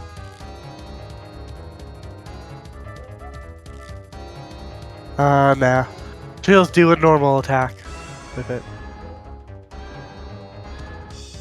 Fortunately, it swirls around it as that barely misses. Damn, it has my AC. How broken. Goodness. And I can go. Max, Welcome you're back. awake now. Oh, okay. Madame Yeah. Bombshell used her lizard to wake you up. All right. We still need to name that pet. Thank you. Yes, you do. Yeah, it can talk and you haven't even named it. Wee. It just never come up because like we went to the museum and now we're doing this. So she hasn't really thought about the fact she hasn't named it yet. It's fair. You can call it Survivor. All right. It is the Bubble's turn. Let's roll some dice. I don't like. Oh wait, I actually know what that. Going by what I know of this creature from Paper Mario, I think I know what this is. Well, now I have choices. Is it? Did you roll so that the thing happens? No, I'm rolling so that a thing comes back. Right. Because you said they can't do it every turn. They have to. It means it's got some kind of recharge. Huh. Okay, I thought this was going to be based on their ability to like split. No, I may do that with some custom stuff, but for this first one, like I said, I'm experimenting with stuff. So this is based off a real D&D monster. So it is actually going to move over here. Madam Bombshell, you can get an opportunity. Oh yes, I do. I will take it. And I think it's still sneak attack. Well, that's great. Yes, because it has not gone off this round. Turn. And she is within 5 feet of an ally. What's with me and rolling the same thing twice in a row? Just barely manages to miss. 2 As it times in a row. takes- Wait. That'd be 17 because you were flanking at the time. No, Oh, already oh. added. No, wait. That is. Oh, No, Yeah, it's 'cause- not. And that actually meant her other one would have hit. Oh, Oh, I forgot about that. okay. Roll damage. So- Oh. Okay then. It's dead, isn't it? So let's just move it back here. As you see it start to puff up once more and it turns its back on you, and you go, "Oh, sir, you have made a mistake. How would you like to finish it?"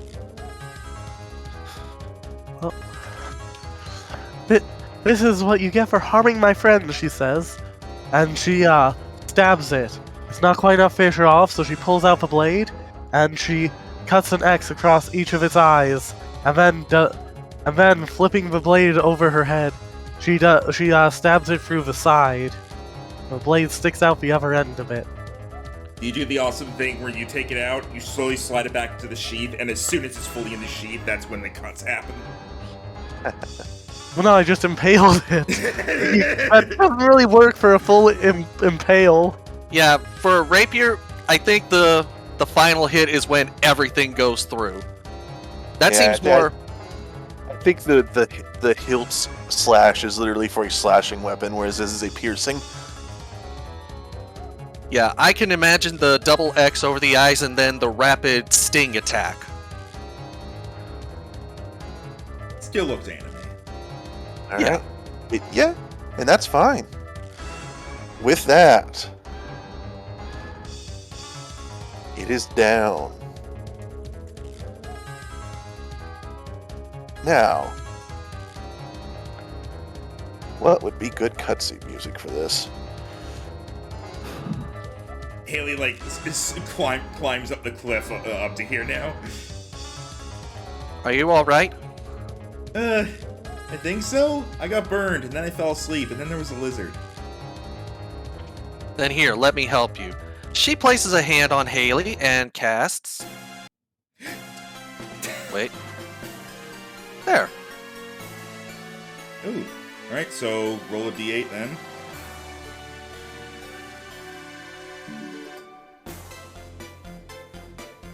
And I use my spellcast modifier, which that would be 4? It would be your whatever your intelligence modifier is. Oh, just intelligence modifier, not mod plus proficiency. No, it's just spellcasting ability modifier, so it's the ability itself. Okay, then here you go. Alright. That is helpful. Thank you. And she thanks you by using healing word on you. Which know. isn't as much as cure wounds, but Alright. it does more healing though. Alright, you get 8 health. I did pump everything into charisma, so Well, thank you for that. I went as jack of all trades for the artificer style. yeah, it makes sense. Alright, so as you guys beat this final enemy, this music is slightly too cheery for this.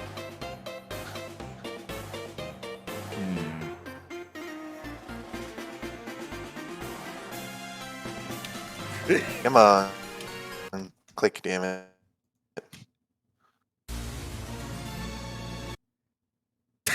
It's over. Hello, Over. thank- Next song. That was a sound effect, so.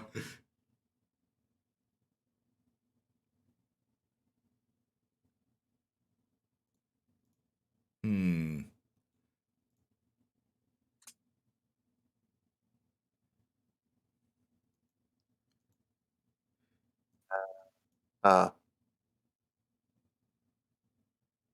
uh, where's the... Yeah, just put the... Please hold while we figure out It's our only music. 14 seconds long, Rhino. Just put ambient, like, sewer music on again. I know, just put sewer music on again. You know what? Actually, I might have something here.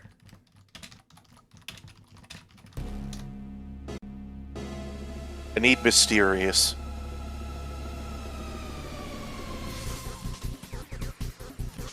How about this?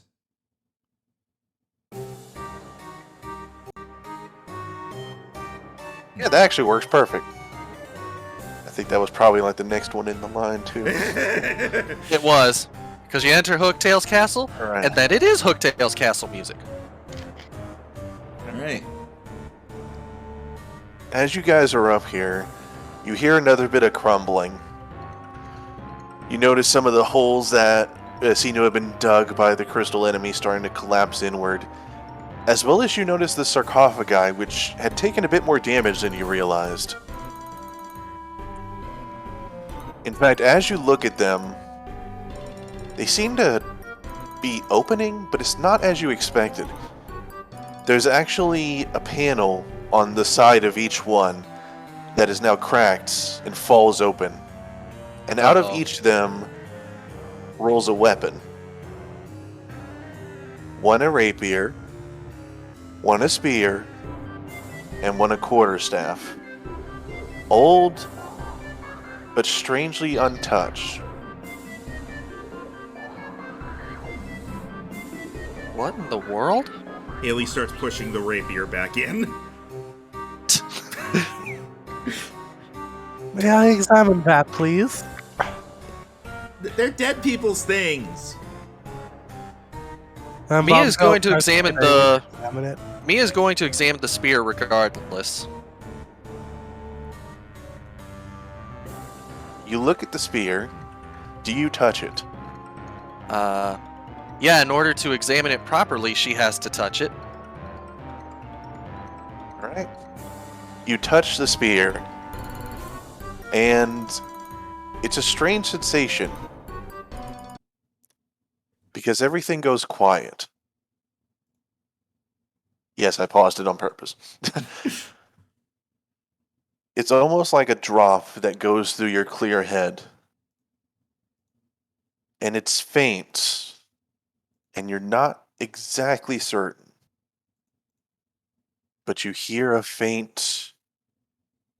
I don't know if that picked up or not. There's a I testificate heard a... nearby. Yeah, it was like that. Hmm. And then your ears work once more. What the...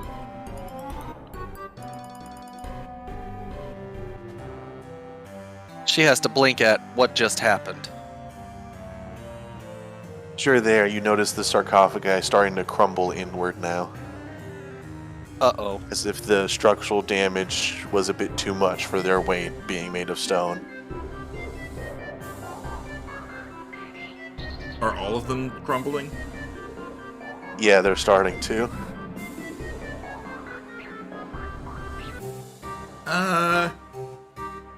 And Haley, you notice something about the quarterstaff. The quarterstaff? Yeah. You notice one end of it looks like a little something familiar to you. It's got a almost grid-like pattern of wire. Right at the end. She's at this point, her desire to like put the stuff back is overtaken by curiosity, and she goes to like get a better look at it. Do you touch it? Yeah, it's Haley. She touches things. Alright. I'm gonna It touch goes everything. Alright, it goes quiet. And you hear a soft, almost like a whisper. A small laugh. And then everything goes back to how it was. Looks over to Matt and Bombshell. What's funny? I didn't say anything. Somebody laughed. I heard a laugh. I heard a hum, but I don't think either of you hummed. Ooh, Bombshell, what are you gonna hear? You suppose the weapons are one making these noises then? No, I just know that I heard something and Mia heard something, so that only leaves you out. Yeah. Well, she goes to examine the rapier now. Rapier. Alright. You touch it, Right? it goes quiet. And from an echoing distance. Oh, I'm sorry, can you repeat that? oh. So, sorry. So the sounds we heard are ho, and ha. Yes. You two get a laugh. I get a hum. I thought mine was like, huh. Like an intrigued noise. Ho. Yes. Anyways, we're definitely dealing with testificates, Ghost.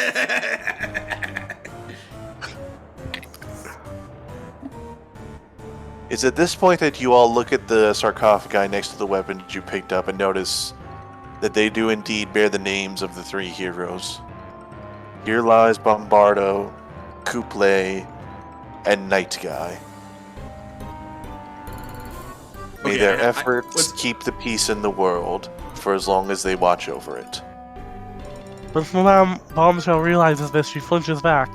Oh my, these... She can't quite get it out. Which one's which? Sorry? For the heroes? Like on the particular which one. Like where we are, which one? In order, we have Bombardo, Night Guy, and Couple. I'm not. So they got their own race. I just got saddled with a Koopa.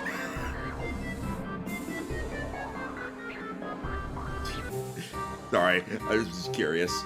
Well, unfortunately, an Amazy Daisy isn't really known for beating the tar out of people. Usually. Are you saying that out loud, or? No, I was just making the comment. Okay. Because, Haley's looking at the quarterstaff, specifically, like, the end of it.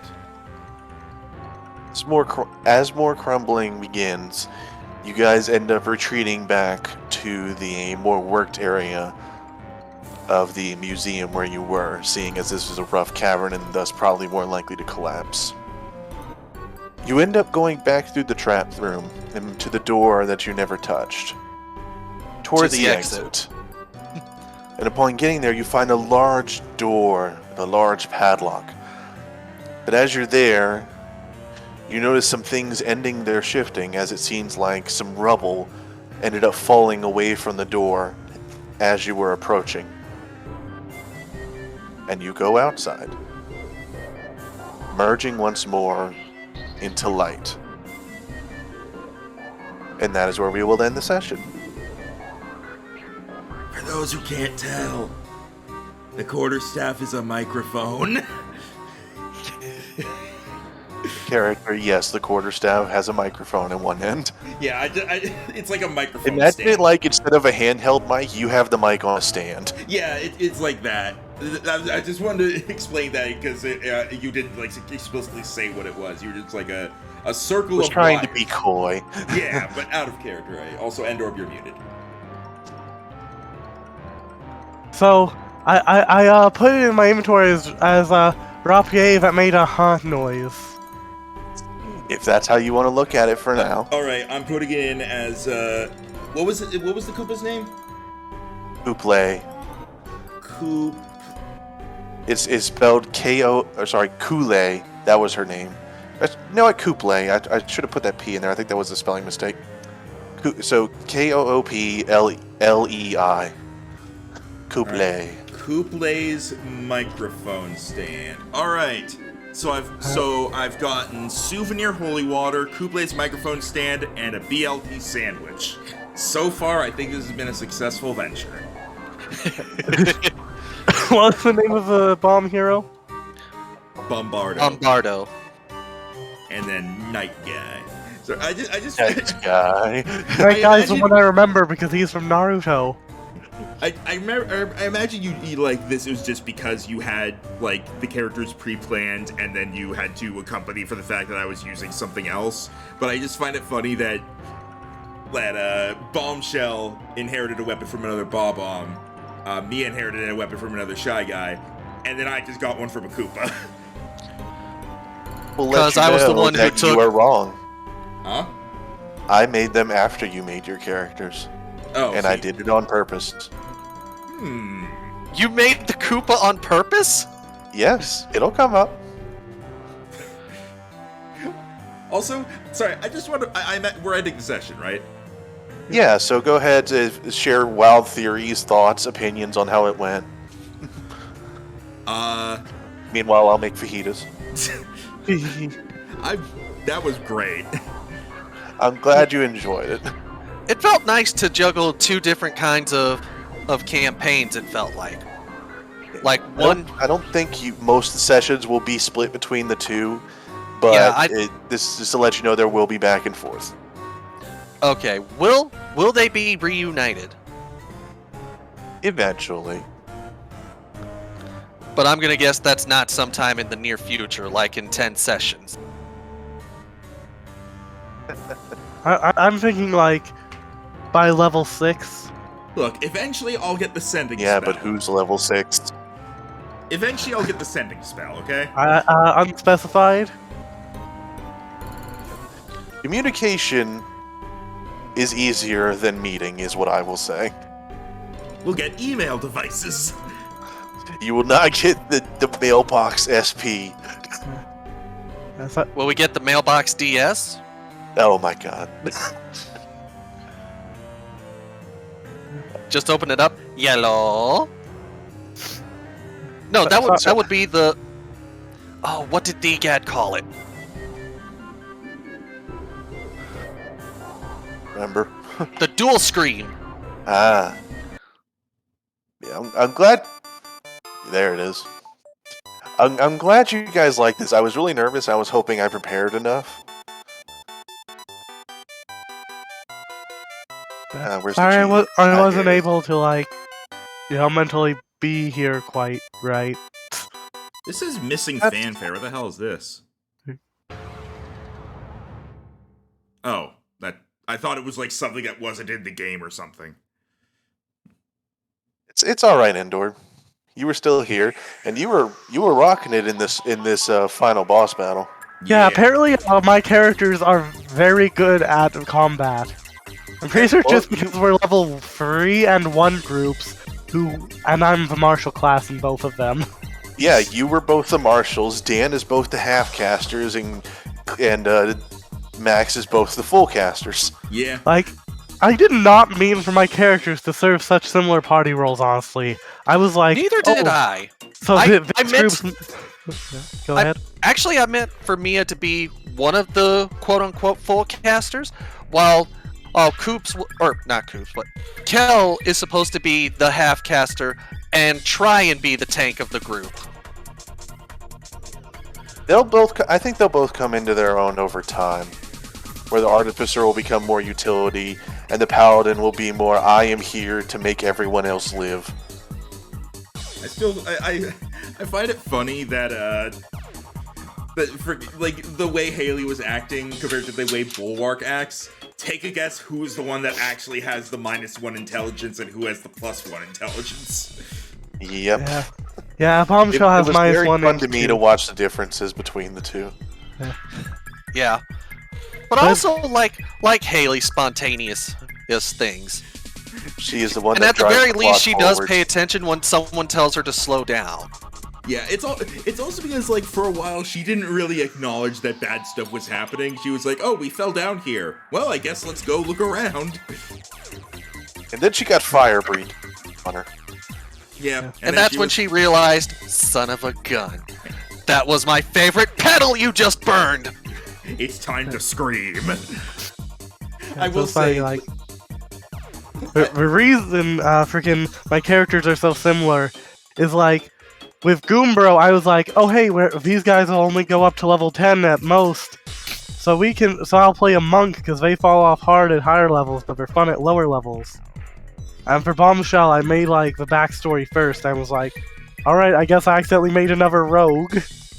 I mean, you're not wrong. Goombro was kicking ass. Yeah. He really. Go ahead. I went with Cleric, admittedly, just for the irony of a blue Cleric, even more so with them being a life domain Cleric. And then I was just having trouble deciding what I wanted to do for the other group, and eventually I was like, I'm gonna go Bard, because I haven't really gotten to play a Bard to completion yet. I think you're enjoying the skill proficiencies. Yeah. Let's see, I am proficient in Acrobatics, Arcana, Deception, Insight, Investigation, Medicine, Nature, Perception, Performance, Persuasion, and Survival. Jeez. Some of those I have expertise in. Arcana, Insight, Intimidation, Persuasion, Sleight of Hand, and Stealth. And I laugh at the fact that it makes sense for Mia to be proficient in Sleight of Hand, considering that if she sees something rare, she's not above borrowing it. Yes. I went with the rare rogue that has neither sleight of hand nor stealth.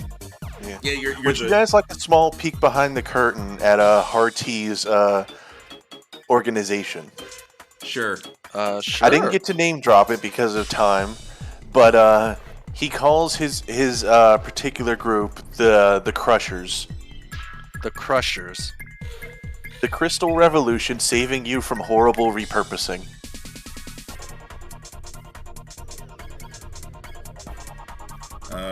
Crystal Revolution. CRSHR.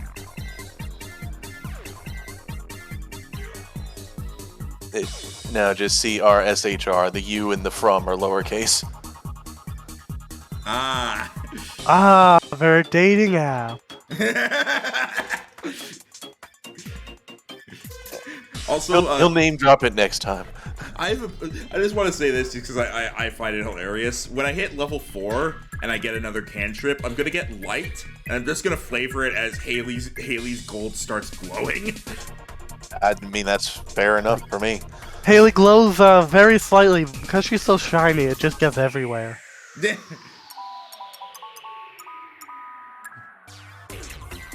But yeah, I'm glad, and I hope you guys had a lot of fun. We've Yeah. begun to be introduced to some of the mechanics I'm playing with this campaign.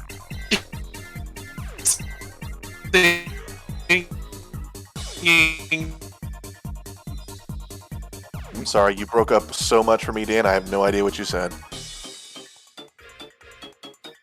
I think it's still going through. Pretty much.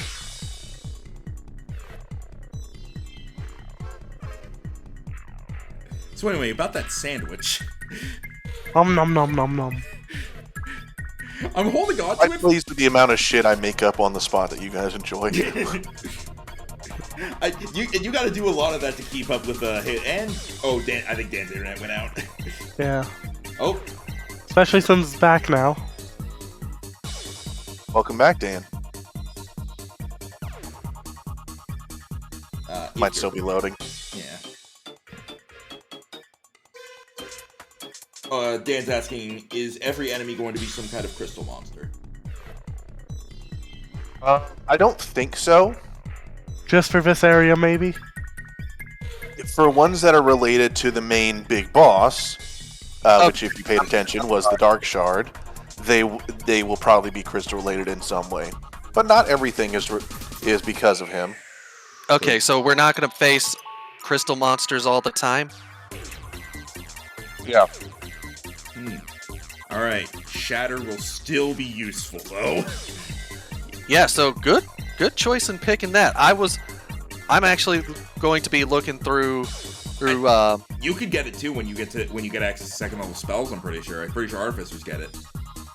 That's what I'm also going to check, because I've got Tasha's Cauldron of Everything, and then I can look through, I think it's Xanathar's Guide? If there's extra spells I can...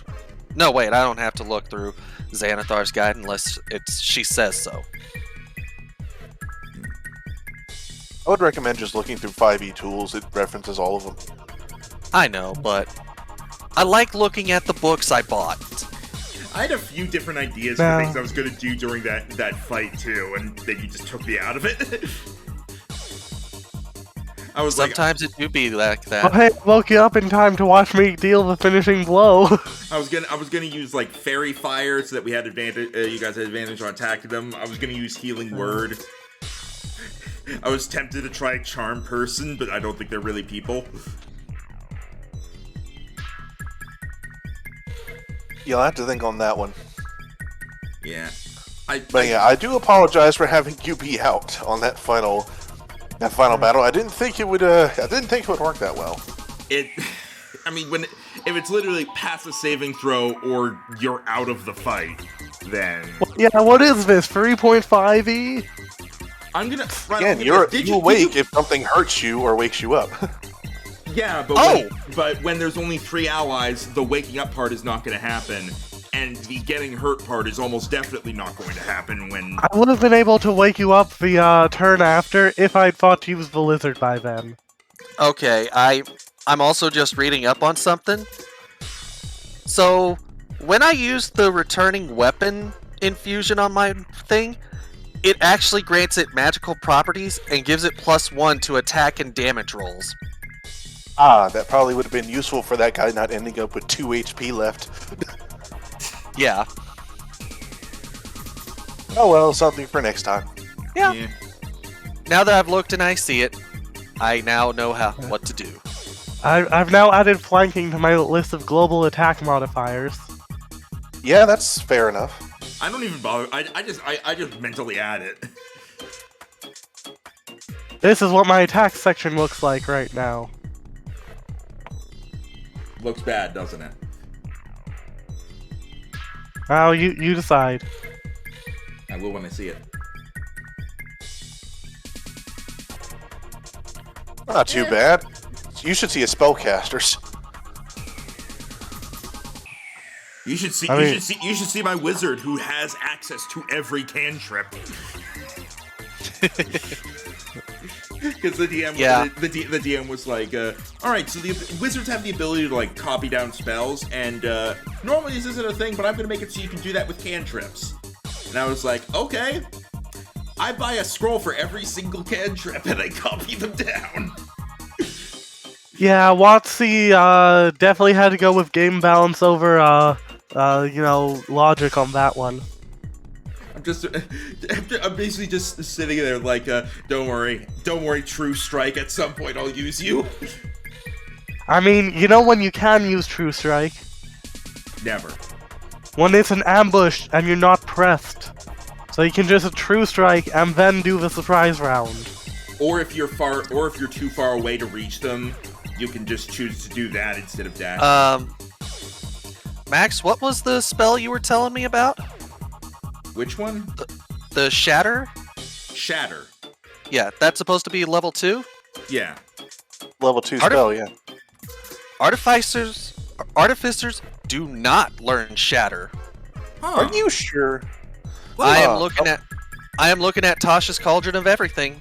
Oh, Tasha's Cauldron might not say it. Oh no, yeah. No, I'm looking here, and yes, Shatter is not. What is it I'm thinking of? Hang on. Let's see. I would have thought it was. I can. Oh no, it's subclass specific. Armor and artillerist artificers get it. And I'm the other and ones. And Yeah, you're the I'm only Alchemist. other one. Well, there are 4. Yeah. There is. I was about to say, there's Alchemist, there's Armorer, there is Artillerist, and then there is Battlesmith.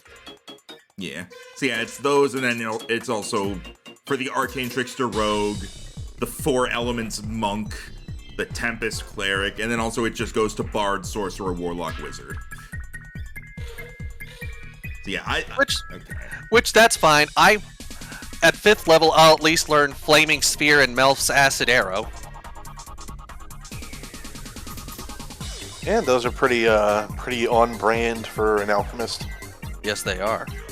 I'm definitely going to be getting some use out of Shatter here, but for what it's worth, Rhino, the AoE is pretty small. It's a 10-foot radius. Yeah. It's not. Shatter's a good spell. It's a good AoE. Yeah. And I only took it because it was like, I was like, this is like the only AoE I have access to right now, so I'll grab it. Oh, real Yeah, I quick, didn't can technically plan Bombshell on them all recollect her being- thrown dagger? I didn't technically plan on them all being constructs. I was just having them at whatever their original classification was. But when you brought it up, I was just like, nah, that makes sense. Go for it. Well, it's not just that they're constructs, it's explicitly that they're made of crystal, so, And that's also fair. yeah. Okay, also, Bombshell wanted to pick up her dagger. Go ahead. Yay. Most of the time, you can pick up stuff like that unless you like miss terribly or use, say, catapult. I think Why would you use cat with a freaking dagger? I think the raw... You just can. It would do more damage. But I think the Yeah. raw rule is that if it's like thrown weapons, you can get them back. If it's ammunition, you get half of it back. Yeah. Well, with ammunition specifically, that one that's fired, there's a 50% chance it'll break. So, the most accurate way to do it is to like roll number of shots fired d2 minus number of shots fired. Yeah, no, I was- just say half. I was quite happy how this went. Yeah, it was pretty good. Yeah. And to explain, the reason those traps were so different is because some were for the kids and some were for security. Both were active. Fun fact that the one in front of the employee door was just a net. And an announcement going, stay where you are in a restricted zone. And then said Haley was like, break it! And Mia was like, okay! It's meant to be like the thing that restrains you until the security comes. Magic Javelin, go!